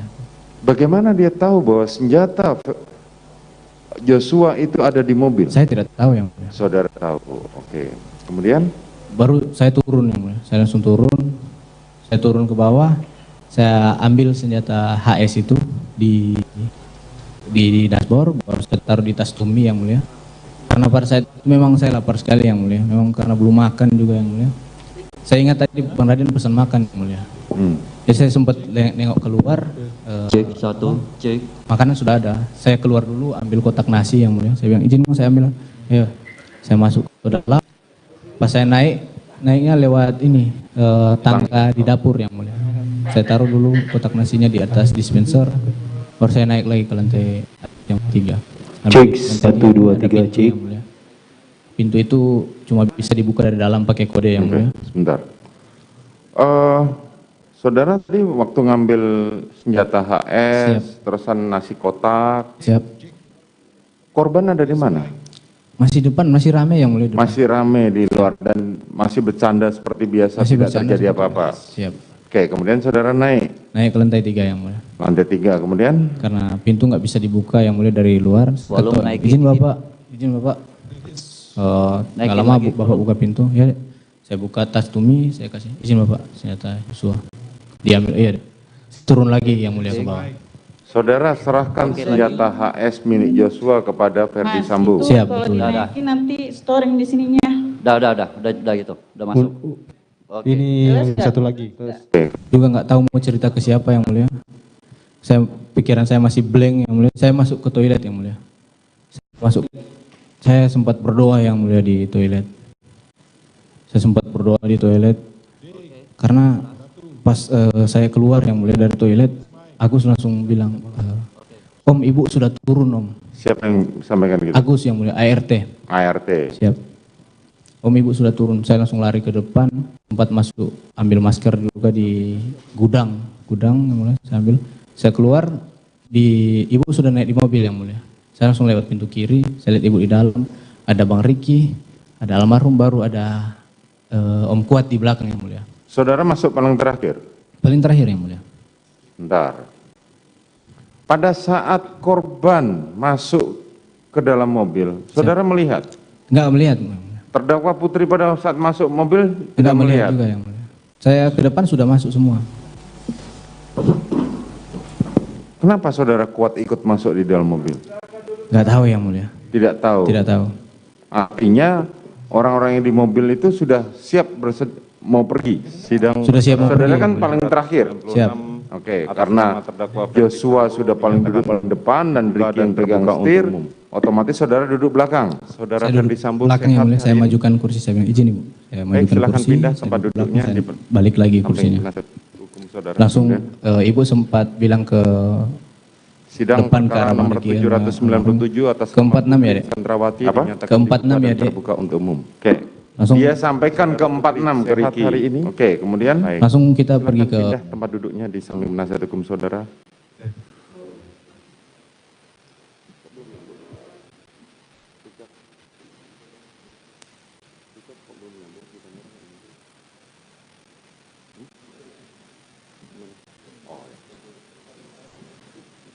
Sidang perkara nomor 798 atas nama Richard Eliezer Pudiang baru Lumiu saya dinyatakan sama dibuka Muka dan turun terbuka karena dari untuk belakang yang mulia. Baru Saudara Richard sehat hari ini? sehat yang mulia. Baik, persidangan hari ini sampai minggu depan, hari Senin, Selasa, Rabu, saudara akan ditempatkan secara khusus melalui Zoom karena keterbatasan tempat dan alasan perlindungan dari LPSK.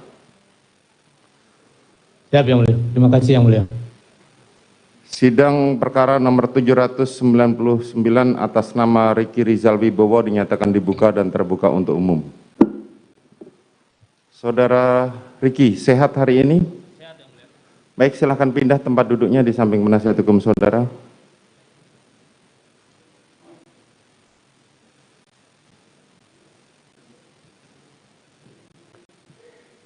Sidang perkara nomor 800 atas nama terdakwa Kuat Ma'ruf dinyatakan dibuka dan terbuka untuk umum. Saudara Kuat Ma'ruf, sehat hari ini? Baik, silakan pindah tempat duduknya di samping penasihat hukum saudara. Silakan dihadirkan saksi-saksinya, saudara jaksa penuntut umum. Ahli, Pak. Izin ahli supaya... Ahli, ya. Keterangan ahli kita mendengarkan, silakan maju ke depan semuanya. Semuanya. Izin Bapak, ada penambahan satu orang, Pak. Bagaimana? Ada penambahan satu orang. Oke, silakan. Silakan.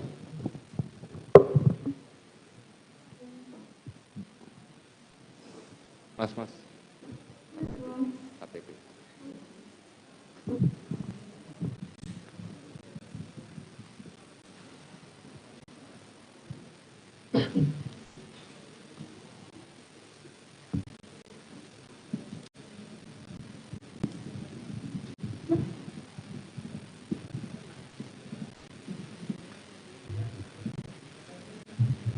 Sudah begitu?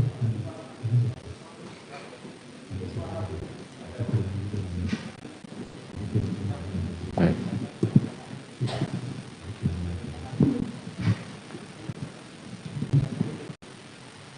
Heri Prianto. Tempat tanggal lahir Jakarta 2 April tahun 80.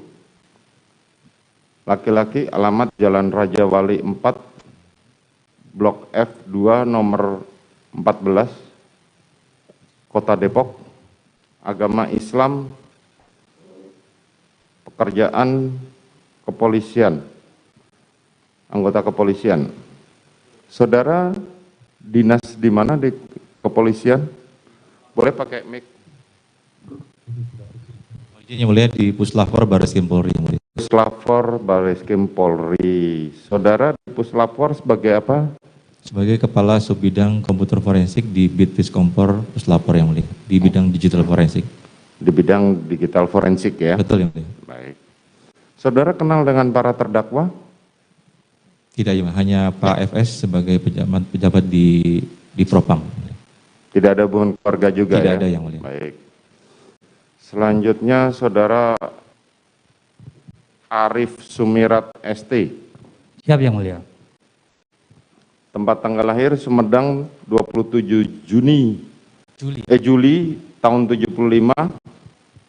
Alamat Jalan Gria Jakarta, RT 7 RW 5 Bambu Apus, Tangerang Selatan. Agama Islam, pekerjaan anggota Polri. Betul. Betul? Saudara di kepolisian sebagai apa? Sebagai pemeriksa Madya Puslapor. Apa? Pemeriksa Madya Puslapor. Coba dilepas saja.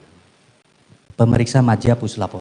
Pemeriksa Madya di Puslapor. Dalam hal ini keahlian saudara sebagai? Sebagai balistik. Ahli balistik. Ahli balistik, baik. Selanjutnya, saudara kenal dengan para terdakwa? Tidak kenal. Tidak kenal. Siap. Tidak ada hubungan keluarga juga. Siap, ya? Tidak ada. Selanjutnya adalah Aji Fibrianto Arosid. Siap, Yang Mulia. Tempat tanggal lahir Sragen 5 Agustus tahun 86 ya? Siap, Yang Mulia. Alamat Komplek Polri Jatirangga ya? Siap. Jatirangga,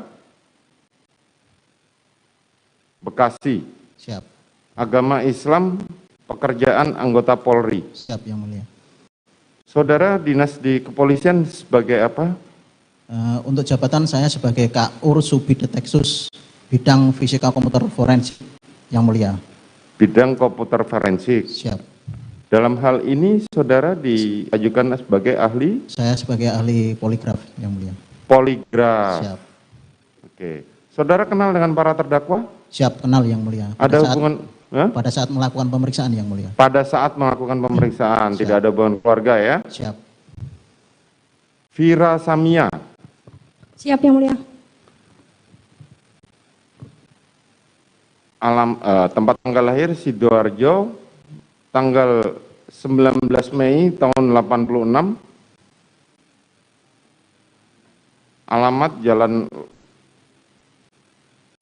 Lolongo ya? Siap. Ya, betul ya? Siap. Lolongo nomor 35, Kota Bogor. Agama Islam, pekerjaan PNS. Siap, PNS Polri siap. Bagaimana? PNS Polri siap. PNS di kepolisian. Siap. Bisa diterangkan saudara dinas di kepolisian di bagian apa? Saya sebagai pemeriksa forensik kuda bagian biologi, terutama ahli DNA, izin. Terutama? Ahli DNA.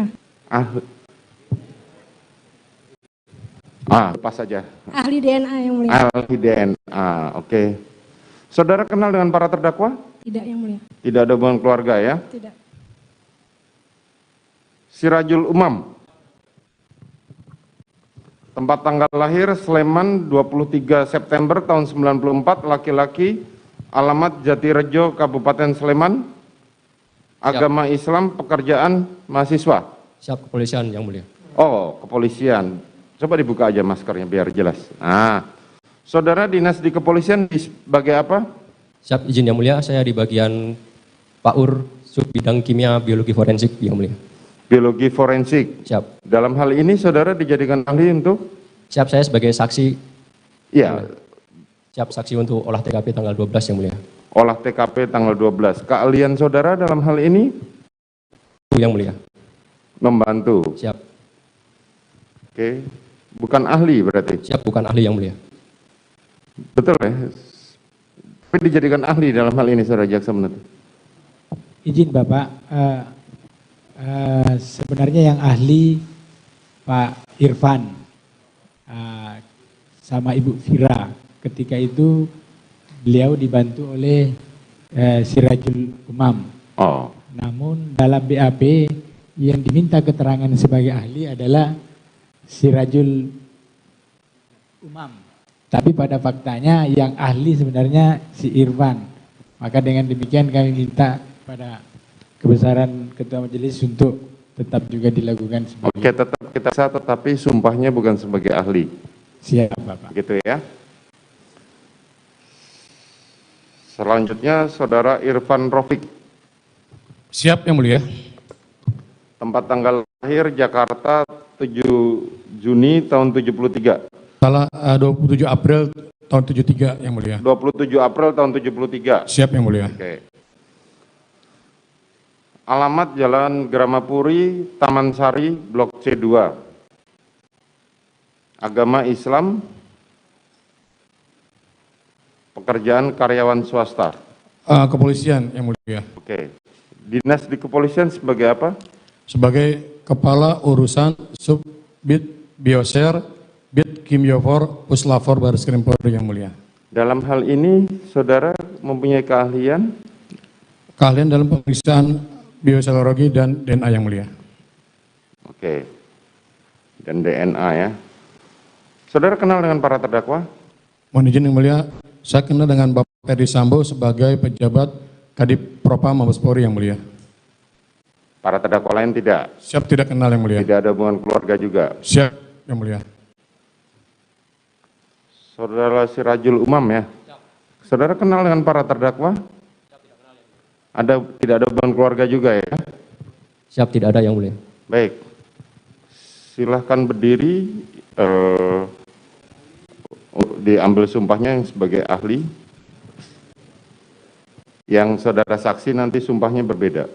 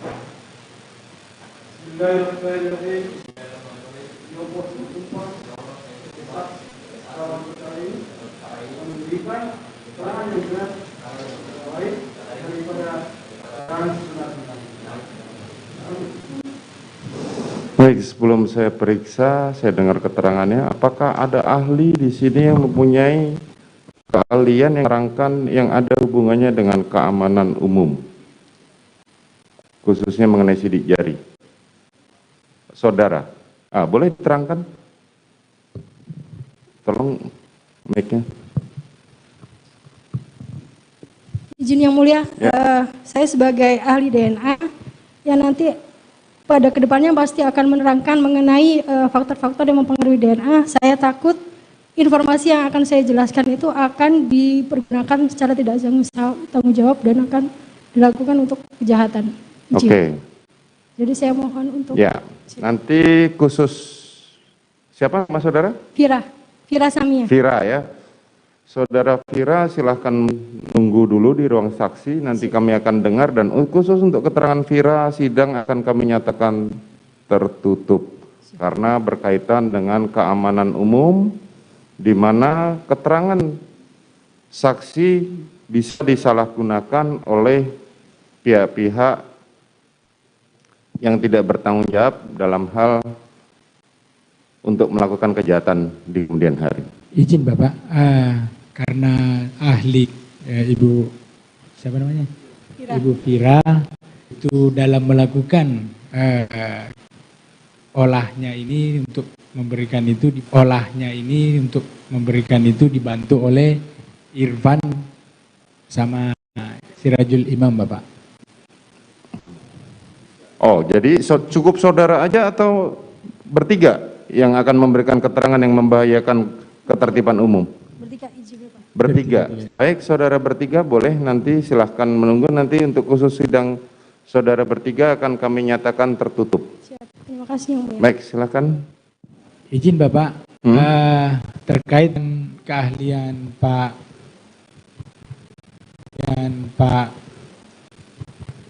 siapa? Pak Heri Prianto juga perilakunya sama rupanya dengan DNA Bapak. Mungkin bisa dijelaskan langsung? Boleh dijelaskan. Mohon izin yang mulia, saya juga sebagai ahli di Obstruction of Justice di pengadilan, sehingga faktor-faktor nanti yang kami jelaskan juga akan berpengaruh terhadap masyarakat yang mulia. Kemarin saya akan di beberapa bukti digital yang mulia. Oh, kami berkaitan takutkan dengan- akan mempengaruhi terhadap itu yang mulia. Mohon izin yang mulia berkenan. Sama seperti Ibu Vira, ada Oke. peralatan-peralatan yang nanti akan kami siapkan juga yang mulia. Ya. Baik. Kalau terima begitu berempat silahkan meninggalkan dulu, kita periksa berdua dulu. Tertutup aja semua. Ya. Semuanya. Bagaimana? Usul yang mulia. Ya. Untuk mempercepat persidangan kita usulkan tertutup saja semuanya. Tidak, artinya ini Usul publik aja berhak enggak tahu. Jadi cuman berdua aja yang kita buka. Jadi nanti kepada para pengunjung sekaligus para wartawan, ketika kami sidang menyatakan tertutup, mohon untuk meninggalkan persidangan ini. Baik, silahkan yang saksi-saksi yang mempunyai keahlian yang itu silahkan menunggu di luar, nanti kita akan panggil.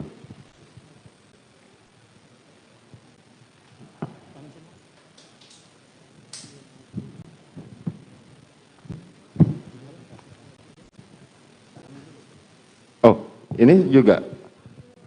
Oh, ambil bahan.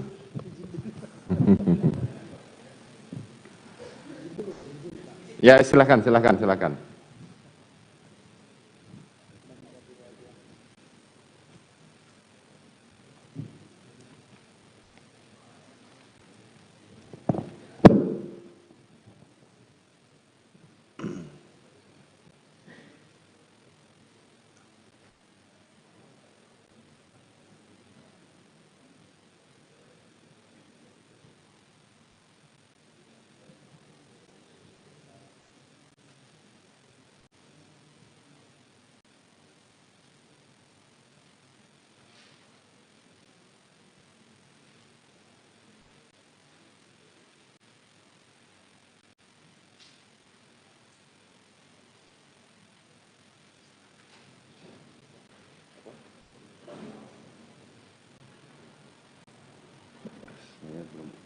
Saudara jaksa penuntut umum, poligraf halaman berapa?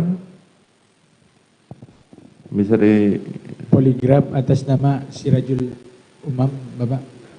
halamannya? Atau kami bisa mendapatkan kopian sementara? Nanti kami cari di sini.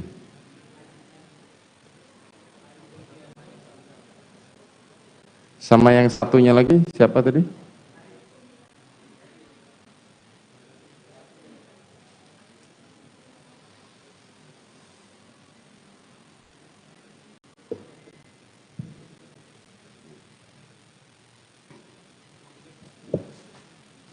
Selanjutnya kepada penasihat hukum dari Saudara Eliezer.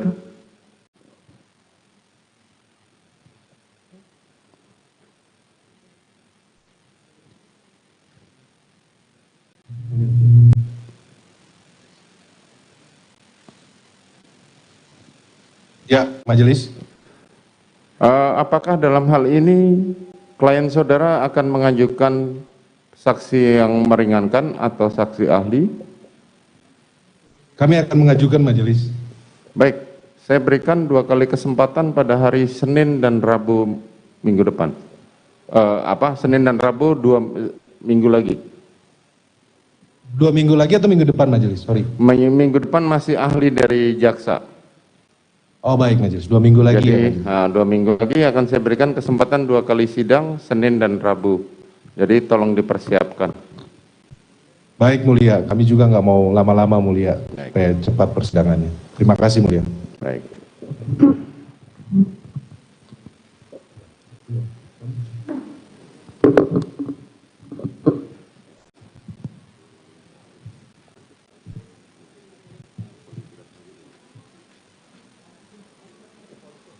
Oh, poligraf.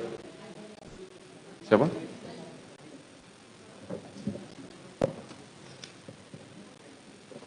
Heri Prianto ya? Hah?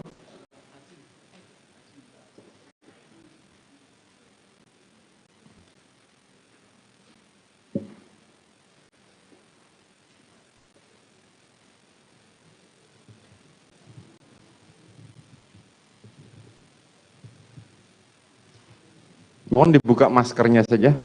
Nah, boleh, tadi namanya siapa? Aji ya.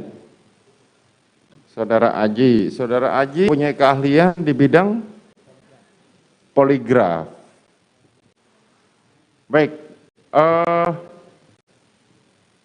saudara mengambil keterangan para terdakwa ini? Silakan. Masih ingat kapan? Maksudnya ke Yang Mulia? Saudara kan coba diterangkan apa poligraf itu? Siap.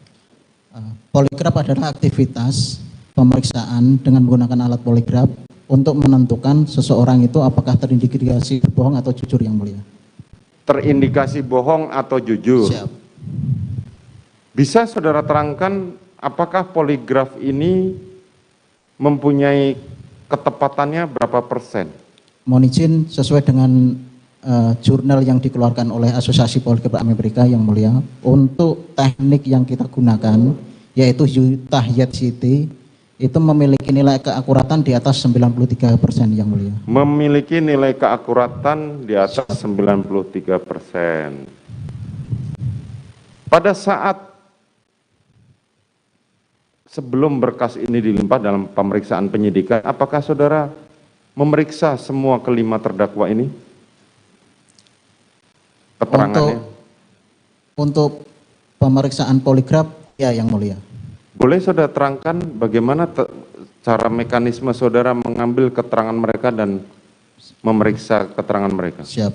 Mohon izin Yang Mulia menyampaikan, pemeriksaan poligraf dimulai dari permintaan dari penyidik.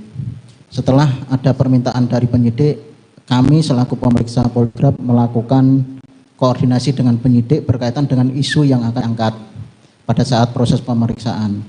Kemudian setelah itu kami mempelajari konstruksi kasusnya seperti apa, kemudian menentukan waktu. Setelah itu baru dilakukan pemeriksaan, Yang Mulia. Untuk tahapan pemeriksaan sendiri itu ada 3, Yang Mulia. Yang pertama adalah tahapan pretest. Tahapan pretest ini adalah tahapan di mana seorang pemeriksa menjelaskan mekanisme pemeriksaan poligraf. Di dalamnya ada berkaitan dengan riwayat kesehatan, riwayat sosial, terus menyamakan persepsi berkaitan dengan kronologi kejadian, Yang Mulia. Terus setelah itu tahapan yang kedua adalah tahapan tes. Tahapan tes di sini dimulai dari ditandai dengan seorang terperiksa dipasang alat-alat yang berupa sensor. Sensor poligraf sendiri ada 4, Yang Mulia, yaitu sensor pernapasan dada, sensor pernapasan perut, sensor elektrodermal, dan sensor kardiovaskuler. Setelah itu, setelah seorang terperiksa dipasang alat-alat, kemudian diberikan pertanyaan-pertanyaan, Yang Mulia, sesuai dengan metode yang kita gunakan. Setelah itu ada tahapan yang ketiga adalah tahapan post-test atau tahapan menganalisa grafik, di mana dalam menganalisa grafik ini kami tidak bekerja sendiri, Yang Mulia. Kami bekerja secara tim untuk menentukan apakah terperiksa ini terindikasi berbohong atau jujur, seperti itu. Demikian, Yang Mulia. Tadi saudara menjelaskan bahwa menurut standar dari Amerika, ya? Siap. Itu tingkat keakuratannya 93%. Siap. 7% sisanya? 7% sisanya lebih ke ini, Yang Mulia, dari keeksportan dari seorang pemeriksa, Yang Mulia. Semakin pandainya yang terperiksa atau yang memeriksa? Pemeriksa, Yang Mulia. Pemeriksa. Oh, jadi tergantung pemeriksanya, kalau mempunyai kepandaian maka dia bisa lolos, begitu? Atau bagaimana? Atau terperiksanya? Semakin pandai seorang pemeriksa, maka nilai keakuratan pemeriksaan ini akan semakin tinggi, Yang Mulia. Oh, seperti itu. Untuk nilai ambang bawahnya adalah 93%. Nilai ambang bawahnya adalah 93%. Kemudian seberapa sering dalam hal ini tes poligraf ini digunakan dalam tingkat penyidikan di kepolisian? Mohon izin Yang Mulia menyampaikan, memang untuk sering atau tidaknya kita melakukan pemeriksaan jarang, Yang Mulia. Ya. Jarang dilakukan, siap. Jarang dilakukan, siap. hanya tetapi pihak kepolisian dalam hal ini mempunyai teknologi untuk melakukan itu. Siap, Yang Mulia.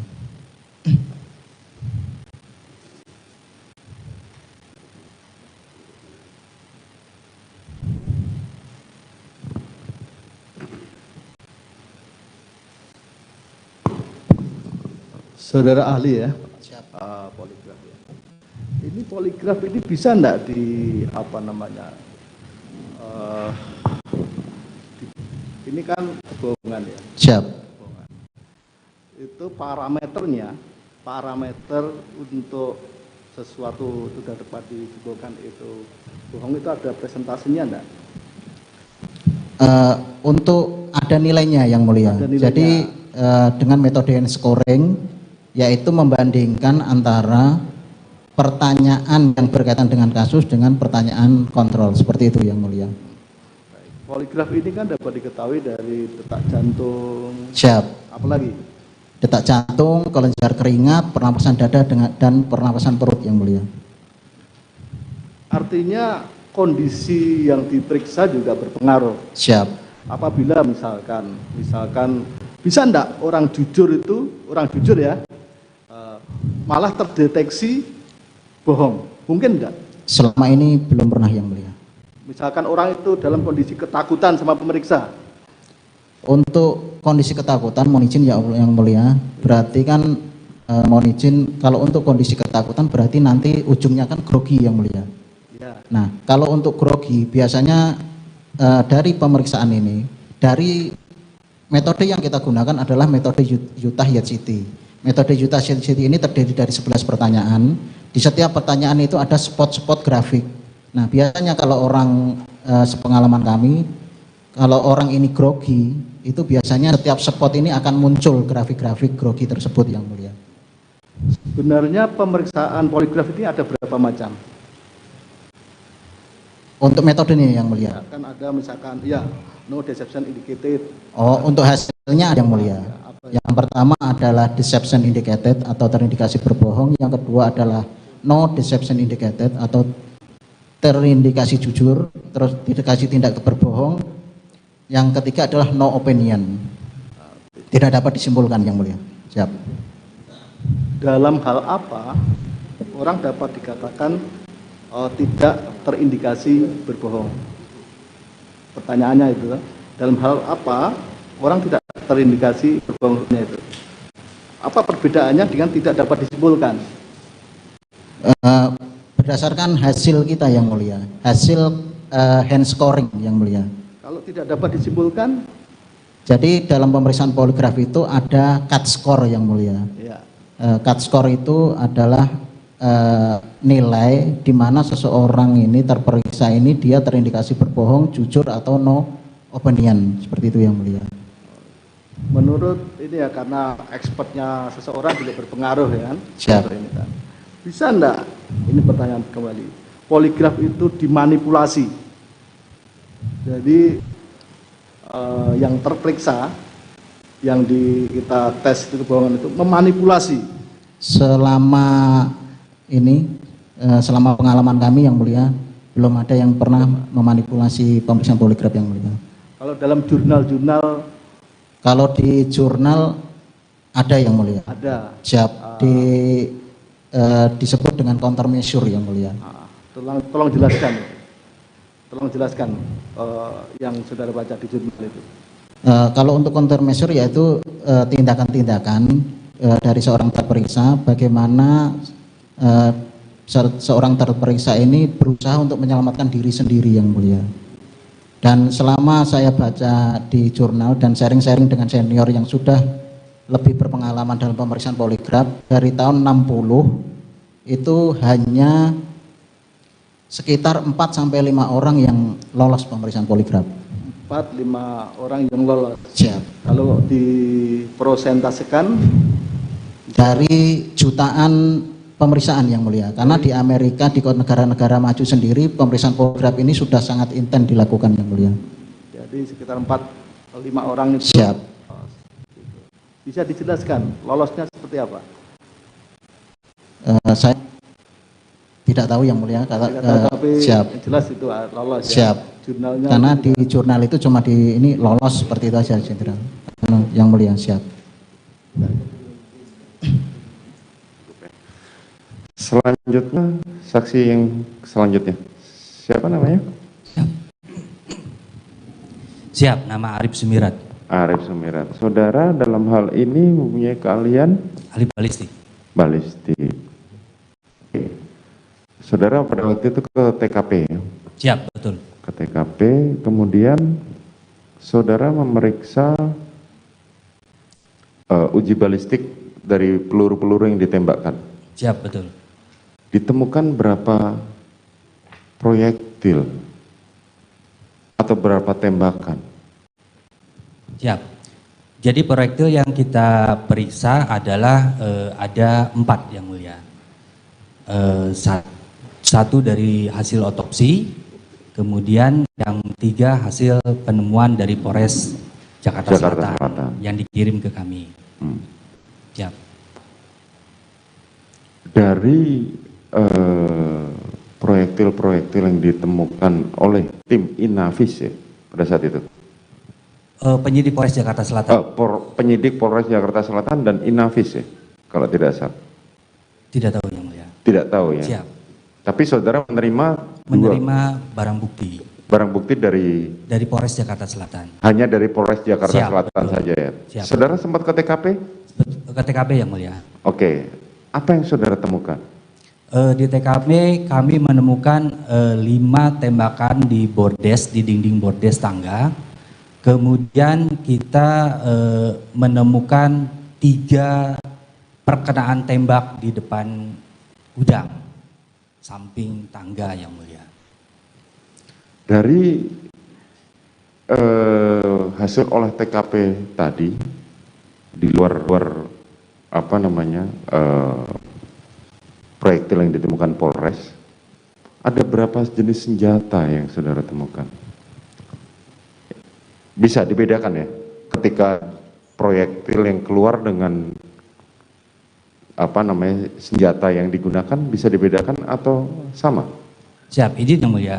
Setiap senjata mempunyai karakteristik sendiri yang mulia. Oke. Dia seperti halnya sidik jari manusia. Jadi setiap laras senjata api mempunyai sidik jari laras, sidik laras senjata. Oh, oke. Siap. Dan tentunya itu berbeda satu dengan yang lain. Apa hasil yang saudara temukan dari sidik laras tadi Siap, pada izin. waktu olah TKP? Siap, izin yang mulia. Kami menerima 2 senjata api dari Polres Jakarta Selatan. Kemudian kita diuji balistik dan 3 proyektil yang diserahkan Polres Jakarta Selatan itu identik dengan senjata api HS yang mulia. Oke. Kemudian hasil otopsi yang dari rumah sakit. Kita belum berbicara siap. otopsi. Siap. Kita masih bicara olah TKP. Siap.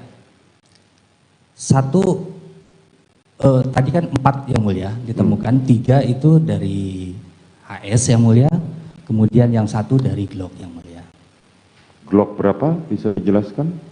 Glock yang kami periksa dan kita bandingkan adalah Glock 17 MPY 851 yang mulia. Glock 17 ya? Siap. Artinya di lokasi TKP ditemukan jenis HS dan Glock. Siap yang mulia. Begitu ya? Sejak larasnya adalah milik HS dan Glock. Siap, betul. Ya, yang tertinggal di proyektil yang mulia. Yang tertinggal di proyektil.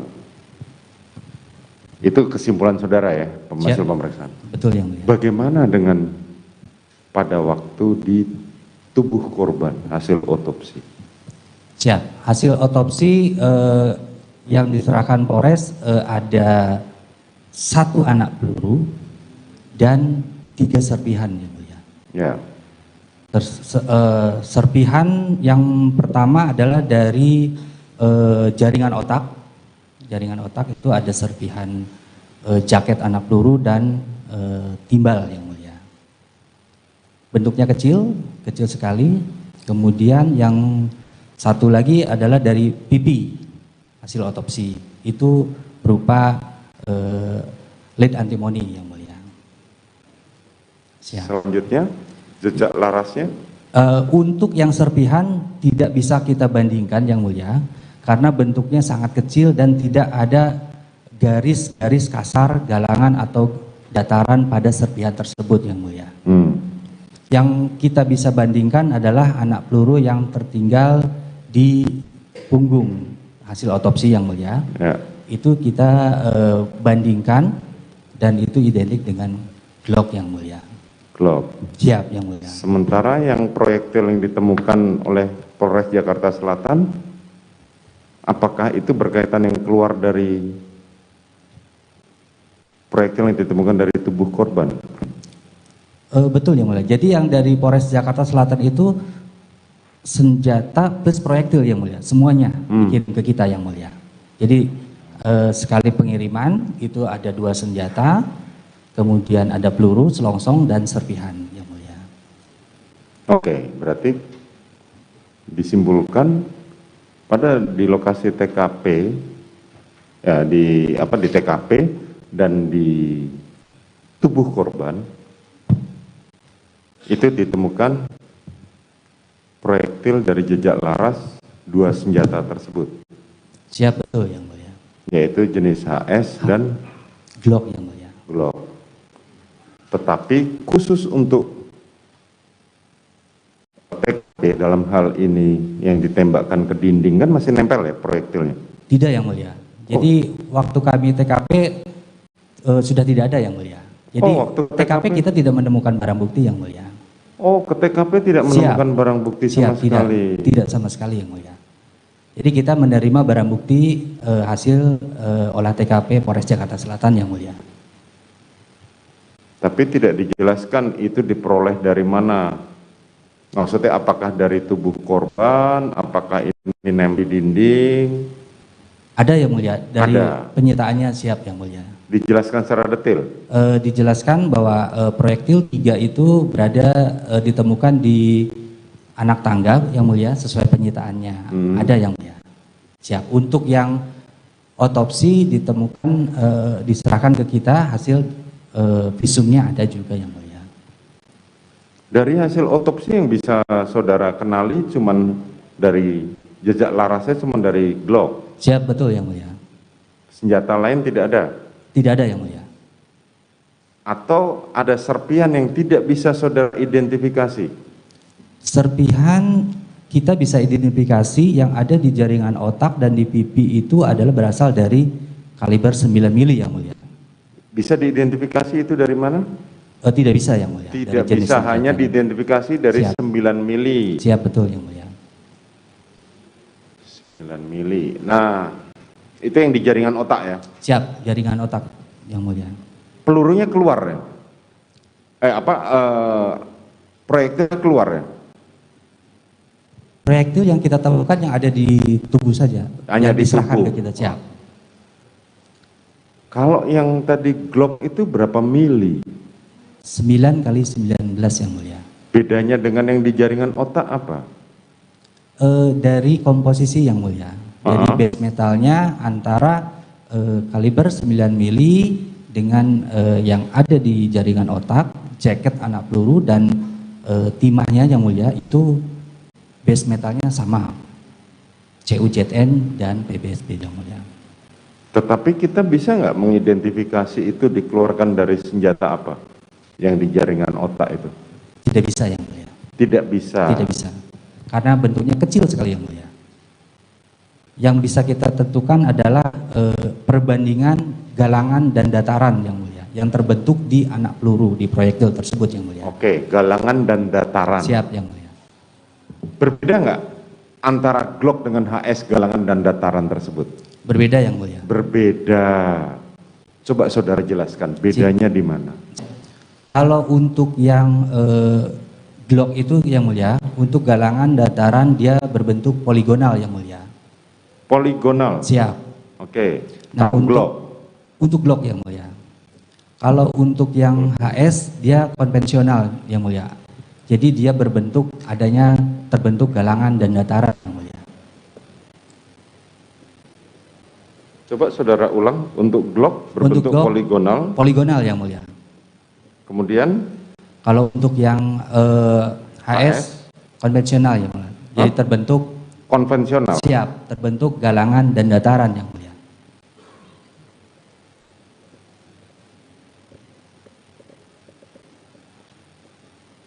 Terbentuk galangan dan dataran. Siap, betul yang mulia. Sementara di poligonal tidak terbentuk galangan dan dataran. Terbentuk yang mulia, cuman tidak terbentuk batasannya yang mulia. Jadi tidak terbentuk batasannya. Izin kami silakan. Lihatkan yang mulia. Ini yang konvensional yang mulia. Izin. Oke, silakan berdiri nggak apa-apa. Maaf izin. Ya. Ya nggak apa-apa. Sambil dilihat kita ngeliatin semuanya. Oh siap. Jadi kalau untuk yang konvensional dia terbentuk adanya dataran dan dataran, galangan dan dataran. Jadi terbentuk sekali yang mulia. Oh, iya. Siap. Ya. Ada sudutnya yang mulia. Oke. Kalau poligonal dia tidak terbentuk sudut. Kalau poligonal tidak terbentuk sudut. Siap. Oke. Ini untuk HS. Untuk itu untuk HS. Siap. Kalau Glock? Kalau Glock tidak terbentuk sudut yang mulia. Tidak terbentuk sudut. Siap. Kebetulan kami tidak ada peraganya yang mulia. Ya, ya, oke. Siap. Ada smooth ya, jadi tidak ada sudutnya, jadi dia melengkung gitu. Siap. Baik.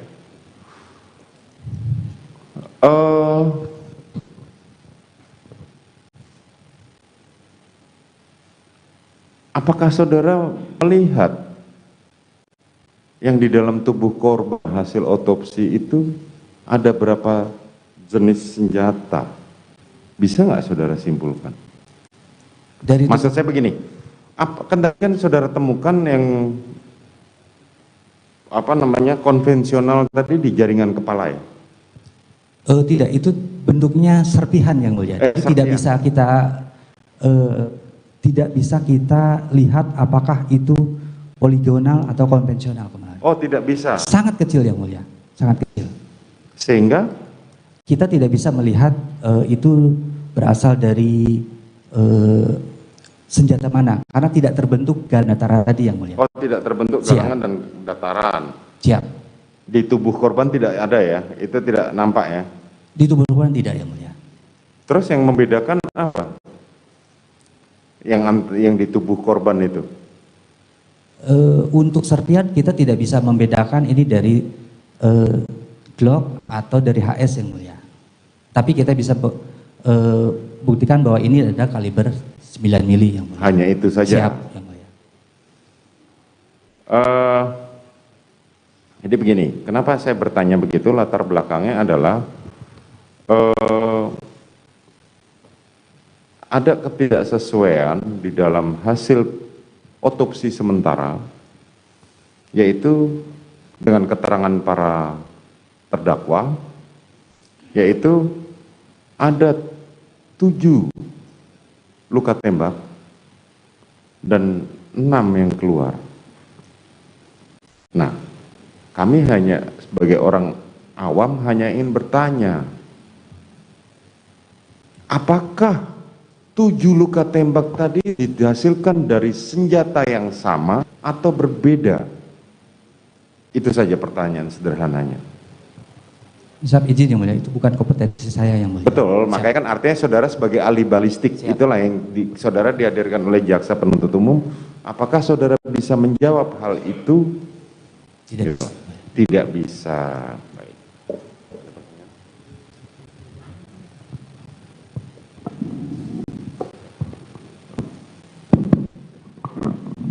Ahli ya? Siap, betul yang mulia. Saudara kan menerima 10 peluru ya, itu tadi 8 selongsong peluru ini dari apa yang saudara dalam berita acara sampaikan. Siap. 10 selongsong yang mulia. Ya, 8 selongsong peluru identik diledakkan atau ditembakkan dari senjata api jenis Glock MPY 851. Betul yang mulia. 2 selongsong peluru identik atau ditembakkan dari senjata api HS. Betul yang mulia. Pertanyaannya begini, itu yang 8 peluru itu identik dari senjata api Glock MPY 851. menurut pendapat saudara, apakah dapat dipastikan bahwa 8 peluru itu berasal dari senjata itu, senjata api Glock MPY 851? Siap. Izin menjelaskan yang mulia. Ya. Siap. Kami menerima 10 selongsong peluru yang mulia. Setelah kami identifikasi, awal prosesnya adalah seperti ini yang mulia. Izin. Jadi ada dicurigai senjata 2 yang mulia. Kemudian kita uji balistik. Uji balistik itu uji tembak yang mulia. Dari uji tembak itu dihasilkan anak peluru yang mulia. Kita tembakkan ke dalam air yang mulia. Kita mendapatkan anak peluru dan selongsong peluru yang mulia. Dari senjata Glock dan HS yang mulia. Kemudian kita bandingkan dengan barang bukti yang mulia. Dari 10 itu, 10 selongsong yang kami terima, yang kami periksa yang mulia. Dari 10 selongsong tersebut, kami bisa membandingkan dengan anak peluru hasil uji balistik tadi yang mulia, dari 2 senjata. Sehingga dari hasil pemeriksaan kita, proses perbandingan dengan menggunakan Microsoft Comparison yang mulia, itu ada 8 selongsong Glock yang sama. Kemudian ada 2 dari HS yang mulia. Yang 2 dari HS. Betul yang mulia. Mungkin tidak. Ya, ini kan 8 ini dari Glock ini kan Glock MPY 851.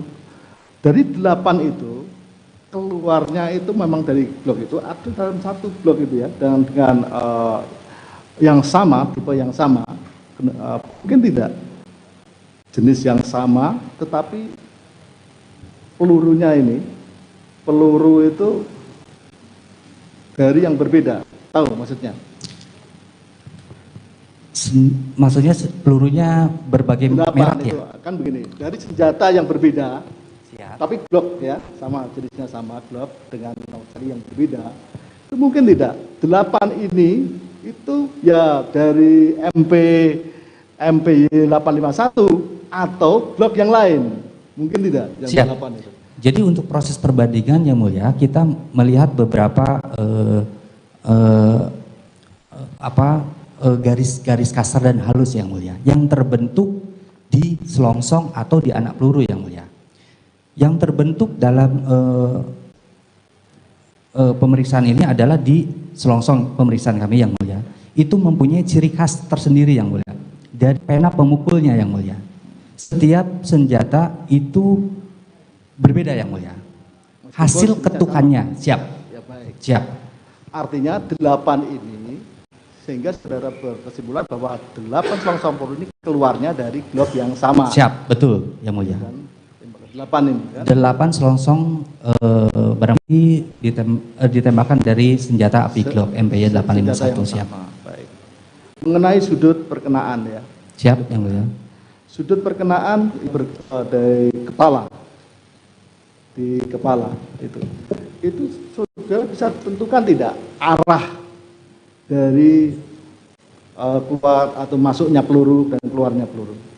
Kami tidak memeriksa korban yang mulia. Tidak meriksa ya. Cuma saudara periksa ini dari sini, dari serpihan. Serpihannya betul yang mulia. Tidak ditentukan. Kalau arah sudut-sudut ini yang kan sudah ke TKP. Siap. Apa yang sudah ditemukan berkaitan dengan pengenaan arah yang tembakan? Siap. Jadi pada saat TKP kita menemukan perkenaan tembakan yang mulia. 5 di dinding bordes, kemudian 3 di depan gudang yang mulia. Di situ kita bisa menarik sudutnya yang mulia dan arah tembakan berasal dari mana yang mulia. Siap. Bisa tidak ditentukan kalau sudah TKP ini berarti berapa jumlah tembakan yang keluar dari suatu senjata dari pemeriksaan saudara di TKP? Siap yang mulia. Untuk di dinding ada 5 yang mulia. Kemudian di lantai depan gudang ada 3 yang mulia perkenaan tembakan. Kemudian di list plafon sama lemari ada 2 yang mulia. Saudara kan ini melakukan analisis dari sudut mana tembakan dilakukan. Siap yang mulia. Dari mana saja? Siap. Untuk yang di depan di dinding bordes yang mulia itu berasal di depan anak tangga yang mulia. Paling bawah. Siap. Kemudian untuk yang tiga di perkenaan tembakan di depan gudang itu berasal dari di belakang kursi pijat yang mulia. Cuma perkenaan itu bisa tidak saudara tentukan ini senjata dari jenis apa yang dipakai? Bisa tidak? Tidak bisa ya mulia. Bisa, ya? Siap. Siap yang mulia.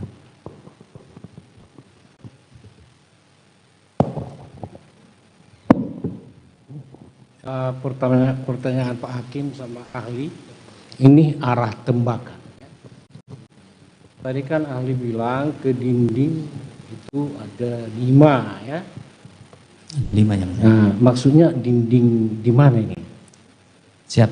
Dinding bordes ada di tangga yang mulia. Lurus tangga. Siap. Dinding. Itu 5 ya. Siap, betul. Nah, terus ada ke lemari kan begitu. Siap.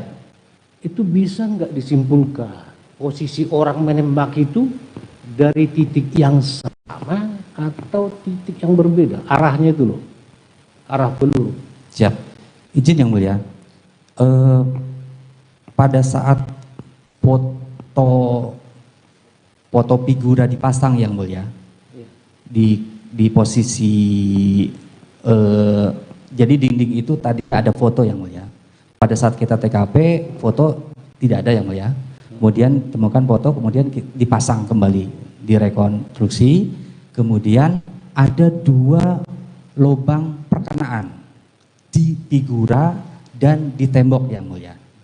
Sehingga setelah dipasang dari figura ke tembok bisa ditarik garis dengan menggunakan besi lurus yang mulia. Kemudian ada lasernya sehingga dapat menunjukkan di mana posisi menembaknya yang mulia. Titik posisi penembaknya sama. Iya, di depan yang ke dinding. Siap. Sama yang ke lemari, kan begitu. Siap. Tadi kan ada yang ke lemari. Oh siap. Posisinya sama nggak? Kalau yang ke lemari kita itu mengenai guci kaca komandan yang mulia, tidak bisa kita tentukan sudutnya. Cuman ada yang di list plafon yang mulia.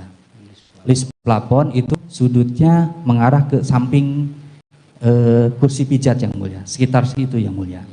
Siap. Tadi ini kembali ya ke figura tadi yang ke dinding ya. Siap. Itu kalau kena pertama sekali ya, figuranya itu ngaruh enggak ke sasaran? Ke dinding, ada pengaruhnya enggak? Kalau misalnya figuranya kena dulu, baru dinding, dan langsung ke dinding itu berbeda apanya? Siap, betul yang mulia. Untuk menentukan sudut, kita lebih mudah menentukan 2 titik perkenaan yang mulia. Kalau hanya 1 perkenaan dan perkenaan tersebut waktu itu sudah besar yang mulia, sehingga sudutnya tidak bisa kita tentukan secara khusus yang mulia. Jadi bisa ke samping, kiri, kanan. Setelah ada figura, kena lubang figura dan dinding, sehingga kita jangan jadi patokan ada di figura. Figura itu lubangnya utuh yang mulia, sehingga kita bisa tusuk dari figura ke tembok yang mulia, sehingga dapat ketarik sudutnya yang mulia. Baik ya. Sekarang ya, bisa nggak ahli simpulkan atau ahli menerang bahwa yang Pak Hakim tanya itu kedudukan orang menembak ini ya, bukan perkenaan lagi ya. Siap. Antara dinding dengan lantai. Di lantai tadi kan ada 3 ini. Siap. Nah, posisi orang yang menembak ke lantai itu dibandingkan dengan posisi penembak ke dinding itu di mana? 1 titik atau tidak? Itu ada pergerakan sedikit yang mulia. Pergerakan Siap. sedikit. Kira-kira sedikit itu gimana? Kalau ditarik ke belakang, jadi sudut yang dari atas yang mulia, dari samping Itu ini depan tangga ini, tangga. Siap. Kan Ini udah tahu tangga di situ ya. Siap. Nah, yang sampai bisa temu kalau mundur terus yang mulia. Mundur terus. Siap. Ada kursi pijat yang mulia. Iya, siap. Sehingga ada titiknya temu, satu titik dari atas dan dari samping yang mulia. Kalau dari mana tadi? Dari mana tadi? Dari bawah yang mulia. Dari bawah. Siap, dari bawah dengan yang dari dinding. Jadi ada sudut, ada tidak ketemu. Kalau ditarik mundur terus itu sudah di belakang kursi yang mulia. Kursi pijat. Baik, berarti harus ada pergerakan tempat kedudukan orang menembak. Posisinya. Senjata yang mulia. Posisi senjata. Siap. Jadi bukan kaki ya? Tidak ya, posisi lubang senjata, laras posisi senjata. lubang Siap. senjata. Siap. Gitu ya. Nah, posisi 3 perkenaan tadi yang di lantai itu tadi ya. Ya. Siap. Itu kedudukan penembak itu dalam istilahnya apa itu? Kalau kedudukan menembak itu apa namanya dalam balistik? Jadi itu posisi senjata yang mulia. Posisi senjata. Oke. Siap. Saya kasih posisi senjata. Posisi senjata tadi kan ahli bilang di dinding ya. Siap, betul. Dengan yang di lantai ada pergerakan sedikit. Siap. Nah, pergerakan sedikit dari posisi senjata. Siap. Kan begitu. Senjatanya yang mulia. Senjatanya Siap. kan Siap. itu. Siap, betul yang mulia. Baik. Itu yang di lantai, coba dibayangkan dulu ahli ya.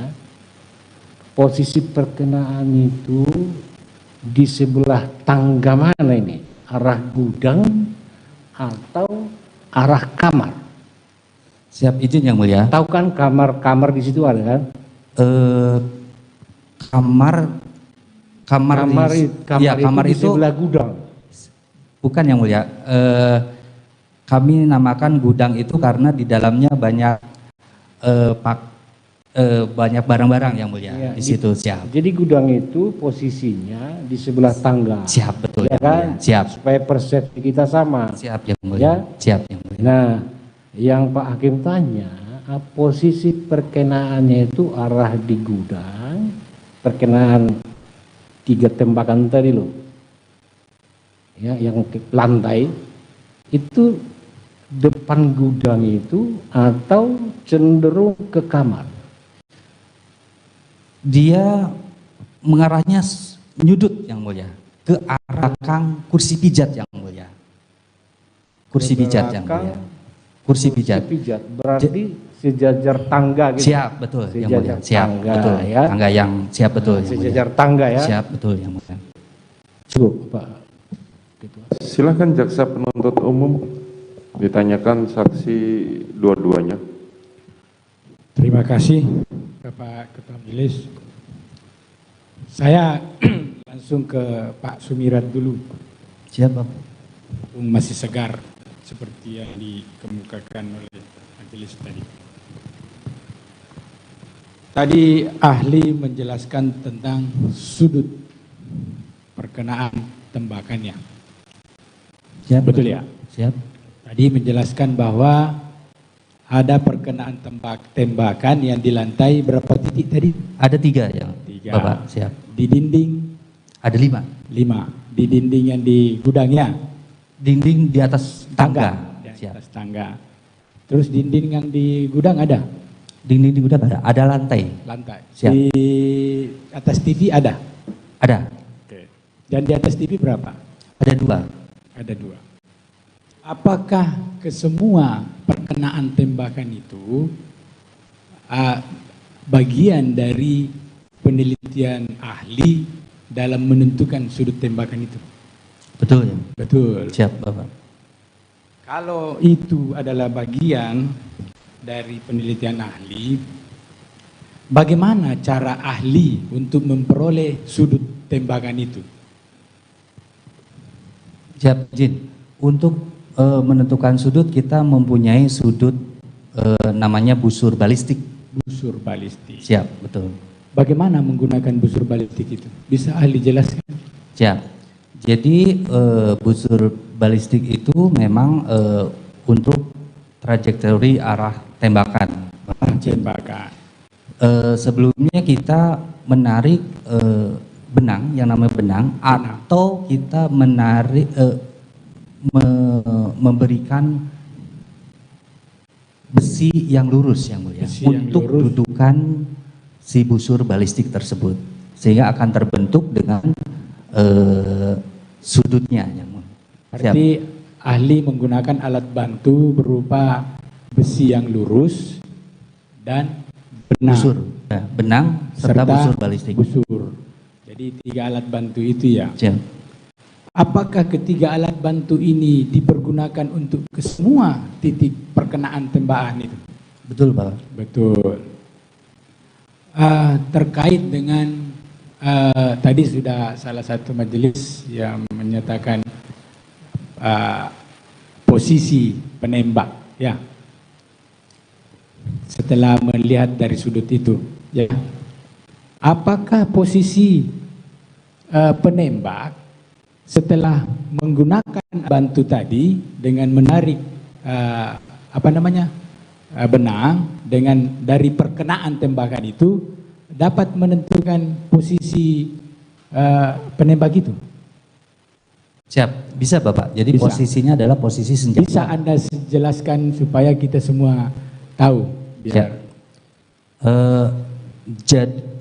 Dari arah tangga kita bisa coba ahli lihat ini ada gambarnya ini. Oh siap. Terang aja. Gak apa-apa, sambil duduk aja gak apa-apa. Jadi di depan tangga itu ada kursi pijat. Ya. Siap. Kursi pijat itu posisinya di depan tangga. Kemudian untuk yang lantai itu adalah lantai gudang yang kami sebut gudang.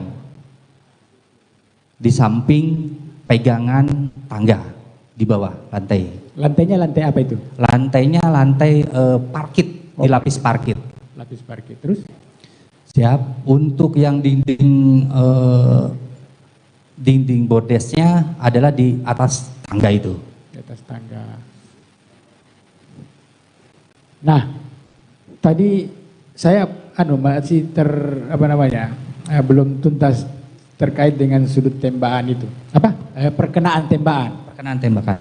Yang ahli maksud itu perkenaan tembakan itu apa yang seperti yang ini? Coba lihat ini. Siap. Betul Bapak. Jadi perkenaan tembakan adalah perkenaan dari proyektil yang mengenai objek. Siap. Ya. Nah, apakah proyektil yang mengenai objek tersebut dapat menentukan alur dari sudut tembakan itu? Arah. Bisa menentukan. Bagaimana caranya Anda mengukur dari titik tembakan itu sampai ke arah posisi penembak itu? Bisa? Bisa. Bagaimana caranya? Dengan menggunakan laser yang mulia. Bapak izin. Yang laser point yang balistik itu apabila sudut sudah ditemukan, kemudian dipasangkan pada tongkat sudut atau ke benang akan dihidupkan lasernya sehingga terbentuklah sudut di depan tangga. Di tempat arah. Siap. Yang sudut perkenaan tembakan ini, proyektil tembakan ini arahnya penembaknya dari mana? Dari bawah. Dari bawah, posisinya di mana? Di depan tangga. Di depan tangga. Siap. Oke. Bisa kan posisi orang yang menembak dengan melihat sudut perkenaan tembakan ini? Bisa. Nah, bisa ya? Bisa. Kalau posisi orang yang menembak dengan perkenaan ini, posisinya menurut ahli kira-kira apa dia berdiri apa jongkok? Siap. Jadi 3 titik yang bisa kita ambil sudut tembaknya adalah menunjukkan posisinya adalah perpan, sehingga anak persis di depan mana? Di depan tangga, di anak tangga terakhir. Anak tangga terakhir. Siap. Itu kalau posisi senjatanya adalah posisinya di bawah. Bawah. Siap. Karena sudutnya terbentuk itu berapa derajat? Siap. Ada. Bisa diperagakan apa cara menariknya itu? Jadi kalau untuk posisi 45 derajat itu posisinya begini, yang mulia. Siap. Kalau yang sudut yang kita temukan dari 3 titik perkenaan tembakan ada posisinya di bawah, agak bawah. Jadi kan orang itu cara menembaknya jongkok apa berdiri? Yang kita bicarakan adalah posisi senjata. Oh, iya. Siap. Posisi bisa senjata. saja menembak begini atau jongkok. Oh, bisa atau posisinya posisi samping, atau kan kita bicara adalah dari ujung laras. Ujung laras. Jadi ahli mau menjelaskan bahwa ujung larasnya itu berada di posisi bawah. Siap.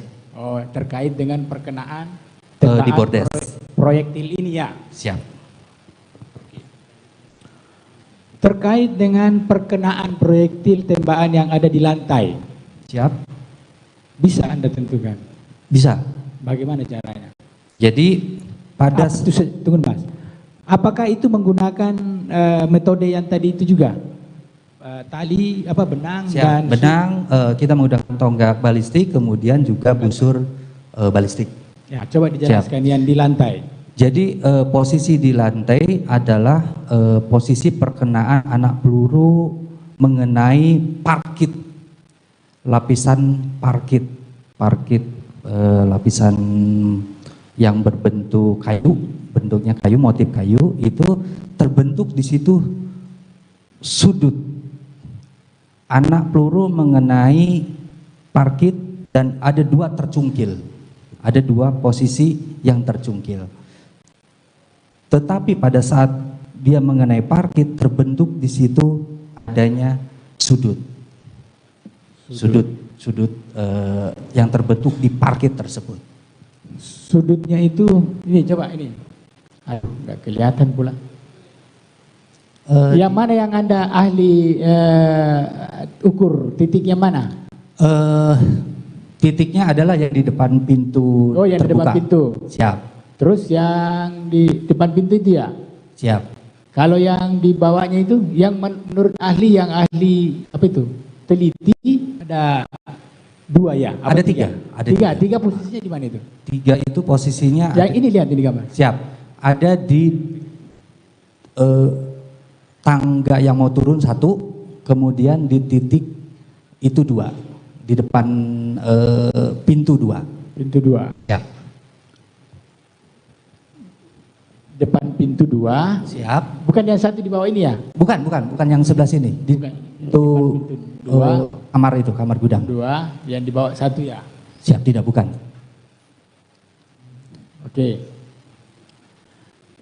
Tadi terkait dengan sudut perkenaan ini, itu berapa derajat yang saudara peroleh?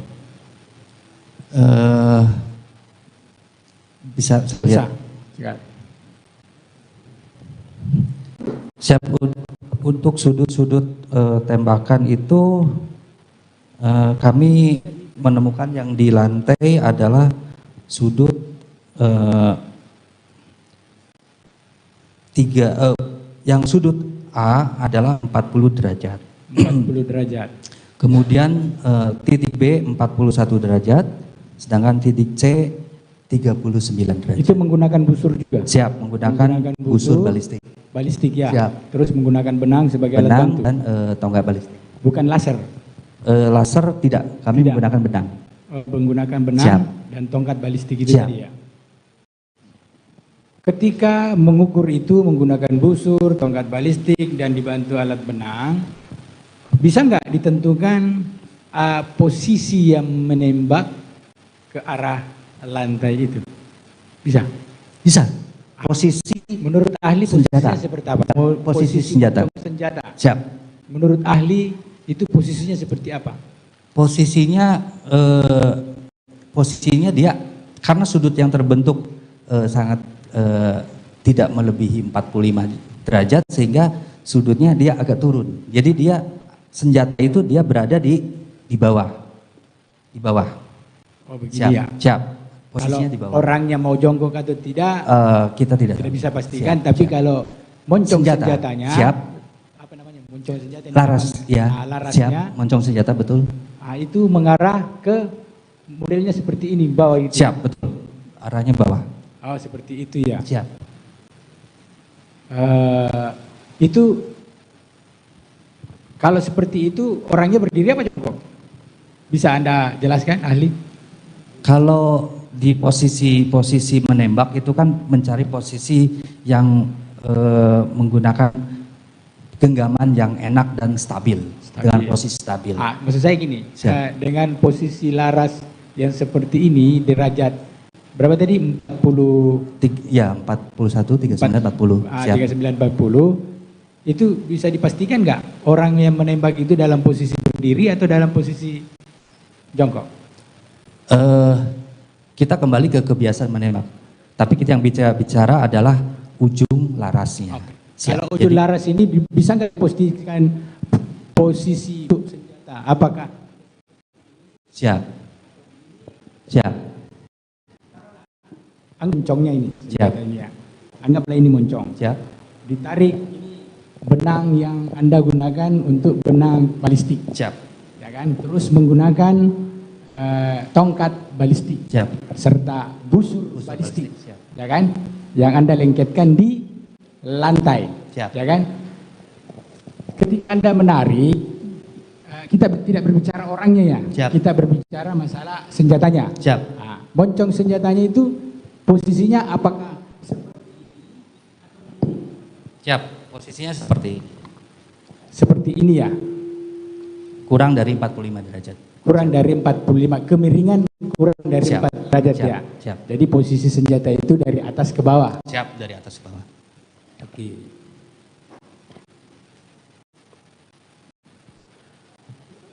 Memungkinkan nggak dari atas ke bawah itu orangnya berada di, aduh mana gambarnya tadi? Di belakang kursi pijat itu? Ya, memungkinkan. Memungkinkan. Siap, betul. Jarak dari situ ke situ jauh apa dekat? Antara 1 sampai 2 meter. Antara 1 sampai 2 meter. Oke.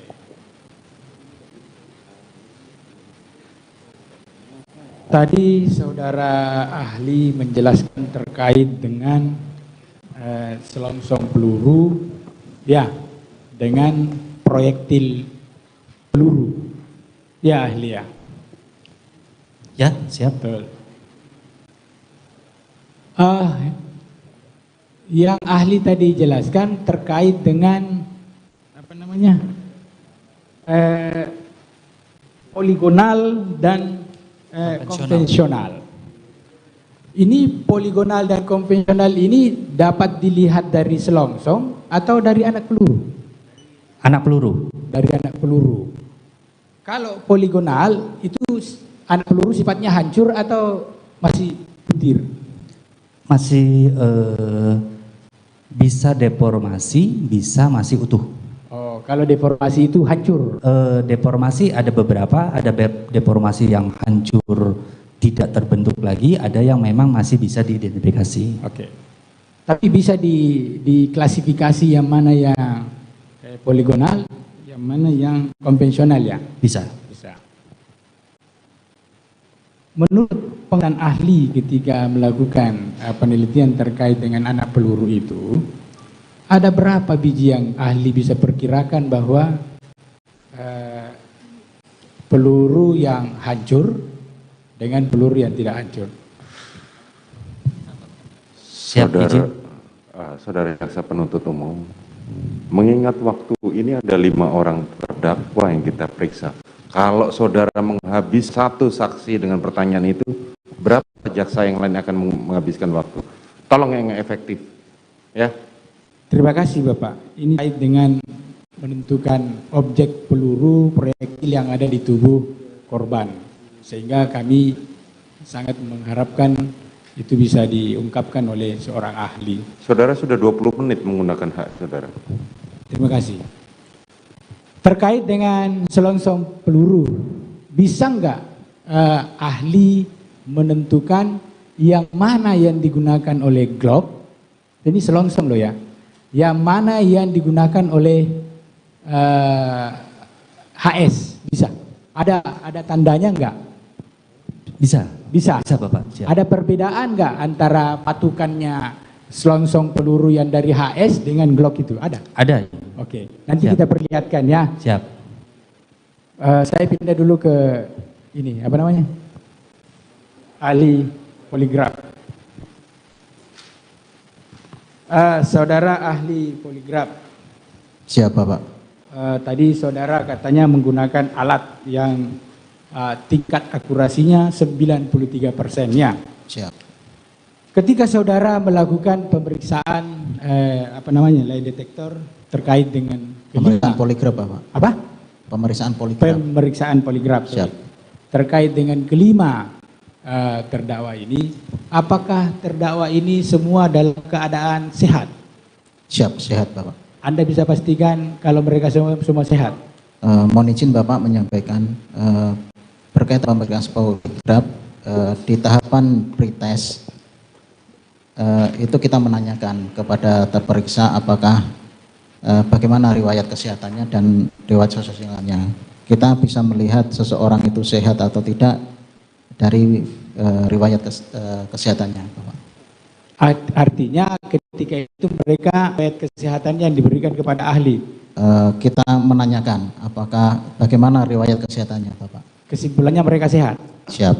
Oke, terima kasih. Tadi saudara ahli menjelaskan bahwa semakin pandai pemeriksa melakukan pemeriksaan, semakin baik hasilnya. Siap. Ini terhadap pemeriksa. Siap. Saya balik. Kalau yang diperiksa pandai, hasilnya seperti apa? Semakin mudah untuk dilakukan pemeriksaan Bapak. Ya? Yang terperiksa? Iya, semakin mudah untuk dilakukan pemeriksaan. Semakin mudah untuk dilakukan pemeriksaan ya? Siap. Jadi kalau pemeriksaan poligraf itu mohon izin, semakin tinggi tingkat pendidikannya, berarti kan semakin pandai. Itu semakin mudah untuk dilakukan pemeriksaan. Karena mudah. semakin kooperatif. Semakin kooperatif. Siap. Harusnya begitu ya? Siap. Kalau orang yang diperiksa ini orang pandai, hasilnya pasti lebih bagus. Siap. Oke. Terkait dengan pemeriksaan ahli kepada kelima orang ini. Apakah kelima orang terdakwa ini dikategori sebagai orang yang pandai? Untuk dari jenjang sekolah pandai Bapak. Pandai. Siap. Jadi kelima-limanya pandai ya? Siap. Karena kebetulan kita sering memeriksa juga seorang terperiksa yang tingkat pendidikannya mohon maaf rendah. Jadi SD aja tidak lulus seperti itu. Oke. Siap. Tapi yang kelima orang ini termasuk orang pandai? Siap. Oke. Artinya akurasi pemeriksaan saudara itu sangat mempengaruhi ya. Akurasi tingkat pemeriksaannya itu kira-kira menurutnya lebih dari 93% itu tadi ya? Untuk ambang bawah 93%. Ya, kan ambang bawah 93. Siap. Jadi karena mereka ini orang pinter, pasti lebih dari 93 hasilnya ya? Mohon izin Bapak, jadi untuk akurasi ini itu dipengaruhi oleh pemeriksa. Semakin pemeriksa ini ekspor, semakin jam terbangnya tinggi, semakin banyak yang diperiksa, maka akurasi ini bisa naik seperti itu, Bapak. Nah, hasil pemeriksaan ahli terkait kelima orang ini itu berapa persen? Berapa persen maksudnya? Berapa persen dari hasil dari ambang batas yang 93 ini? Tidak bisa ditentukan Bapak. Tidak bisa ditentukan. Siap.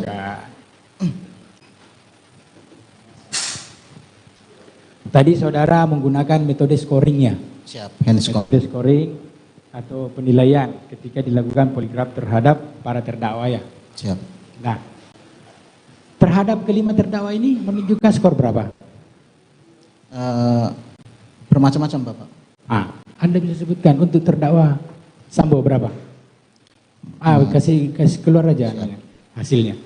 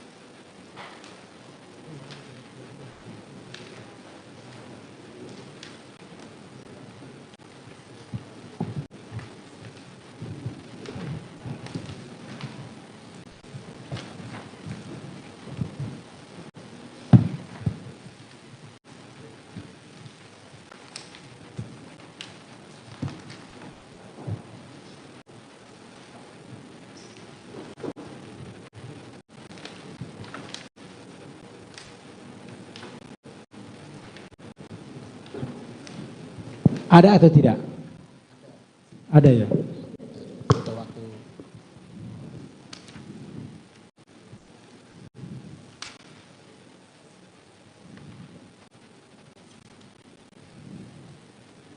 Bisa disebutkan? Mohon izin untuk Bapak FS, nilai totalnya minus 8. Berapa? 8. 8. Minus 8. Minus 8. Siap. Kalau terdakwa Putri?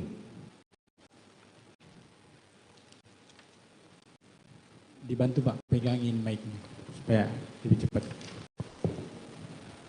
Mohon izin minus 25 Bapak. Minus? 25. 25. Siap. Kalau terdakwa kuat?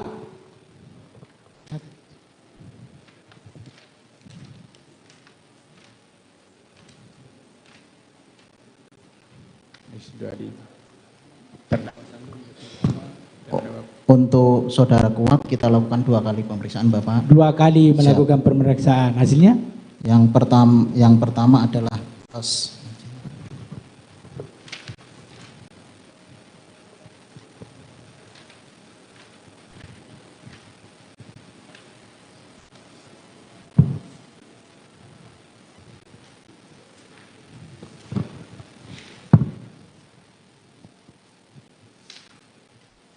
Ini kan hasil jadi ya. Yang pertama adalah minus 9 dan yang kedua adalah minus 9, yang pertama minus 9, yang kedua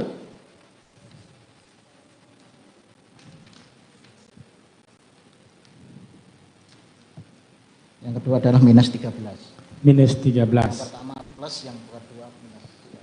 Kasih jelas. Yang pertama plus 9. Plus 9. Siap. Yang kedua minus 13. Minus 13. Untuk terdakwa Riki? Kita lakukan 2 kali juga Bapak. Dilakukan 2 kali juga. Yang pertama plus 11. Plus 11. Yang kedua plus 19. Plus 19. Siap. Untuk terdakwa itu di atas Richard Eliezer. Untuk terdakwa Richard plus 13. Plus 13. 1 kali apa 2 kali? 1 kali. 1 kali. Dari scoring yang Anda sebutkan tadi, itu menunjukkan indikasi apa? Apakah bohong atau jujur atau apa itu? Antara bohong dan jujur apa itu? Mohon izin untuk hasil plus berarti mengindikasikan seorang terperiksa NDI. NDI, no deception indicated. Artinya apa itu? Tidak terindikasi berbohong. Tidak terindikasi berbohong. Siap. Kalau terdakwa Sambo apa? Terindikasinya apa? Minus. Siap. Minus. Siap. Kalau minus apa? Terindikasi berbohong. Terindikasi. Siap. Sebutin aja besar. Tidak apa-apa, kamu ahli kok. Siap. Terindikasi berbohong. Siap. Kalau terdakwa Putri? Terindikasi berbohong. Siap. Kalau terdakwa Kuat? Terdakwa Kuat jujur dan terindikasi berbohong. Oh, abu-abu dia, jujur dan terindikasi berbohong. Jadi mohon izin untuk saudara Kuat Ma'ruf kita lakukan 2 pemeriksaan dengan isu yang berbeda, Bapak. 2 pemeriksaan dengan isu yang berbeda. Siap. Artinya 2 pertanyaan yang berbeda pertanyaan, ya. Siap. Nah, kalau pertanyaan yang pertama indikasinya apa? Jujur. Jujur. Apa pertanyaannya? Yang jujur itu. Untuk saudara Kuat, pertanyaan relevannya adalah apakah kamu memergoki persetubuhan Ibu Putri dengan Joshua? Apa jawaban dia? Jujur. Jujur. Siap. Oh, berarti dia memergoki? Tidak. Tidak memergoki. Karena berarti tidak melihat dia. Siap. Oke. Kalau indikasi kedua, apa pertanyaannya? Untuk indikasi kedua untuk saudara Kuat yang dilakukan pemeriksaan pada tanggal 9 September adalah apakah kamu melihat Pak Sambo menembak Joshua? Apa jawabannya? Jawabannya saudara Kuat tidak. Nah, itu indikasi. Itu hasilnya. Indikasinya apa? Bohong apa? Berbohong. Bohong.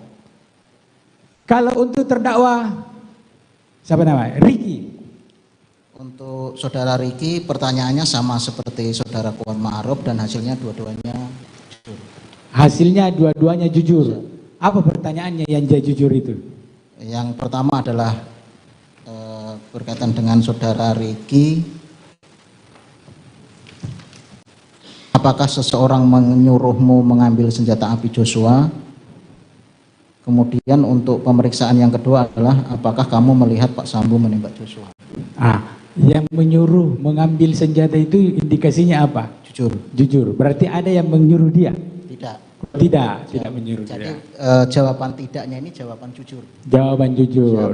Kalau misalnya Yang kedua, apakah kamu melihat Pak Sambo menembak Joshua? apa jawabannya? Jujur. Jujur. Berarti Pak Sambo menembak. Berarti Ricky tidak melihat Pak Sambo menembak. Oh, Ricky tidak melihat Pak Sambo menembak. Oke. Biar kamu yang jelaskan. Saya ini kan bertanya. Siap. Di itu siapa namanya terdakwa Richard Eliezer. Siap. Saya kan cuma mutar pertanyaan. Kau yang jelaskan yang benar. Kamu ahlinya kok. RE, bagaimana? Siap. Untuk saudara Richard, pertanyaannya apakah kamu memberikan keterangan palsu bahwa kamu menembak tubuh Joshua? Saudara Richard menjawab tidak. Jawaban Richard ini tidaknya ini jujur. Jujur dia. Siap. Memang jadi, Richard ini menembak Joshua. Menembak Joshua. Siap. Cuma itu? Cuma itu. Ada yang mau menambahkan? Silakan. Saya batasi 2 ya, karena ini 5 terdakwa, jadi jaksa pun 2, tidak ada 3. Ya. 2 orang yang mulia. Ya, 2 orang saja. Waktunya yuk kita batasin. Ini saudara sudah menggunakan lebih dari 35 menit. Siap. Terima kasih yang mulia. Untuk ahli dari balistik, kita efektivitas waktu saja. Tadi saudara menerangkan ada 2 kegiatan ini dalam proses penanganan perkara ini, yaitu satu ada penerimaan barang bukti di tanggal 12 Juli. Betul. Terus kemudian saudara melakukan olah TKP, ya kan, di TKP ya. Nah, sekarang saya tanya terkait masalah dengan penerimaan barang bukti. Di sini ada 3 barang bukti yang saudara terima di dalam BAP saudara ya. Ada 3 amplop. Ya kan? 4. Ada 4 amplop. 4. Coba terangkan. Atau saya sebutkan, ya, biar cepat. Siap. Ya kan? Amplop pertama itu atas nama RE, Ya, Richard Eliezer. Itu dalamnya berisi 1 pucuk senjata api, betul, ya, jenis Glock MPY 851. Betul. Betul ya. Terus yang kedua ada magazin. Terus di dalam magazin itu ada 12 butir peluru. Betul. Betul ya. Dengan 3 merek. Terus kemudian amplop kedua itu atas nama Yosua. Betul. Betul. Di situ di dalamnya ada senjata api jenis HS H233 001. Betul ya? Betul. Terus ada magazin dan 9 butir peluru tersisa ya. Betul. Betul. Nah, terus amplop yang ketiga itu adalah tertulis berisi 1 buah anak peluru bersarang di punggung. Terus 1 buah logam anak peluru di pipi kiri, 2 buah serpihan anak peluru di jaringan otak, dan 5 buah swab residu jelaga. Betul? Betul. Betul ya. Baik. Nah, dari hasil pemeriksaan ya, tadi juga sudah diterangkan oleh majelis. Ada 10 butir longsong peluru. Betul. Yang diserahkan, yang ditemukan tadi. Betul. Ya. Termasuk yang diserahkan berarti 10 longsong butir peluru ya. Betul. Nah, saya tanya pertama dulu, kalau untuk senjata Glock itu sendiri berapa isinya? Glock 17 butir. 17. Kalau dalam prakteknya pengisiannya berapa butir? Biasanya dikurangi. Dikurangi ya? Siap. Antara 16 atau di bawah. Siap. Baik. Artinya kalau di situ ada 12 di magazin, terus kemudian saudara temukan ada 8 selongsong peluru tadi sudah dijelaskan ya, yang identik dengan MP Glock, 851 ditambahkan berarti ada 20 butir peluru, berarti ada kelebihan peluru di sini. Siap, betul. Ada 2 kelebihan peluru. Saudara tidak bisa memastikan itu dari mana? Tidak bisa. Tidak bisa. Nah, dalam menguji ya kan bahwa selongsong butir peluru itu adalah identik dengan butir peluru yang ada di MP 851 menggunakan metode apa, saudara? Menggunakan metode perbandingan dengan menggunakan Microsoft Comparison. Apakah hanya sekedar pengamatan atau menggunakan alat itu? Menggunakan alat. Menggunakan alat. Siap. Perbandingannya dengan apa pada saat itu? Perbandingannya dengan senjata yang dicurigai. Kemudian kita uji tembak sehingga mendapat selongsong yang untuk dibandingkan. Oh, berarti dengan senjata itu juga? Siap, 2 senjata yang dikirim ke kami. 2 senjata yang dikirim, berarti dibandingkan antara HS dengan Glock. Betul. MP 851 itu. Betul. Apakah saudara ada membandingkan dengan jenis Glock lain yang kalibernya sama? Ada. Ada. Siap. Dengan Glock mana? Penyidik mengirim senjata Glock 17. Maksud saya, ya kan, apakah dalam pengujian tadi untuk mengidentikan selongsong peluru itu adalah identik dengan senjata A, ya kan? Nah, kita mau ambil perbandingan. Kalau perbandingannya dengan HS jelas berbeda. Siap. Ya kan? Ini jelas tipenya pun berbeda. Ya kan? Tadi sudah dijelaskan sama majelis, diagonal dan sebagainya. Nah, kalau untuk senjata jenis Glock, apakah saudara ada membandingkan dengan hasil tembakan dengan senjata jenis Glock yang sama dari kaliber yang sama? Kalau ada, kalau tidak ya tidak. Yang kita bandingkan adalah dengan yang Glock MPY 851. Berarti saudara membandingkan antara Glock MP 851 dengan HS 233. Betul. Itu saja ya. Siap. Tidak ada membandingkan dengan Glock yang lain. Tidak ada. Tidak ada. Siap. Baik. Nah, tadi saudara menjelaskan tentang serpihan, ya kan? Siap. Di jaringan organ tubuhnya Yosua itu ada serpihan. Yang pertama itu serpihan di pipi kiri. Pipi kiri, betul. Ya kan? Yang kedua itu serpihan ada di jaringan otak. Jaringan otak. Ada 2. Serpihan. Ada 2. Nah, yang saya tanya di sini terkait dengan kandungan. Kandungan daripada serpihan itu. Kalau majelis tadi kan terkait dengan serpihannya. Saya kandungannya. Kalau yang di sisi pipi kiri itu mengandung apa? Yang Masih di ingat? pipi kiri itu dia menggunakan PBSP, timbal, siap. Yang di pipi kiri mengandung siap. PB. Warnanya abu-abu, siap. Abu-abu. Siap. Apa PB itu kalau dalam istilah yang lain?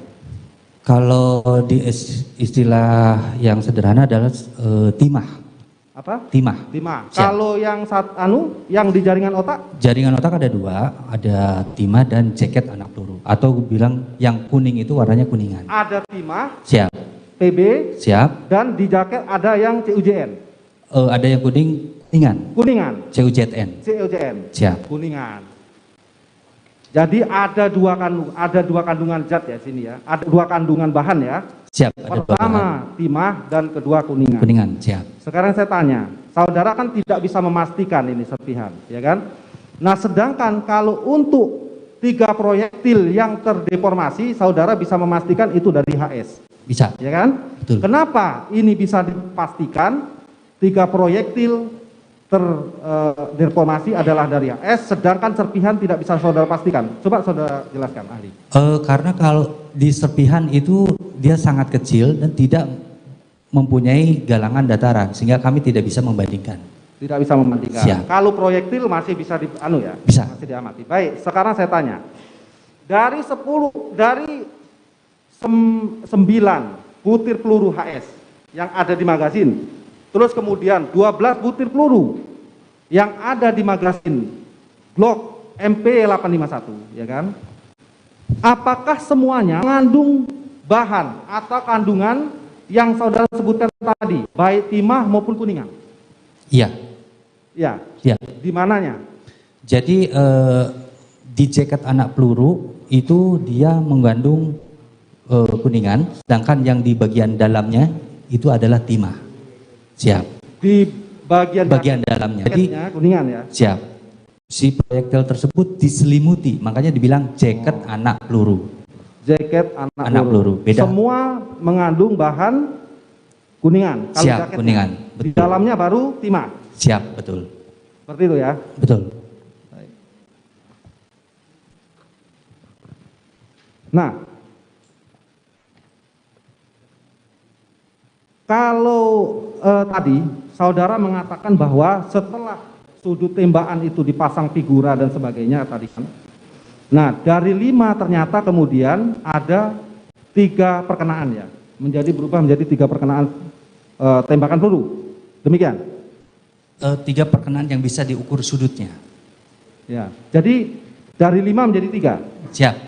Dari 5 perkenaan tembakan, 3 bisa dianalisa sudutnya yang di dinding bordes. Dari 5, Siap. 3 yang bisa dianalisa. Siap.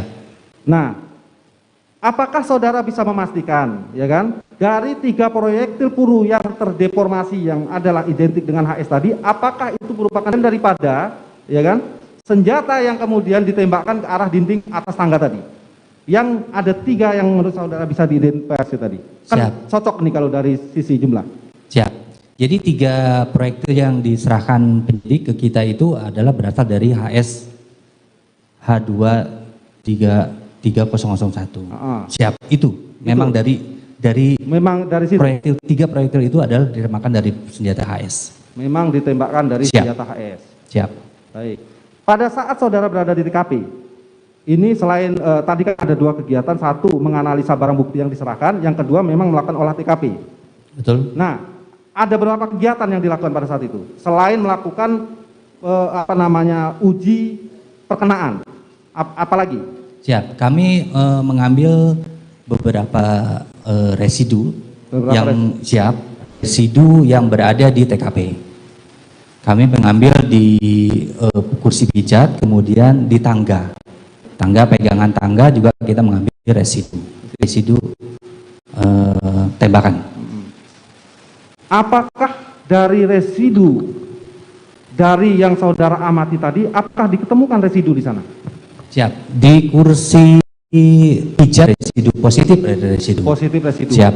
Di pegangan tangan bagian bawah dan bagian ke atas juga ada residu. Selain residu, proyektil atau serpihan ada nggak ditemukan di sana? Tidak ada. Kami waktu TKP tidak menemukan. Berarti yang saudara amati dan analisa barang bukti memang hanya yang diserahkan oleh penyidik dari Polres tadi ya? Betul. Tidak menemukan barang bukti lain? Tidak. Tidak menemukan barang bukti lain.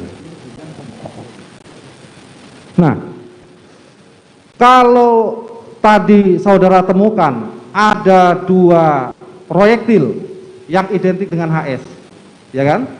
Ada 2 proyektil yang identik dengan HS, yang terdeformasi, yang ada 2 kan ada 10 selongsong. Ada 10 selongsong. 8 selongsong itulah dengan MP8351 tadi ya. Nah, berarti ada sisa yang identik dengan HS. Betul. Ada 2. Dengan ditemukan 3 proyektil peluru, apakah di sini ada 1 hilang peluru berarti? Maksudnya Bapak izin? Tadi kan ada 10 selongsong peluru. Betul. Sepakat ya? 8 selongsong peluru itu adalah dari Glock. Dari Glock. Betul. 2 selongsong peluru itu adalah dari HS. Betul. Ya kan? Siap. Nah, sedangkan tadi dari hasil kesimpulan pengamatan pemeriksaan saudara juga ditemukan di situ, ya kan? Ada 3 peluru terdeformasi yang identik dengan HS. Betul. Ada 3 proyektil ya. Siap. Sedangkan selongsongnya ada 2, berarti ada selongsong yang tidak diketemukan di sini. Siap. Jadi ada 1 selongsong pada berita acara pemeriksaan yang dari Polres Jakarta itu kurang 1. Tapi pada pemeriksaan berikutnya penyidik menemukan selongsong dan itu selongsong HS. Ada tambahan? Siap. Ada di berita acara berikutnya tanggal. Berapa selongsong? 1. Cuma 1. Berarti Siap. ada selongsong mengenapi itu ya, tapi Siap. tidak masuk dalam bagian dari barang bukti kami berarti. Siap. Sudah. Baik. Nah, sekarang masalah perkenaan tembakan yang tadi yang berada di lantai, yang di depan pintu gudang. Siap. Dan pintu kamar mandi ya. Tadi kan ada 3 titik, ya Siap. kan? Apakah 3 titik itu berasal dari 3 peluru atau rekoset ini? Rekoset dari 1 atau 2 peluru kemudian 3 peluru? Dari perkenaan tembakan itu berarti perkenaan jumlah tembakan. Siap. Dari 3 peluru. Siap. Nah, sekarang saya tanya, kalau seandainya tembakan itu, ya kan, sebelum mengenai objek sasaran perkenaan, tapi melalui lintasan objek lain, umpama organ tubuh manusia, apakah ini saudara sudah bisa memastikan bahwa yang saudara ukur tadi derajat-derajat itu sudah pasti benar? Atau memerlukan perbandingan juga dengan hasil pemeriksaan objek atau tubuh korban itu sendiri dari sudutnya? Siap. Jadi harus disandingkan dengan hasil otopsi sudut dari tubuh korban. Nah, apakah saudara lakukan itu perbandingan Tidak. antara tidak antara saudara dengan dokter forensik? Tidak. Tidak. Tapi itu hanya dari pengamatan saudara. Siap. Dari Perkenaan sisi tembakan. keilmuan saudara. Siap. Nah, kalau saya lihat dari gambar ya, itu kan yang ini kan apa namanya? Apa tadi yang di ini? Parkit. Lantai parkit. Itu siap. kan sangat elastis dan berubah ya. Siap. Gampang dia kembali lagi. Artinya Siap. beda dengan umpama Siap. ya kan? Jelas kalau ini susah untuk berubah. Siap. Kalau parkit. Nah, posisinya juga sudah memanjang tadi. Siap. Nah, seperti sudah berubah ininya. Nah, apakah masih bisa dipastikan itu derajatnya? Siap. Jadi kalau di kita pengukuran di lantai parkit karena bahan parkit itu plastis, Ya. jadi yang kita ukur adalah pada saat kita terakhir mengukur. Apakah parkit tersebut tadinya lebih dalam atau sudah mengembang, kita tidak tahu. Pada saat terakhir kita periksa adalah dengan sudut parkit tersebut. Sekarang saya tanya, saudara waktu olah TKP tanggal berapa? Karena kan kejadian tanggal Siap. Tanggal 12. 12. Siap. Ini sudah cukup lama ya rentang waktunya Siap. berarti ya. Siap. Waktu saudara jaksa penuntut umum tinggal 10 menit ya. Satu lagi yang mulia, satu lagi. Silakan. Baik. Untuk ini beralih lah untuk siapa namanya? Dari ahli poligraf. Cukup itu yang. Dari poligraf ya. Siap. Saudara tadi kan mengajukan beberapa pertanyaan kepada beberapa orang terdakwa ini ya. Siap. Baik ke Pak FS, Bu BC dan Pak Ma'ruf sama Mas Riki ini. Ya kan? Siap. Nah, pertanyaan itu ya kan untuk menyimpulkan tadi ada yang berbohong, ada yang jujur, itu dasarnya saudara yang melakukan analisis sendiri kemudian muncul pertanyaan itu atau berdasarkan permintaan dari penyidik? Untuk isu yang akan dilakukan pemeriksaan dari penyidik, Bapak. Isu pertanyaan. Sehingga dibatasi yang tadi ya, cuma dua tadi. Siap. Nah, kalau saudara sendiri untuk level keahlian untuk dapat memeriksa ini apa ininya? Jaminan sertifikasinya apa? Apakah ada sejenis sertifikasi atau bagaimana? Sebagai poligraf. Saya tersertifikasi. Kebetulan saya di tahun 2011 dan di tahun 2013 itu melaksanakan pelatihan pemeriksa poligraf di Malaysia. Jadi Malaysia, sertifikasi saya dikeluarkan oleh Akademi Poligraf Malaysia. Akademi Poligraf Malaysia. Siap. Itu sudah menjadi bagian daripada lisensi tadi ya. Siap. Untuk kalian ya. Baik. Terima kasih untuk dua ahli yang telah menjelaskan pada hari ini. Cukup ya mulia. Baik, kepada penasihat hukum, masing-masing penasihat hukum kami berikan waktu 15 menit. Kalau saudara masih kurang, silahkan dibantah di keterangan ahli yang saudara akan ajukan nanti. Karena ini adalah waktu jaksa penuntut umum mengajukan. Silahkan ditanyakan 15 menit masing-masing penasihat hukum.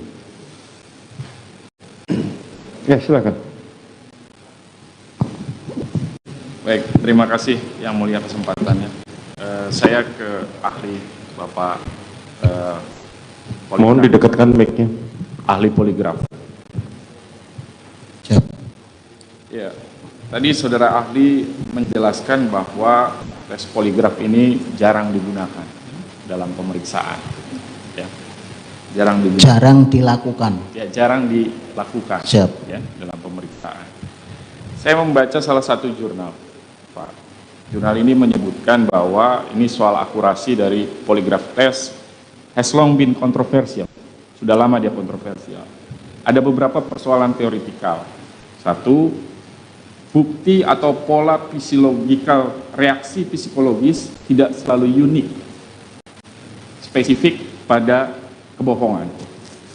Orang yang jujur bisa saja bersikap nervous, dia kikuk, kemudian dia menjawab dengan tidak benar. Dan orang yang tidak jujur bisa saja dia tetap tenang. Mana penjelasan Anda soal jurnal ini? Apakah memang demikian?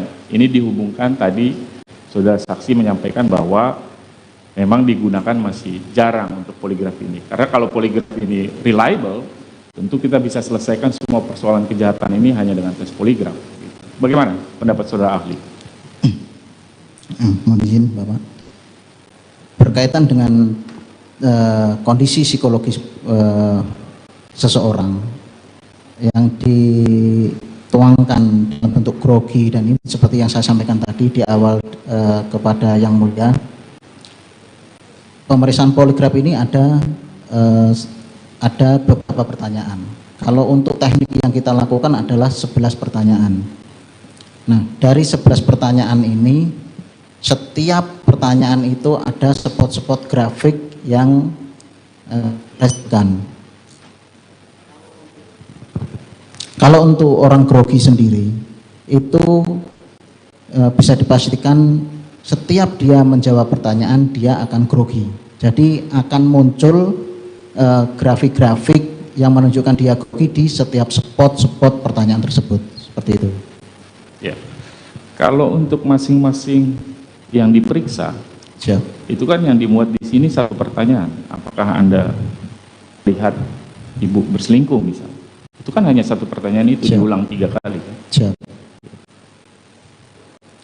Nah, kalau untuk... Jadi kalau di pertanyaan itu kemudian orang nervous, bagaimana menilainya? Kan itu cuma satu pertanyaan untuk masing-masing terperiksa. Yang diperiksa itu. Seperti yang saya sampaikan tadi, orang nervous biasa muncul akan tiap spot. Di setiap spot pertanyaan. Jadi tidak hanya di pertanyaan relevan dan di pertanyaan kontrolnya saja. Seperti itu. Baik.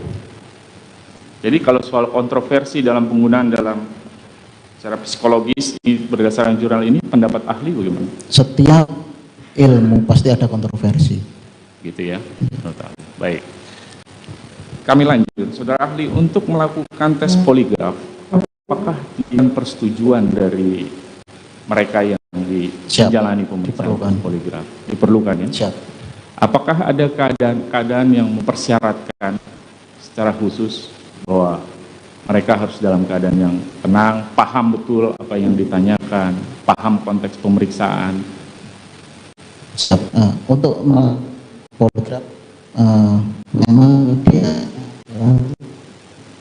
itu bersedia untuk dilakukan pemeriksaan yang utama, karena pemeriksaan poligraf sendiri itu membutuhkan kerjasama dan seorang terperiksa harus kooperatif dengan terperiksa.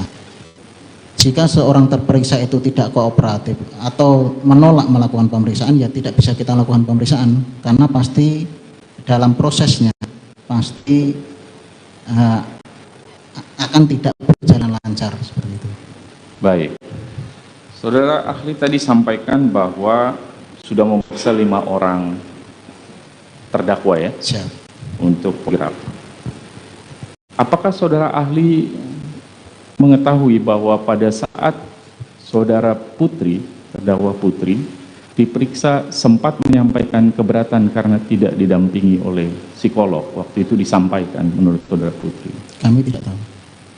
Yang periksa saudara Putri ini saudara atau saudara ya? Saudara ahli ya? Siap.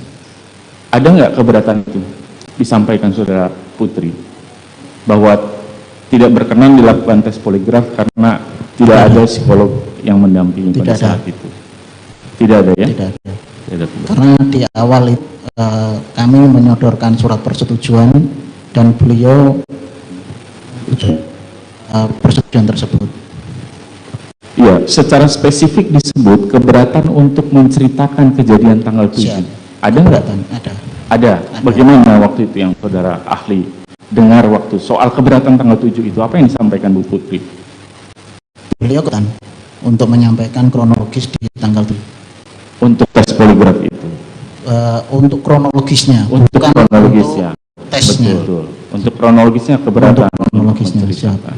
Kemudian apa yang saudara ahli lakukan? Artinya apakah kemudian tes itu di stop, dihentikan, atau ada tindakan? Kita lanjutkan karena beliau memang dari awal, dari surat persetujuan, kita dasarnya surat persetujuan Bapak. Ya, jadi kalau maksudnya surat, saya kan tanya ini secara faktual, ya, betul ada surat persetujuan itu. Tetapi yang bersangkutan menyampaikan untuk menceritakan keterangan tanggal 7 di mana terjadi kekerasan seksual, yang bersangkutan menolak. Kenapa tidak menghentikan proses itu? Kenapa Anda teruskan pemeriksaannya? Atau Anda melakukan antisipasi supaya hasil tetap optimal? Apa upaya? Jadi untuk cerita kronologis kejadian itu kan bagian dari tes. Kalau seseorang itu memang periksa memang tidak mau untuk menceritakan, ya itu hak terperiksa. Kita tidak bisa memaksa seperti itu. Untuk pemeriksaan tetap kita lanjutkan. Kalau fungsi pretest ini dengan tesnya bagaimana sih hubungannya? Fungsinya apa pretest? Untuk fungsi pretest sendiri adalah untuk membangun rapor. Rapor itu adalah kepercayaan antara seorang terperiksa dengan pemeriksa. Nah, di situ kita jelasin bagaimana nanti kita proses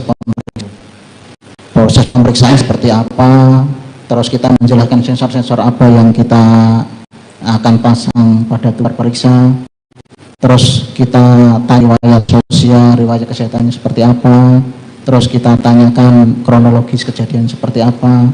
Nah, seperti itu. Ya. Melakukan tes poligraf itu tadi di awal sebenarnya sudah disinggung. Yang diperiksa harus ada kepercayaan terhadap tes itu baru bisa optimal dilakukan. Betul ya? Saudara ahli. Nah, ketika Bu PC menolak menyampaikan di pretest itu keterangan, dan tadi saudara ahli sampaikan berarti dia tidak punya kepercayaan kepada pemeriksa untuk menyampaikan keterangan soal tanggal 7 kejadian itu. Bagaimana hasilnya bisa divalidasi bahwa itu optimal? Pada butuh kepercayaan dalam melakukan tes itu. Kami tidak tahu apakah beliau percaya sama kita atau tidak. Jadi untuk menentukan seseorang itu ya untuk dilakukan pemeriksaan ada namanya tes angka. Nah, di situ kita lihat grafiknya seperti apa, apakah seseorang ini memang layak untuk dilakukan pemeriksaan ataukah tidak. Kalau memang tidak layak, tidak kita lanjutkan. Gitu. Jadi kalau informasi tadi soal penilaian tadi, penolakan cerita ke tanggal 7 itu diberi angka berapa? Gimana Pak? Kan tadi Anda bilang, saudara ahli bilang bahwa layak atau tidaknya kita tentukan dengan angka juga. Jadi variabel yang tadi disampaikan bahwa saudara Putri dia tidak mau menyampaikan tanggal 7, soal tanggal 7 dalam pretest itu dikasih angka berapa? Itu tidak masuk ke tahapan pemeriksaan. Jadi pretest ini hanya sebagai tahapan awal untuk untuk memberikan pemahaman kepada seorang pemeriksa bagaimana nanti jalannya suatu pemeriksaan. Ya, maksudnya kan begini, ini kan yang mau ditanyakan kan perselingkuhan itu ditanyakan untuk tanggal 7 atau tanggal yang lain ya? Yang saudara tanyakan untuk tes itu? Perselingkuhan di tanggal ini 7 kan? Tanggal 7. Nah, itu maksud saya. Kalau peristiwa tanggal 7 yang pertanyaannya adalah perselingkuhan, tapi di dalam pretestnya yang bersangkutan tidak mau menjelaskan karena tidak percaya atau tidak mau memang memberikan informasi. Tadi dalam hubungannya bahwa tes butuh kepercayaan, itu indikasi bahwa yang bersangkutan tidak meyakini proses itu dan mungkin tidak mau. Artinya tidak mau menyampaikan. Jadi mohon izin menyampaikan untuk pada saat proses pemeriksaan seseorang bisa menolak dilakukan pemeriksaan di tengah jalan pun boleh melakukan penolakan. Jadi semisal dalam suatu pemeriksaan sudah saya tidak bersedia untuk dilakukan pemeriksaan, itu pasti akan kita cut, kita akan ini. Tapi untuk yang kemarin kebetulan Ibu Putri masih kooperatif, jadi kita lanjutkan pemeriksaan. Baik. Tapi yang tadi itu disampaikan di mana itu? soal dia boleh stop di tengah? Di SOP-nya kita perusahaan. Ya. SOP ya? Disampaikan nggak sama Bu Putri itu? Jujur, ini saudara ahli sudah disumpah loh, jangan pusing. Kita tidak menyampaikan ke Ibu Putri. Yang kita tidak disampaikan ke Bu Putri soal tidak itu. sampaikan ke Ibu Putri, tapi kita sampaikan dari awal. Kalau semisal memang dari seorang terperiksa tidak mau dilakukan pemeriksaan, seyogyanya dari awal melakukan penolakan pemeriksaan seperti itu. Enggak, di SOP kan ada. Kalau mau berhenti di tengah proses pemeriksaan boleh berhenti. Tadi pertanyaan saya jelas kepada ahli. Saudara ahli sampaikan enggak itu kepada Bu Putri? Tadi saudara ahli bilang enggak. Saya tidak mengke Ibu Putri. Iya gitu, harus jelas. Tidak disampaikan kepada Bu Putri, sehingga Bu Putri belum tentu tahu. Ya kan? Baik. Saudara ahli, tadi pertanyaannya kepada Ibu Putri selingkuh di tanggal 7. Selain pertanyaan selingkuh, apakah ditanyakan juga adanya kekerasan seksual di tanggal 7 tersebut? Tidak ada. Tidak ada. Hasil dari pemeriksaan, Anda kasih scoring gitu ya? Kasih scoring, hasil pemeriksaannya, keterangan tersebut tidak sebenarnya, kira-kira begitu ya? Tidak sebenarnya. Apakah dengan kesimpulan tersebut, kita juga bisa menarik kesimpulan bahwa dengan demikian kekerasan seksual atau di tanggal 7 tidak ada? Itu bukan kewenangan saya untuk menjawab. Bukan kewenangannya. Maksud saya berdasarkan tes Anda, apakah itu juga mengkonfirmasi untuk pertanyaan yang lain atau akan ada hasil berbeda kalau pertanyaan yang disampaikan formulasinya berbeda? Untuk pertanyaan yang berkaitan dengan poligraf ya hanya isu itu aja yang diangkat. Isu itu. Artinya kalau formulasi pertanyaan yang disampaikan berbeda, misalnya saya tanyakan, apakah benar terjadi kekerasan seksual terhadap Anda pada tanggal 7, kemungkinan hasil berbeda? Bisa. Iya, bisa berbeda. Baik.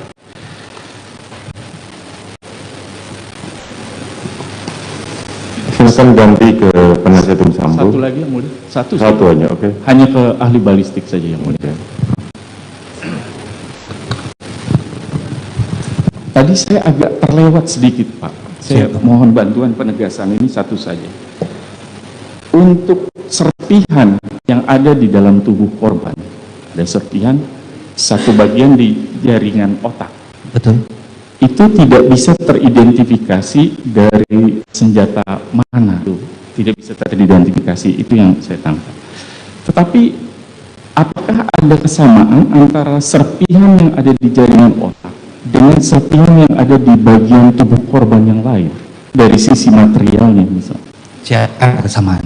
Kesamaan. Siap. Base metalnya tetap sama. PPSP tadi. Ya, kuningan dan timbal. Kuningan. COZN dan PBSP. Base metalnya bahan dasarnya sama. Cuma kita bisa menentukan ini dari merek mana atau mana karena kita tidak mempunyai komposisi dari pabrik tersebut. Siap, itu hak paten mereka. Baik, terima kasih. Silakan berpindah ke penasihat hukum Ferdi Sambo. Tadi Ferdi Sambo juga yang mulia. Oh, silakan ya. Pokoknya kalian saudara berdua memiliki waktu kurang sekarang 15 menit lagi. Itu aja. Baik yang mulia, saya hanya sedikit saja ke poligraf. Ya. Ahli, ada beberapa hal tadi yang saya catat ya, keterangan ahli mengenai konstruksi perkara. Apakah pada saat penyidik untuk meminta dilakukan tes poligraf dan seluruh tersangka, penyidik memaparkan konstruksi perkara kepada ahli?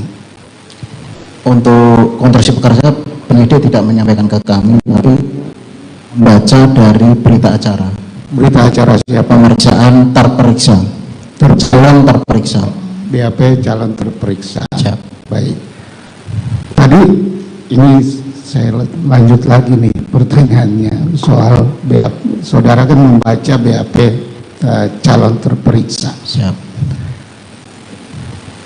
Saudara tadi setelah membaca BAP calon terperiksa biasanya di situ ada hal-hal yang pasti saudara ingin klarifikasikan pada saat tes poligraf, benar tidak? Ini dari keahlian saudara nih. Kita tidak ada kewenangan untuk mengklarifikasi kepada seorang terperiksa. Jadi kalau dalam pemeriksaan poligraf seorang terperiksa bercerita, ya kita dengarkan, kita menjadi pendengar yang baik. Jadi kita tidak mengklarifikasi apalagi menginterogasi seorang terperiksa berkaitan dengan pemeriksaan ini. Ya, baik. Terkait soal pertanyaan, tadi saudara ahli juga menjelaskan bahwa pertanyaan kepada seluruh tersangka pada saat tes poligraf itu, ahli dititipin pertanyaan oleh penyidik. Siap. Siap. Dititipin pertanyaan. Siap. Tadi sudah dijelaskan bahwa ahli juga membaca BAP ya sebelum memeriksa terperiksa. Siap. Baik. Apakah ahli langsung menerima saja dan tidak menanyakan kepada penyidik ini relevansinya di mana dan yang dititipin itu? Ini dari berdasarkan ahli kan profesional nih, ya harus menjawab dengan keahlian saudara. Siap. Ya itu, tanya tidak ke penyidik, ini kok ada relevansinya, ada enggak ini? Jadi Bapak, berkaitan dengan pertanyaan isu, memang kita diskusi dengan penyidik. Kalau berkaitan dengan relevansinya, ini relevan atau tidak, itu kewenangan kami. Saya tanya keahlian saudara, saya tidak tanya kewenangan penyidik. Ini kan ahli yang memeriksa. Siap. Relevansinya ditakan tidak penyidik dengan perkara yang kita tidak ada hak untuk menanyakan. Jadi namanya semua titipan pertanyaan dari penyidik begitu. Siap. Untuk ditanyakan kepada si A, si B, si C, si D. Begitu. Siap. Baik. Jadi itu dari isu-isu yang ada semua ditanyakan, ini titipan buat si A, ini buat si B. Baik, saya tanya lagi. Kan tadi Pak Jaksa sudah menanyakan hasil bahwa si A bohong, terindikasi jujur, ya. Siap. Itu kok pertanyaannya beda-beda. Memang itu titipan penyidik untuk si A ini begini pertanyaannya, ini begini. Siap. Jadi apa yang isu yang akan diangkat itu yang kita lakukan pemeriksaan. Bukan isu. Saya tanya penyidik. Penyidik ngomong tidak bawa untuk Pak Ferdi Sambo ini pertanyaannya. Pak Ibu Putri ini pertanyaannya. Ricky ini, begitu ya? Iya, gitu. Oh, begitu. Saya mau tanya lagi. Kenapa waktu itu tidak ditanyakan hal yang sama kepada saudara Richard? Ini pertanyaan kepada Ricky yang sama dengan Kuat Maruf. Apakah melihat Pak Sambo menembak? Itu kenapa saudara tidak mengusulkan itu kepada penyidik supaya jelas perkara ini? Itu bukan kewenangan saya. Bukan kewenangan saudara lagi. Harusnya Keberatan kalau menanyakan saudara Richard Eliezer, majelis. Saya Pak penasihat hukum, tolong Richard, nanti saudara mempunyai hak sendiri untuk bertanya. Lanjutkan. Baik. Pertanyaan yang sama itu tidak diberikan kepada seluruh ada pada saat terperiksa ini. Tidak ditanyakan ya. Yang mau titipan isu aja ya, berarti titipan penyidik. Siap. Cukup dari kami. Cukup. Ya, sedikit. Waktu saudara masih ada.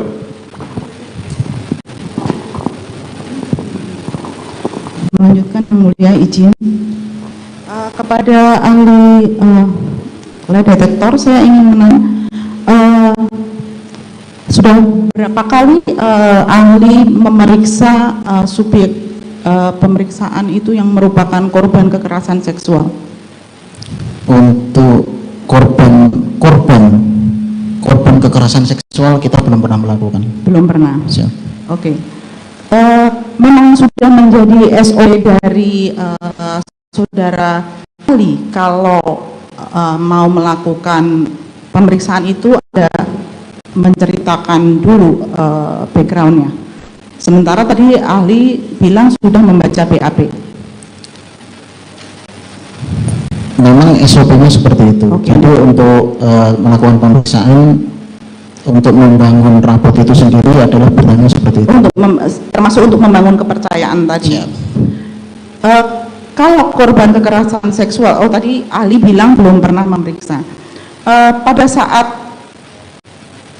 subjek diminta untuk menceritakan peristiwa yang dialami, yaitu kekerasan seksual, selain pemeriksa sendiri, ada berapa pemeriksa lagi? Kita ada beberapa pemeriksa di puslapor. Yang memeriksa Ibu Putri? Kebetulan kami dalam memeriksa Putri berdua. Ada yang perempuan? Tidak ada perempuan. Dua-duanya laki-laki? Dua-duanya laki-laki. Dan subjek diminta untuk menceritakan kejadian kekerasan seksualnya kepada dua laki-laki yang baru dikenal. Kita tidak melakukan pemaksaan. Ya, itu tadi Ali sudah cerita. Saya tidak menanyakan dipaksa atau tidak. Tetapi saudara ahli saat itu meminta terdakwa Ibu Putri untuk menceritakan. Siap. Bagaimana reaksinya? Apakah biasa-biasa saja atau menangis? Beliau menangis. Atau keberatan? Menyatakan keberatan juga? Beliau menangis. Iya. Menyatakan keberatan juga? Kalau untuk keberatan,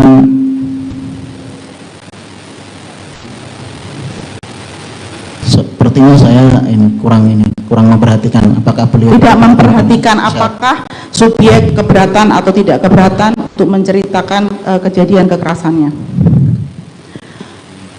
Iya. Kemudian tadi ahli waktu ditanya oleh JP menyatakan bahwa isunya dari penyidik, tetapi pertanyaan dibangun oleh saudara ahli. Tetapi baru saja dari kuasa hukum Pak Ferdi Sambo, saudara menerangkan bahwa pertanyaan itu pertanyaan titipan. Apakah benar demikian? Jadi yang benar yang mana? Untuk isunya dari penyidik. Kalau untuk struktur pertanyaannya dari kita. Struktur pertanyaannya dari saudara, isunya dari penyidik. Siap. Saudara juga baca BAP. Siap. Subjek pemeriksaan juga menceritakan kejadiannya. Subjek pemeriksaan, siap. Iya. Jadi dari kejadian dan BAP yang tidak ada unsur perselingkuhan, tetapi ahli menanyakan soal perselingkuhan karena titipan dari penyidik. Request dari penyidik. Baik. Kemudian apakah pemeriksaan itu juga akan berpengaruh ketika subjek pemeriksaan itu dalam kondisi yang masih harus minum obat anti cemas, itu apakah bisa mempengaruhi juga reaksi? Itu bukan kewenangan saya. Kalau untuk apakah sebelum pemeriksaan itu ditanyakan penyakit yang diderita dan konsumsi obat yang dikonsumsi? Ya. Pertanyaan terakhir dari saya, di dalam BAP saudara disebutkan itu di dalam BAP halaman 12.34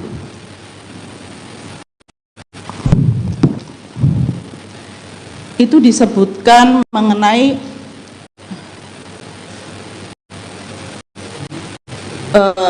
reaksi perubahan tubuh, antara lain jadi suppression, pemendekan gelombang chart, kenaikan baseline, decrease in disedering, renggangan gelombang chart, blocking dan lain-lain.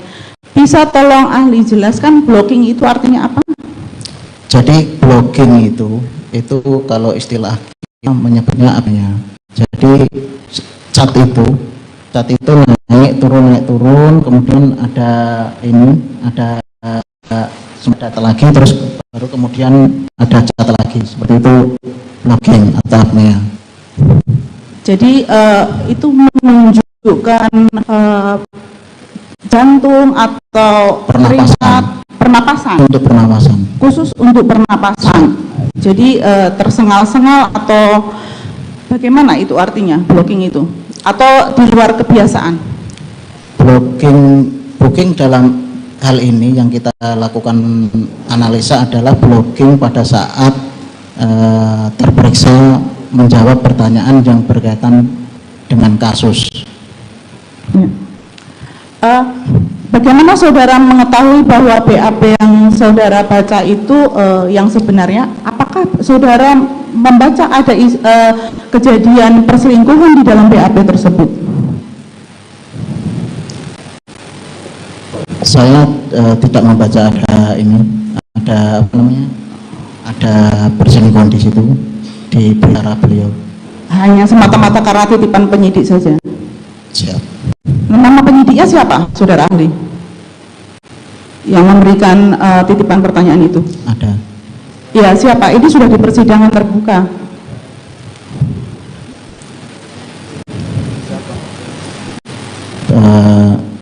Kasubdit 1. Kasubdit 1, namanya? Bapak Wira. Bapak Wira. Baik. Terima kasih dari saya. Terima kasih. Baik. Selanjutnya ke penasihat hukum. Cukup. Izin dua aja yang mulia. Tidak, tadi saya berikan waktu ya, saya sudah jelaskan. Silakan ditanggapi nanti di kesimpulan. Saudara mempunyai waktu lebih. Sedikit. Kan dari awal tadi saya. Ini cuma berkaitan dengan balistik, saya cuma minta konfirmasi karena satu saja yang saya izinkan. Satu pertanyaan. Oke, silakan. Saudara ahli, berkaitan dengan apabila seseorang melakukan penembakan, dia berdiri. Apakah selongsongnya yang keluar dari pistol berbar? Apakah berbeda jika dia menembaknya sambil berjalan? Siap. Untuk selongsong hasil penembakan itu akan terlempar dia ke sebelah kanan. Siap. Oke, cukup. Kalau sambil selanjutnya penasihat hukum Richard, silakan. Tadi sudah dijawab kan? Siap, akan keluar. Sudah ditanyakan, sudah dijawab kan? Makanya kan gunakan pertanyaan saya, tolong diperpahami apa? Tadi saya tolong dipahami. Saya ada sambungnya yang mulia. Ketika saya tanyakan, saya langsung tanyakan dua pertanyaan. Apakah ada perbedaan ketika seseorang menembak dengan kondisi berdiri dengan kondisi berjalan? Iya kan, dia bilang sudah dijawab kan tadi? Tetap keluar, tapi perbedaannya tetap sama. Tidak ada perbedaan, cuma posisi saja. Makanya. Posisi. Sudah cukup ya. Oke, silakan ke penasihat hukum. Terima kasih yang mulia. Oh, Richard, oke, silakan. Ya. 15 menit waktu saudara. Izin, saudara ahli Ari Sumirat, ahli balistik. Ya Bapak.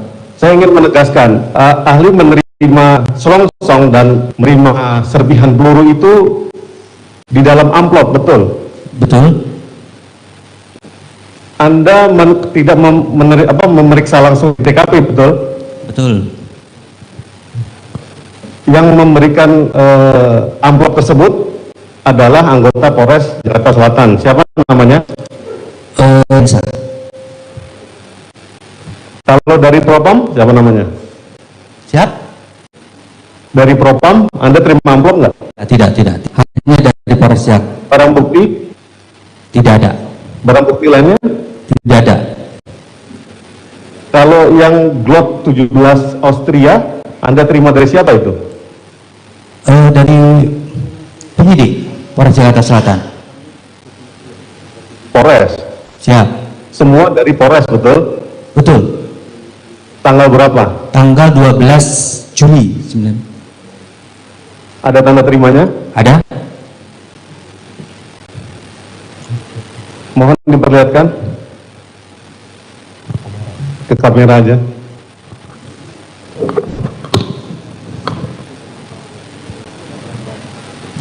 Tidak perlu, artinya saudara saksi sudah disumpah. Silakan lanjutkan pertanyaan yang lain. Oke, terima kasih yang mulia. Saudara ahli, dari kesimpulan saudara di dalam BAP ini menyebutkan bahwa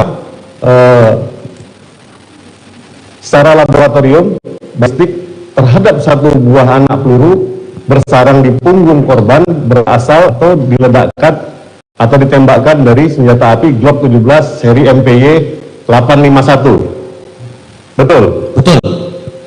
Itu kesimpulan saudara. Betul. Apakah Anda mengambil langsung dari korban? Tidak.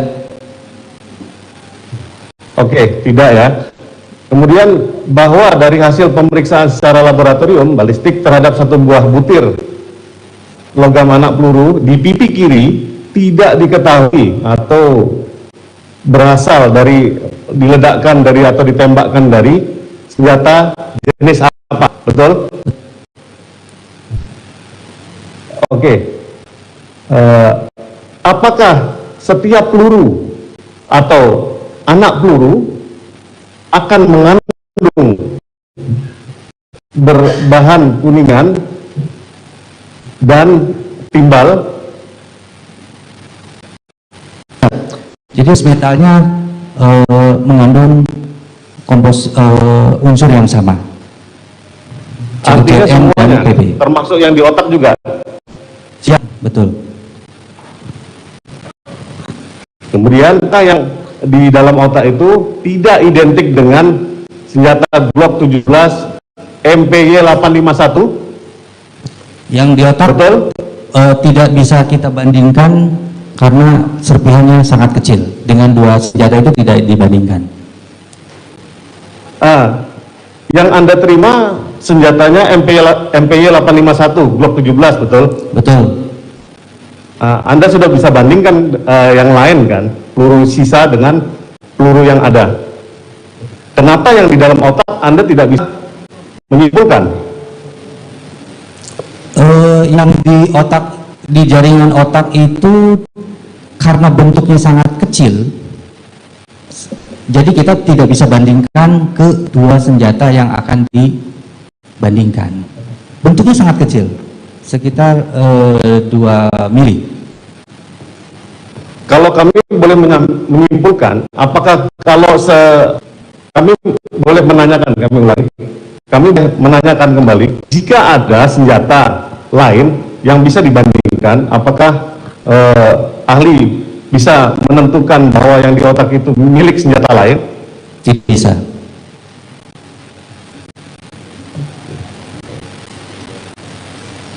Kemudian pertanyaan berikutnya, senjata Glock 17 antara slide dan gagangnya, yaitu firing pin, apakah bisa dipindah-pindahkan?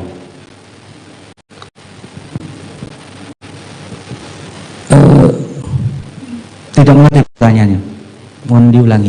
Begini, senjata itu terdiri dari dua bagian, betul? Antara slide yang di atas yang berisikan laras dan Glock, gagang yang di bawah berisi firing pin. Nah, kalau dibuka, apakah bisa dipindahkan?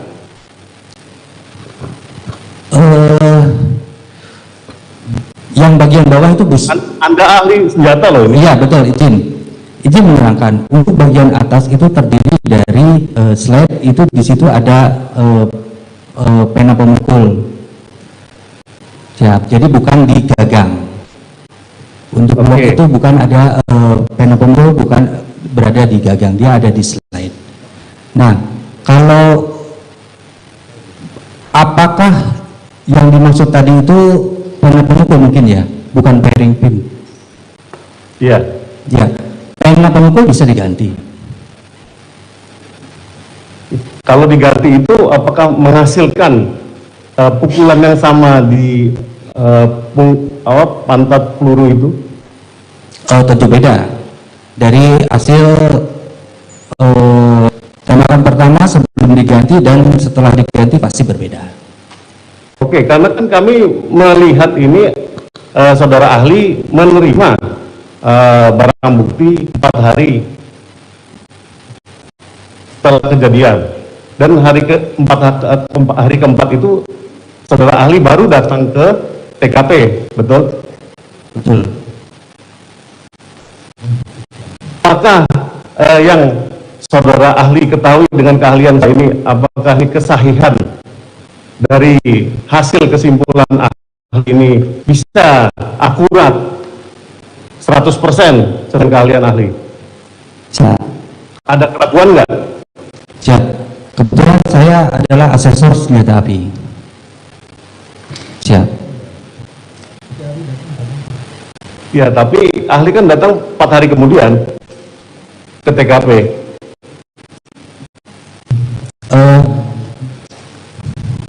Kami menerima barang bukti dari penyidik. Siap.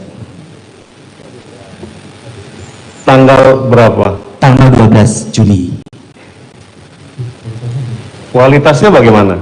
Kualitasnya bagus, masih bisa diuji tembakan. Menurut kalian ahli, apakah TKP yang ahli temukan tanggal 12 itu keadaannya baik atau sudah dibersihkan, rusak? Ya. Pada tanggal 12 TKP sudah dibersihkan. Sudah rusak ya berarti ya? Siap, tidak seperti pada saat kejadian. Sudah dibersihkan. Oke. Darah. Saudara ahli sadar nggak namanya Glock itu isinya tadi saudara ahli apa maksimalnya? Putus-putus. Glock 17? Glock 17 ada 17. Kebiasaan diisi berapa? Tergantung orangnya, tapi perusahaan sudah merekomendasikan 17 butir bisa masuk magazin. Kalau kebiasaan orang isi berapa biasanya? Dari saudara ahli kan karena asesor nih. Siap, tidak bisa saya saudara ahli kan tentukan. sudah sebutkan loh. Siap, itu kebiasaan pribadi masing-masing. Iya, berarti kurang dari 17 kan, nggak pernah penuh kan? Mohon izin, kalau saya sendiri selalu full. Karena direkomendasikan ahli 17. bilang katanya nggak full. Siap, betul. Itu kan ditanya pribadi, hal pribadi. Nah, itu kalau Ya. pribadi saya. Nah, kenapa kok bisa berbeda pernyataan ahli sebelum sama sesudah ini? Anda di bawah sumpah loh, saudara ahli. Siap, betul. Kebiasaan orang memang kebiasaan orang. Kalau tadi menanyakan saya sendiri. Siap. Nah, itu kan Anda dengan saya kan kebiasaan orang. Artinya itu biasanya orang nggak pernah full. Tadi Anda bilang sendiri. Nah, makanya kami meragukan kompetensi dari ahli. Nah, dan ahli sudah menerima di sini selongsongnya yang identik dengan MP 851. Ada berapa ahli tadi bilang? Ada 8. Muat nggak? 11 tambah 8. Tidak muat. Terima kasih. Next.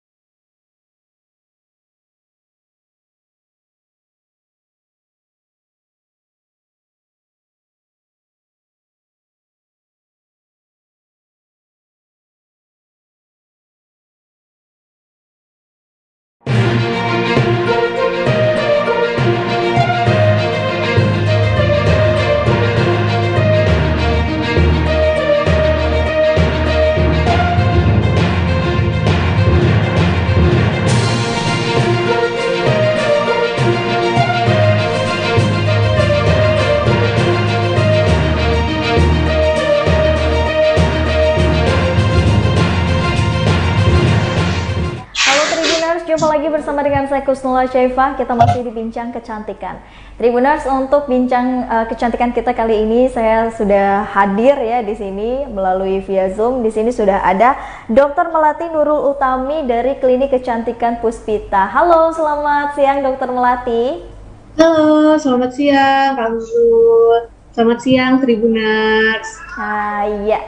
Tribuners, hari ini kita akan bersama Dr. Melati kurang lebih 30 menit ke depan kita akan membahas tentang kulit sensitif nih Tribuners.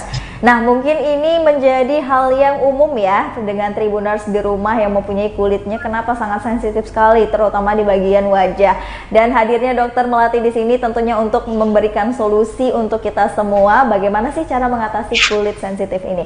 Oke, Dr. Melati mungkin boleh jelaskan dulu dengan Tribuners di rumah kira-kira kulit sensitif itu apa sih dok dan apa penyebab dari kulit sensitif ini? Silahkan dokter.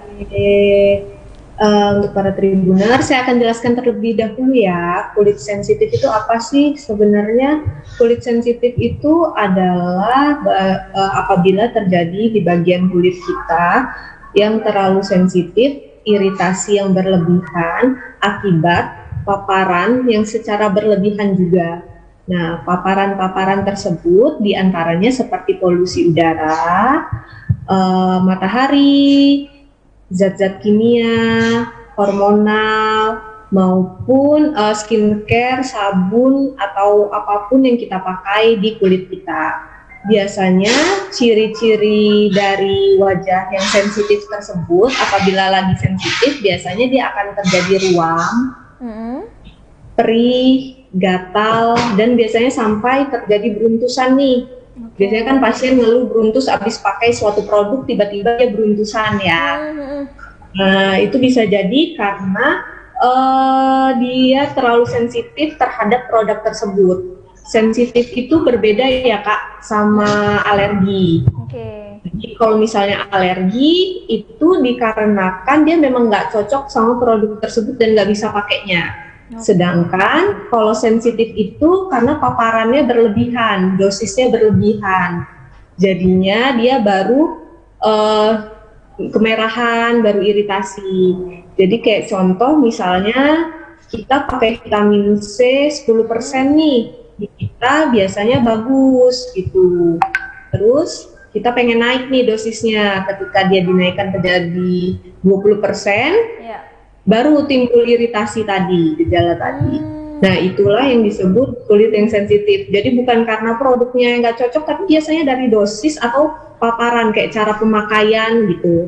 Biasanya gitu kalau kulit sensitif. Oke, jadi seperti itu ya dok, kulit sensitif itu karena adanya paparan atau pemakaian produk yang memang itu berlebihan gitu ya dok ya. Iya. Kalau kulit sensitif ini apa bisa dikatakan sensitif itu bawaan dari lahir dok? Bisa, sensitif bisa ada beberapa orang dia bawaan dari lahir. Misalnya emang dia punya riwayat nih Kak, orang tuanya misalnya sensitif juga kulitnya. Atau dia punya rinitis. Rinitis itu yang kayak kalau pagi hari dia bersin-bersin, dingin dikit bersin gitu. Atau dia sangat sensitif terhadap makanan, kayak misalnya makan apa dikit merah gitu. Berarti dia ada kemungkinan kulit dia menjadi sensitif. Itu kan kalau yang didapat ya Kak. Kayak misalnya itu bawaan. Tapi ada juga kulit sensitif itu ketika dia udah usia tua, dia menjadi lebih sensitif. Dikarenakan kalau udah usia tua, apalagi wanita kan ada menopause, jadi kulit menjadi lebih kering ya. Kalau kita lebih tua, biasanya kulit cenderung menjadi lebih kering. Ketika kulit kita cenderung lebih kering, kulit kita akan cenderung lebih sensitif biasanya Kak, gitu. Jadi memang ternyata Tribuners, kulit sensitif ini bisa juga dari bawaan lahir juga ya dok ya, tapi juga bisa karena pemakaian suatu produk atau paparan tadi yang telah dijelaskan sama dokter Melati. Berarti kalau misalkan nih dok, kita pakai suatu produk gitu, terus kita mengeluarkan reaksi dari produk ini dok, entah itu jerawat atau beruntus atau mungkin kemerahan, apa itu bisa dikatakan sebagai kulit yang sensitif tadi dok? Dan ketidakcocokan. Iya, biasanya sih bisa Kak kita sebut itu. Kalau misalnya gini, misalnya Kakak pakai produk nih, awalnya bagus gitu ya, terus tiba-tiba jadi nggak bagus di akhirnya. Bisa jadi sih karena cara pemakaiannya misalnya salah Kak. Misal kayak Kakak makainya harusnya seminggu 2 kali, tapi Kakak pakai jadi seminggu 3 kali. Nah, kulit Kakak ternyata nggak bisa lebih sering. Itu kulit sensitif itu kayak gitu. Tapi kalau misalnya alergi biasanya begitu pakai sekali langsung nggak cocok biasanya. Jadi kita harus stop kalau kayak gitu. Oke. Jadi memang kalau penyebabnya sendiri berarti itu bisa bawaan dari kulit kita dan bisa dari produk yang kita pakai ya dok? Iya benar, bisa jadi dari itu, bisa juga dari udara, polusi gitu Kak. Biasanya sih orang-orang yang kulitnya sensitif, biasanya kulitnya cenderung kering Kak. Oke. Jadi cenderung kering. Ciri-cirinya mungkin ya dok ya? Jadi dia akan lebih sensitif biasanya, orang-orang yang punya kulit kering biasanya cenderung lebih sensitif. Dia berarti kulitnya cenderung lebih sensitif. Selain itu ciri-ciri dari kulit sensitif ini apalagi dok yang bisa kita lihat dan bisa kita rasakan nih? Yang bisa dilihat dan dirasakan sih kalau misalnya yang benar-benar dilihat secara awam ya, kalau iritasi, kalau terkena paparan matahari, mungkin biasanya orang lain tidak semerah itu, dia jadi merah banget tuh. Ada kan beberapa orang yang kayak gitu ya. Atau juga bisa dilihat dia pakai suatu produk yang benar-benar ganti produk gitu. Lah, misalnya dia ganti shampoo aja. Ganti shampoo, tiba-tiba di bagian keningnya kok jadi beruntusan. Nah, berarti kan dari sampo-nya nih, dia sensitif terhadap deterjen yang di sampo tersebut gitu. Oke, nah berarti perbedaannya kalau memang alergi dengan kulit sensitif ini, dia bisa dibedakan dengan cirinya tadi ya dok ya. Kalau alergi mungkin dia hanya pas satu kali pemakaian itu saja ya dok? Iya, biasanya kan kalau misalnya alergi ketika kena aja tuh udah merah gitu Kak, udah gatel, dia udah nggak cocok pokoknya. Tapi kalau sensitif itu dia biasanya butuh waktu sih Kak, kayak misalnya sehari semalam gitu, langsung kelihatan gitu biasanya. Soalnya kalau sensitif itu juga kalau pasien datang ya Kak, misalnya dia pakai suatu produk, tiba-tiba wajahnya merah gitu ya. Yang harus kita tanya terlebih dahulu tuh cara pemakaian produknya benar atau enggak gitu. Kalau emang kulit dia sensitif, kayak misalnya dia pakainya ketebelan, nah wajar aja kan akan jadi merah gitu. Oke. Ada titik-titik di wajah tertentu nggak sih dok yang memang itu memperlihatkan bahwa itu kulit sensitif dan kulit alergi, atau mungkin di bagian pipi yang merahnya, atau mungkin di area dagu, atau di mana gitu dok area wajah? Oke, kalau misalnya yang kayak gitu ya Kak, per orang beda-beda sih Kak area sensitifnya.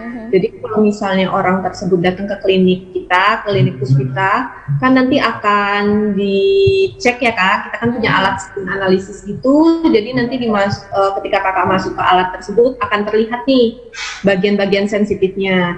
Tapi kalau untuk orang awam, untuk bagian sensitif itu bisa terlihat biasanya sih di bagian sudut-sudut bibir, sudut hidung, lalu di bagian pipi sih yang paling terlihat biasanya.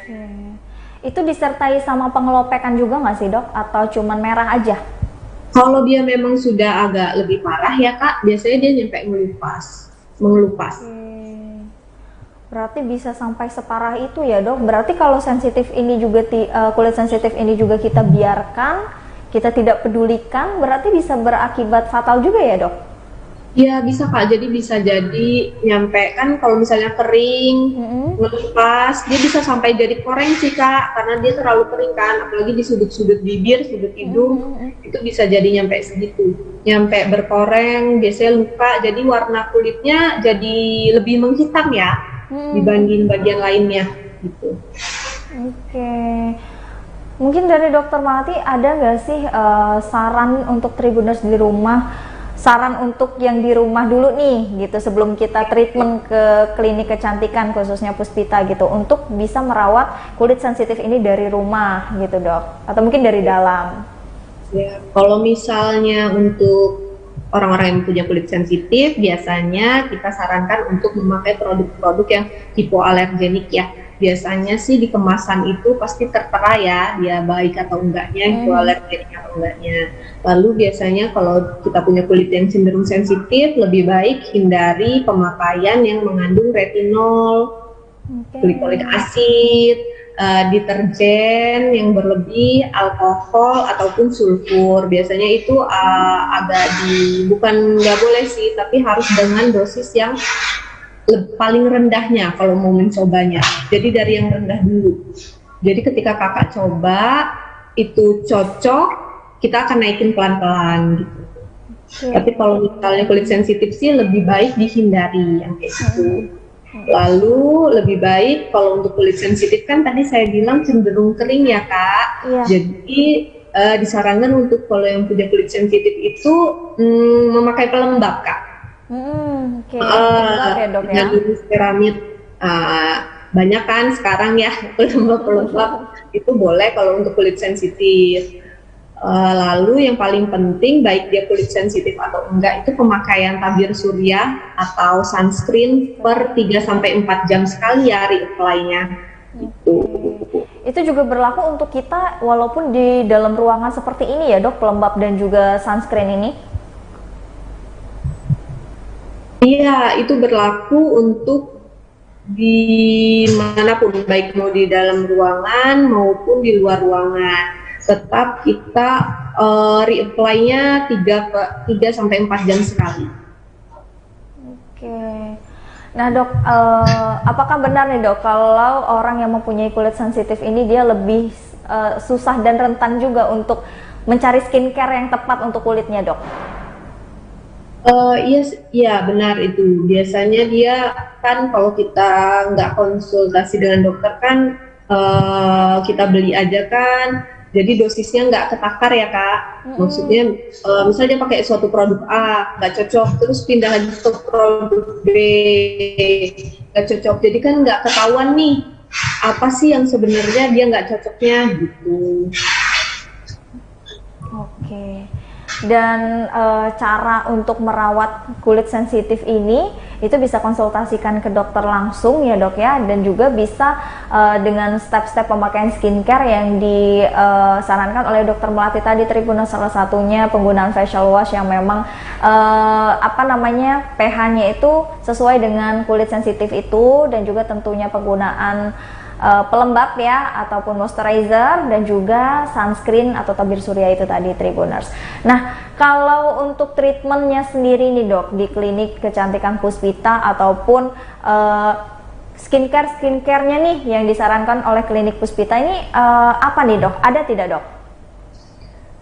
Kalau misalnya pasien-pasien datang ke klinik nantinya, pertama sih pasti akan konsultasi terlebih dahulu ya kak sebelum pemakaian skincare-nya. Ketika konsultasi nanti kan akan kita anamnesis terlebih dahulu, kita tanyakan keluhannya, riwayat pemakaian produknya apa, lalu nanti kita juga akan lakukan skin analysis tadi. Jadi kita bisa tahu nih apa keluhannya, daerah sensitifnya di bagian mana aja, komedonya seberapa banyak gitu, pigmentasi, dan juga kerusakan kulit akibat paparan sinar matahari. Nah, ketika udah itu semua, udah kita analisis, kita dapat suatu kesimpulan dan diagnosa, lalu baru kita tuliskan resep untuk pembuatan krimnya. Biasanya sih kalau pasien yang pertama kali datang nih ke klinik, kita akan anjurkan untuk dosis yang paling rendah terlebih dahulu. Apalagi kalau untuk orang-orang dari riwayat, aku sensitif loh dok, aku pakai ini nggak cocok gitu misalnya ya, pasti kita dari yang bawah dulu. Nanti ketika misalnya udah bagus terlebih dahulu, kita akan coba naikin dosisnya pelan-pelan. Nanti kan biasa beberapa pasien ada yang ngerasa di tengah-tengah misalnya udah kita naikin dia terjadi nggak cocok nih misalnya, pasti kita akan balikin lagi, oh berarti dia nggak bisa, berarti kulitnya ini sensitif cuma nyampe di batas segini aja dosisnya bisanya. Berarti kita akan, kalau dia kurang puas dengan wajahnya, kita akan anjurkan untuk tindakan juga. Biasanya kalau untuk orang-orang dengan kulit sensitif, biasanya kita lebih ke kayak IPL rejuve atau PDT gitu, lebih ke itu. Untuk IPL ini sendiri itu jangka waktunya berapa lama tuh dok? Untuk waktu treatmentnya yang dibutuhkan? Kalau waktu treatmentnya sebentar sih Kak, hanya sekitar 10-15 menit. Kalau untuk pengulangannya bisa 3 minggu sampai 4 minggu sekali. 3 minggu sampai 4 minggu sekali ya dok. Nah itu benefit yang didapatkan dari treatment ini apa nih dok? Lebih ke kalau misalnya kulitnya lagi sensitif, lagi kemerahan, mengurangi kemerahannya. Terus dia bisa lebih cerah, sama lebih kerijuk sih Kak, jadi memperbaiki struktur kulitnya. Apalagi kan kalau kulit-kulit orang sensitif ya, kita perbaiki dulu kalau dia habis pakai krim-krim yang emang merusak wajahnya. Oke. Karena memang kalau kulit sensitif agak susah ya dok untuk treatment dan juga perawatannya Tribuners gitu. Nah ini kan dokter bilang tadi kan ada waktunya ya. Nah selain itu ada pantangannya nggak sih dok? Atau pantangan jangan pakai krim ini dulu after treatment ya, atau jangan makan ini dulu after treatment gitu, ada nggak sih dok? Kalau kalau misalnya tindakannya hanya berupa IPL Kak, itu kan dia tidak membuat menjadi iritasi ya, itu malah mengurangi iritasi. Jadi setelah treatment boleh langsung pakai krim yang dia memang punya dan yang memang cocok di dia. Kalau untuk permasalahan makanan, biasanya sih makanan itu tidak terlalu mempengaruhi ya Kak, kecuali dia memang punya alergi terhadap makanan tersebut. Kayak misalnya dia kalau makan telur jadi merah wajahnya, atau makan udang gatal-gatal, berarti kan kita udah tahu nih, kita harus hindari makanan itu. Oke. Nah dok, penyebab kulit merah di kulit yang sensitif ini tuh disebabkan karena apa sih dok? Selain karena paparan sinar matahari tadi ya dok? Bisa jadi karena kulit tersebut kering Kak, cenderung kering, kayak hormonal juga bisa. Jadi hormon dia lagi tidak baik, misalnya dari bawaan hormonal tadi, kulitnya menjadi kering, jadi dia jadi gampang merah. Emang kalau kulit kering itu dia akan gampang merah, disentuh sedikit aja merah gitu. Pakai produk apa aja dia bisa jadi lebih sensitif banget gitu. Nggak cocok tiba-tiba baru pakai sekali, atau ini langsung nggak bagus gitu biasanya. Tapi kalau kulit sensitif ini lebih cenderung cepat berjerawat nggak sih dok sebenarnya? Lebih cenderung beruntusan ya. Kalau beruntusan tersebut tidak diobati bisa jadi jerawat sih Kak. Gitu. Kalau beruntusan sendiri nih dok, itu asal mulanya beruntusan ini bisa hadir itu kenapa tuh dok? Dia bisa jadi karena komedo, jadi dari kulit wajahnya komedonya terpendam gitu Kak. Mungkin dia dari cara membersihkan wajahnya nggak double cleansing, tidak cuci muka dengan rutin. Seperti misalnya kan kita tahu kadang kita cuci muka tuh kalau mandi aja ya. Nah kalau emang cuma mandi aja, tapi kalau kita emang di rumah aja, ketika kita cuci muka mandi aja oke. Tapi kalau misalnya kita memang melakukan kegiatan di luar, bekerja, disarankan sih cuci muka emang kalau untuk yang muslim bisa per kali dia wudhu ya, per kali dia sholat. Nah kan sembari itu juga dia bisa reapply sunscreennya gitu. Oke, seperti itu. Berarti beruntusan ini bisa disebabkan karena komedo dan juga karena masih mungkin sisa-sisa kotoran yang masih ada di wajah kita ya dok ya, yang nggak bersih cleansingnya tadi. Kan kalau komedo nih dok, Tribuners mungkin di rumah juga merasakan hal yang sama nih dok. Komedo kan kebanyakan di hidung nih dok, tapi beruntusan biasanya itu kayak di jidat, terus juga ada yang di pipi gitu. Memang berarti di jidat kita ini juga ada komedonya ya dok, atau bagaimana nih dok? Kalau di jidat ada komedo jelas kan, karena paparan polusi udara selama ini kalau kita pergi-pergi kan ke seluruh wajah ya. Apalagi walaupun kita pakai masker pun kadang kita lupa ganti masker kita per 4 jam gitu. Jatuhnya kan lembab itu juga bisa buat kotor walaupun dia nggak kena polusi. Tapi kan dari masker itu lembab, dari diri kita sendiri aja tuh sebenarnya udah kotor. Kadang kita juga suka pegang wajah kita tanpa kita sengaja, nah itu bisa jadi tuh. Jadi kalau misalnya lagi beruntusan, megang-megang wajah pasti beruntusannya bakal tambah banyak karena tangan itu biasanya kotor. Dan kita nggak tahan nih, gratil biasanya sih. Nah, kan kadang juga nggak hanya megang ya dok, tapi di beltus-beltusin gitu dok. Nah itu mempengaruhi juga dia semakin banyak ya dok ya? Iya, sebenarnya dia bisa mempengaruhi ya kak, karena kan tangan kita nggak kita steril ya, itu karena itu masalahnya. Jadi tangan kita kotor, kita pencet-pencet, dia bisa jadi lebih parah, bahkan bisa jadi scars, bopeng gitu kan, pori-porinya menjadi besar karena kan kita secara paksa. Jadi kalau misalnya komedonya agak banyak, itu kita ngerasa kusam, lebih baik kita datang ke klinik yang mana dia menyediakan jasa kayak facial.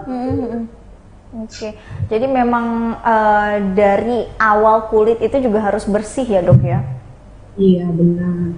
Nah dok, ada pertanyaan lagi nih dok dari Tribuners yang ada salah satu Tribuners yang melakukan double cleansing nih dok, karena pengen kulitnya itu bersih kan dok gitu, karena kalau cuman cleansing biasa aja mungkin dirasa belum bersih gitu. Tapi justru dia double cleansing ini kulitnya jadi pedes gitu dok, jadi merah gitu. Nah itu apakah sensitif juga atau karena pemakaian dari si milk cleansernya nih dok yang nggak cocok atau kebanyakan? Biasanya sih kalau itu karena kandungan dari si micellar water atau susu pembersihnya kak biasanya, atau dari cara dia ngangkat dengan kapasnya. Kalau dia ngangkat dengan kapasnya terlalu kuat, itu emang akan membuat wajah perih sebenarnya. Atau kalau misalnya dari micellar waternya kita lihat dulu kandungannya, misalnya dia pakai apa nih, ada suatu produk, kalau yang saya pakai sih kalau kita bandingin ya kak ya, biasanya kalau misalnya produk A bisa yang nggak terlalu apa namanya perih, tapi ada juga produk B ketika dipakai perih, itu memang ada yang kayak gitu. Jadi sebenarnya emang cocok-cocokan sih kalau untuk milk cleansing atau micellar water juga emang harus dicari. Jadi kalau misalnya klinik kita sih biasanya lebih ke susu pembersih ya kita punyanya. Jadi kita kasihnya kalau ke pasien lebih ke susu pembersih, karena kan kalau susu pembersih itu kita pijit dulu ya bagian wajah kita. Jadi ketika ngangkat pun nggak terlalu kuat-kuat gitu. Oke. Jadi itu juga bisa disebabkan karena faktor dari milk cleansernya ya dok ya, yang mungkin punya kandungan-kandungan yang itu terlalu ekstrim atau terlalu banyak, mungkin ada kandungan yang nggak cocok di kulit kita, atau juga teknik pembersihan after cleansingnya di Tribuners yang memang itu terlalu apa namanya, terlalu kuat gitu kan, yang bisa menyebabkan kulit kita itu menjadi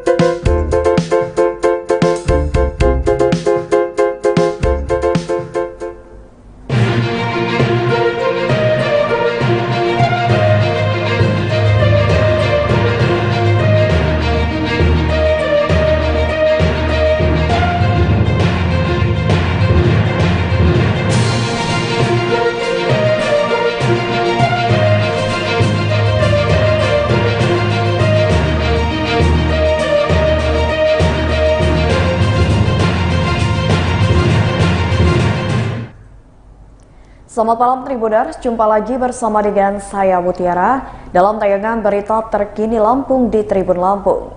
Kami akan menyajikan informasi menarik dan terkini untuk Anda dari berbagai daerah di Provinsi Lampung. Dan inilah berita terkini selengkapnya. Mantan Ketua Senat Unila mengaku pernah terima titipan uang senilai 780 juta rupiah. Pengadilan Negeri Tindak Pidana Korupsi Tanjung Karang kembali menggelar sidang lanjutan kasus korupsi penerimaan mahasiswa baru Universitas Lampung tahun 2022 dengan terdakwa Andi Despiandi pada Rabu 14 Desember 2022. Sidang tersebut diagendakan dengan pemeriksaan keterangan saksi. Adapun jumlah saksi yang dihadirkan awalnya 7 orang, namun hanya 5 yang hadir, yakni M. Basri, mantan Ketua Senat Unila yang saat ini juga berstatus sebagai tersangka. 4 orang lainnya yakni Lis Yulianti, Agus Faisal, Fajar Riyandi, dan Helmi Yusuf, sedangkan 2 orang lainnya pun mangkir. Persidangan dipimpin oleh Ketua Majelis Hakim Arya Veronica dengan 2 hakim anggota, yaitu Charles Kolidi dan Edi Purbanus. Pada sidang tersebut, mantan Ketua Senat Unila Muhammad Basri mengatakan menerima titipan senilai 780 juta rupiah. Ia mengatakan uang tersebut sempat diserahkan semua ke Heriandi selaku Wakil Rektor 1 Unila. Basri mengaku uang senilai 780 juta rupiah itu merupakan titipan dari sejumlah orang, di antaranya atas nama Destian, Wayan, dan Fajar. Menurut Basri, ia menyerahkan uang ke Heriandi karena ia penanggung jawab penerimaan mahasiswa baru tahun 2022. Sementara itu, saksi Lis Yulianti mengaku ia menitipkan anak kandungnya masuk Fakultas Kedokteran Unila kepada terdakwa Andi Despiandi. Lis merupakan ibu kandung dari calon mahasiswa titipan atas nama ZAP. Ia mengakui menitipkan anaknya kepada Andi Despiandi karena memiliki hubungan keluarga. Lis menjelaskan jika anaknya sempat daftar Fakultas Kedokteran dan Fakultas Hukum Unila jalur SBMPTN 2021. Namun ZAP tidak lulus Fakultas Kedokteran dan diterima di Fakultas Hukum Unila. Pada tahun 2022, ZAP kembali ujian SBMPTN Fakultas Kedokteran Unila dan gagal. Barulah Lis menghubungi Andi Despiandi untuk menitipkan ZAP masuk Fakultas Kedokteran Unila jalur mandiri tahun 2022. 3 pekan setelah ZAP menjalani tes mandiri, lalu nomor pesertanya ia serahkan ke Andi Despiandi, dan saat Juli pengumuman, ZAP diterima di Fakultas Kedokteran Universitas Lampung. Kendati demikian, Lis mengaku tidak pernah memberi uang terkait kelulusan anaknya.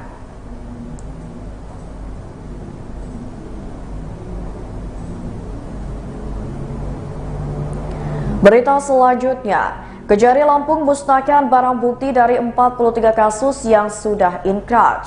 Kejaksaan Negeri Lampung Utara melakukan pemusnahan barang bukti pada Rabu 14 Desember 2022 di kantor Kejaksaan Negeri Lampung Utara. Pemusnahan yang dilakukan didominasi narkotika. Kepala Kejaksaan Negeri Lampung Utara Mukzan mengatakan barang bukti yang dimusnahkan tersebut merupakan kasus tindak pidana umum. Pemusnahan yang dilakukan menurut Mukzan pada barang bukti yang sudah memiliki putusan pengadilan tetap. Adapun keseluruhan barang bukti yang dimusnahkan terdiri dari narkotika jenis sabu seberat 392,305 gram, lalu 381 gram ganja serta ineks sebanyak 10 butir. Kemudian senjata tajam sebanyak 3 bilah dan juga badik sebanyak 5 bilah dan 2 senjata api. Ia mengatakan barang bukti narkotika dan psikotropika yang dimusnahkan merupakan hasil pengungkapan Polres Lampung Utara beserta jajarannya yang selanjutnya disisihkan untuk pembuktian di persidangan. Barang bukti narkotika tersebut didapati dari 24 perkara narkotika. Sementara secara keseluruhan barang bukti disita dari 43 perkara yang sudah mempunyai kekuatan hukum tetap.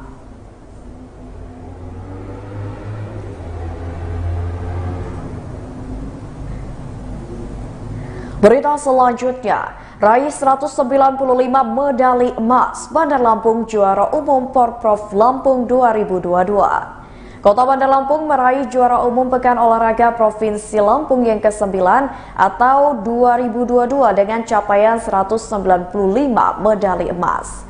Humas Komite Olahraga Nasional Indonesia Provinsi Lampung, Edi Purwanto, pada Selasa 13 Desember 2022 mengatakan, selain emas, Bandar Lampung juga meraih 178 medali perak dan 232 medali perunggu sehingga totalnya ada 605 medali. Pria yang akrab disapa Don Peci ini mengatakan peringkat kedua atau runner-up diraih oleh Kota Metro. Kota Metro mendapatkan 100 medali emas, 114 perak, 170 perunggu dengan total raihan medali sebanyak 384 medali. Sedangkan posisi ketiga yakni Kabupaten Pesawaran dengan 96 medali emas, 78 perak dan 120 perunggu dengan total medali sebanyak 294 medali. Edi mengatakan Kabupaten Mesuji paling buncit dengan 6 medali emas, 5 medali perak dan 21 medali perunggu. Ia mengatakan Porprov 10 direncanakan akan digelar di Kabupaten Tulang Bawang Barat. Sementara itu, Wali Kota Bandar Lampung Eva Duyana mengapresiasi capaian para atlet Kota Tapis Berseri yang meraih juara umum. Eva mengucapkan terima kasih kepada kontingen Bandar Lampung di mana di dalamnya ada para atlet, pelatih, dan juga ofisial atas capaian tersebut.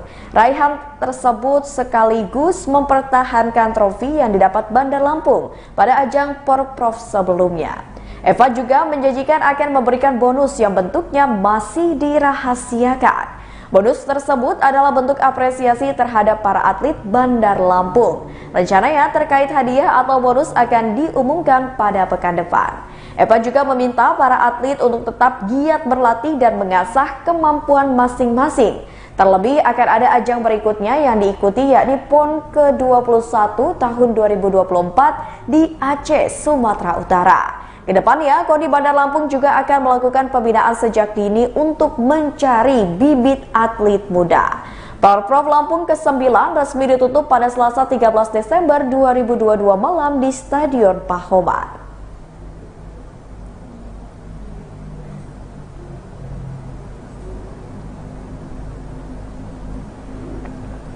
Berita selanjutnya, Herman HN hadiri peletakan batu pertama pembangunan kantor DPD Nasdem Mesuji.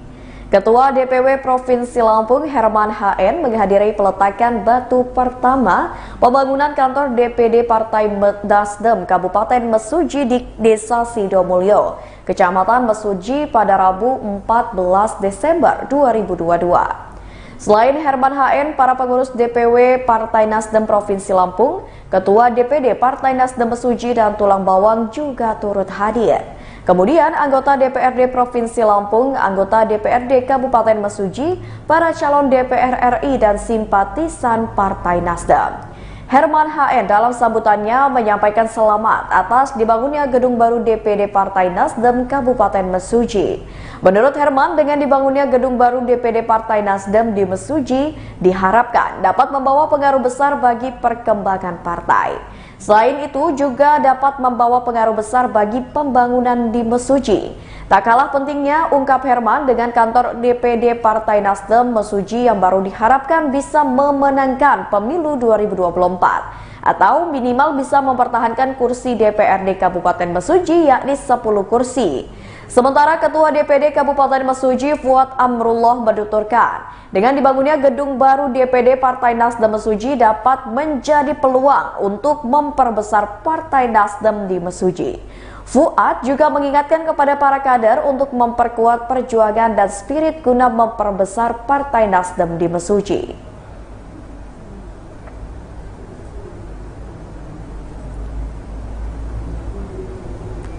Berita selanjutnya, modal Google Maps pria Amerika jalan kaki untuk bertemu kekasihnya di Pugung Tanggamus. Demi bertemu sang pujaan hati, seorang pria kewarganegaraan Amerika Serikat nekat datang ke Kecamatan Pugung, Tanggamus, Lampung. Pria asal California, Amerika Serikat bernama Zack Sinner berusia 24 tahun tersebut datang ke Dusun Ilian Baji, Pekon Tanjung Kemala, Tanggamus untuk bertemu dengan Belly Agustin yang merupakan kekasihnya. Kedatangan pria Amerika Serikat itu sempat membuat heboh warga Pekon Tanjung Kemala, Pugung Tanggamus karena ia berjalan kaki seorang diri untuk mencari rumah kekasihnya tersebut. Menurut pengakuan Meli, saat itu Zack rela berjalan kaki dengan bermodalkan Google Maps dari Pasar Pagelaran hingga ke Dusun Ilian Baji. Sebab Meli sempat share lokasi rumahnya kepada Zack sebelum ia dan Zack putus komunikasi selama 2 bulan terakhir. Ia mengaku sudah lebih 2 tahun menjalin kekasih dengan Zack dan pria tersebut juga sebelumnya sempat berniat mendatanginya di Indonesia. Namun Meli yang saat itu bekerja di Jakarta merasa belum siap ditemui kekasihnya tersebut. Hingga akhirnya Zack nekat menghampiri kekasihnya seorang diri ke kampung halaman. Meli juga menceritakan dirinya pertama kali menjalin komunikasi lewat sebuah aplikasi Badoo. Menurut pengakuan Meli, ia mendownload aplikasi hanya untuk belajar bahasa Inggris pada saat itu. Pada awal perkenalannya dengan Zack, semua berjalan seperti biasa. Akibat komunikasi intens antara Meli dan Zack, kemudian muncul rasa nyaman dari pria asal California tersebut. Zack sendiri terlihat nyaman berada di rumah kekasihnya itu. Keluarga Meli juga sempat menceritakan Zack cocok dengan makanan Indonesia. Selain itu, Zack juga menyukai sambal yang biasanya tidak disukai oleh orang Eropa karena pedas. Tak sampai di situ saja, Zack juga suka menyantap sayur, daun singkong, dan ikan asin. Meli mengaku dirinya berkomunikasi dengan kekasihnya menggunakan bantuan Google Translate karena Meli masih belum fasih berbahasa Inggris. Saat ditanya terkait kelanjutan hubungan keduanya, Meli berharap bisa ke jenjang yang lebih serius bersama dengan Zack. Menurut Meli, Zack akan kembali ke negaranya hari ini setelah 4 hari berada di Tanggamus. Berikut wawancara dengan Meli dan juga Zack.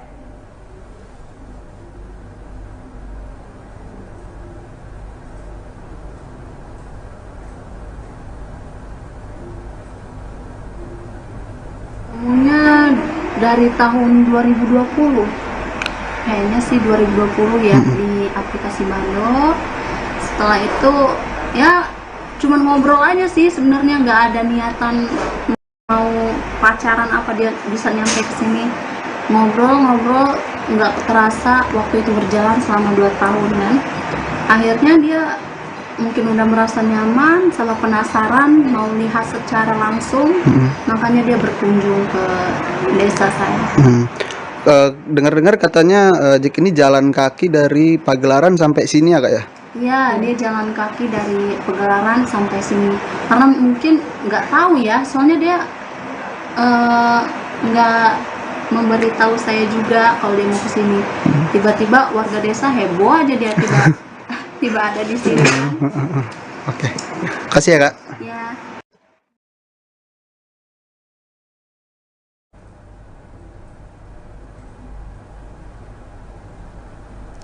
Berita selanjutnya, Grand Opening Imperial Kitchen dan Dimsum Lampung City Mall beri promo menarik. Imperial Kitchen dan Dimsum Lampung City Mall beri promo menarik di bulan Desember 2022. Marketing Manager Imperial Kitchen dan Dimsum Diki Widianto mengatakan, promo ini diberikan untuk menyambut Grand Opening Imperial Kitchen dan Dimsum Lampung City Mall. Promo harga berlaku pada tanggal 14 hingga 20 Desember 2022. Promonya adalah harga spesial Rp18.888 belum termasuk pajak untuk pembelian nasi goreng ala Yang Kau atau mie dengan ayam chashu barbecue. Berikutnya ada promo yang berlaku khusus Senin hingga Jumat kecuali akhir pekan dan hari libur, yakni harga spesial Rp9.999 belum termasuk pajak untuk pembelian dimsum Fiesta. Dimsum Fiesta ada menu siumai rumput laut, lumpia isi ayam dan jamur, dan bakpao telur asin. Selain itu ada promo harga spesial Rp19.900 hingga Rp38.900 untuk menu chef recommendation yang berlaku hingga 31 Desember 2022. Chef Recommendation adalah menu-menu baru yang selalu berganti tiap 3 bulan sekali. Menurut Diki, pada Rabu 14 Desember 2022, dengan adanya menu-menu baru itu, konsumen tidak akan merasa bosan dengan menu-menu yang ada di sana. Kali ini, menu baru yang dihadirkan adalah es mangga kelapa, es jeli mutiara alpukat, siumai goreng, ayam goreng saus mentega, dan kue tiaw sapi.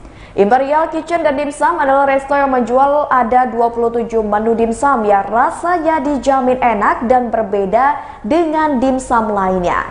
Di antara menu-menu dimsum itu ada menu unik bakpao telur asin serta ada menu spesial yakni The Golden Dimsum dan The Legend Dimsum. Tak hanya dimsum, di Imperial Kitchen dan dimsum juga ada menu lain yang tidak kalah enaknya. Menu itu adalah appetizer, sop konge, rice, special dishes, vegetable seafood, aneka minuman segar seperti mocktail dan juga aneka es. Konsumen bisa melihat langsung pembuatan menu-menu ini karena konsepnya adalah open kitchen. Selain bisa melihat langsung pembuatan, konsumen juga bisa melihat langsung bahan baku yang digunakan untuk membuat menu-menu itu.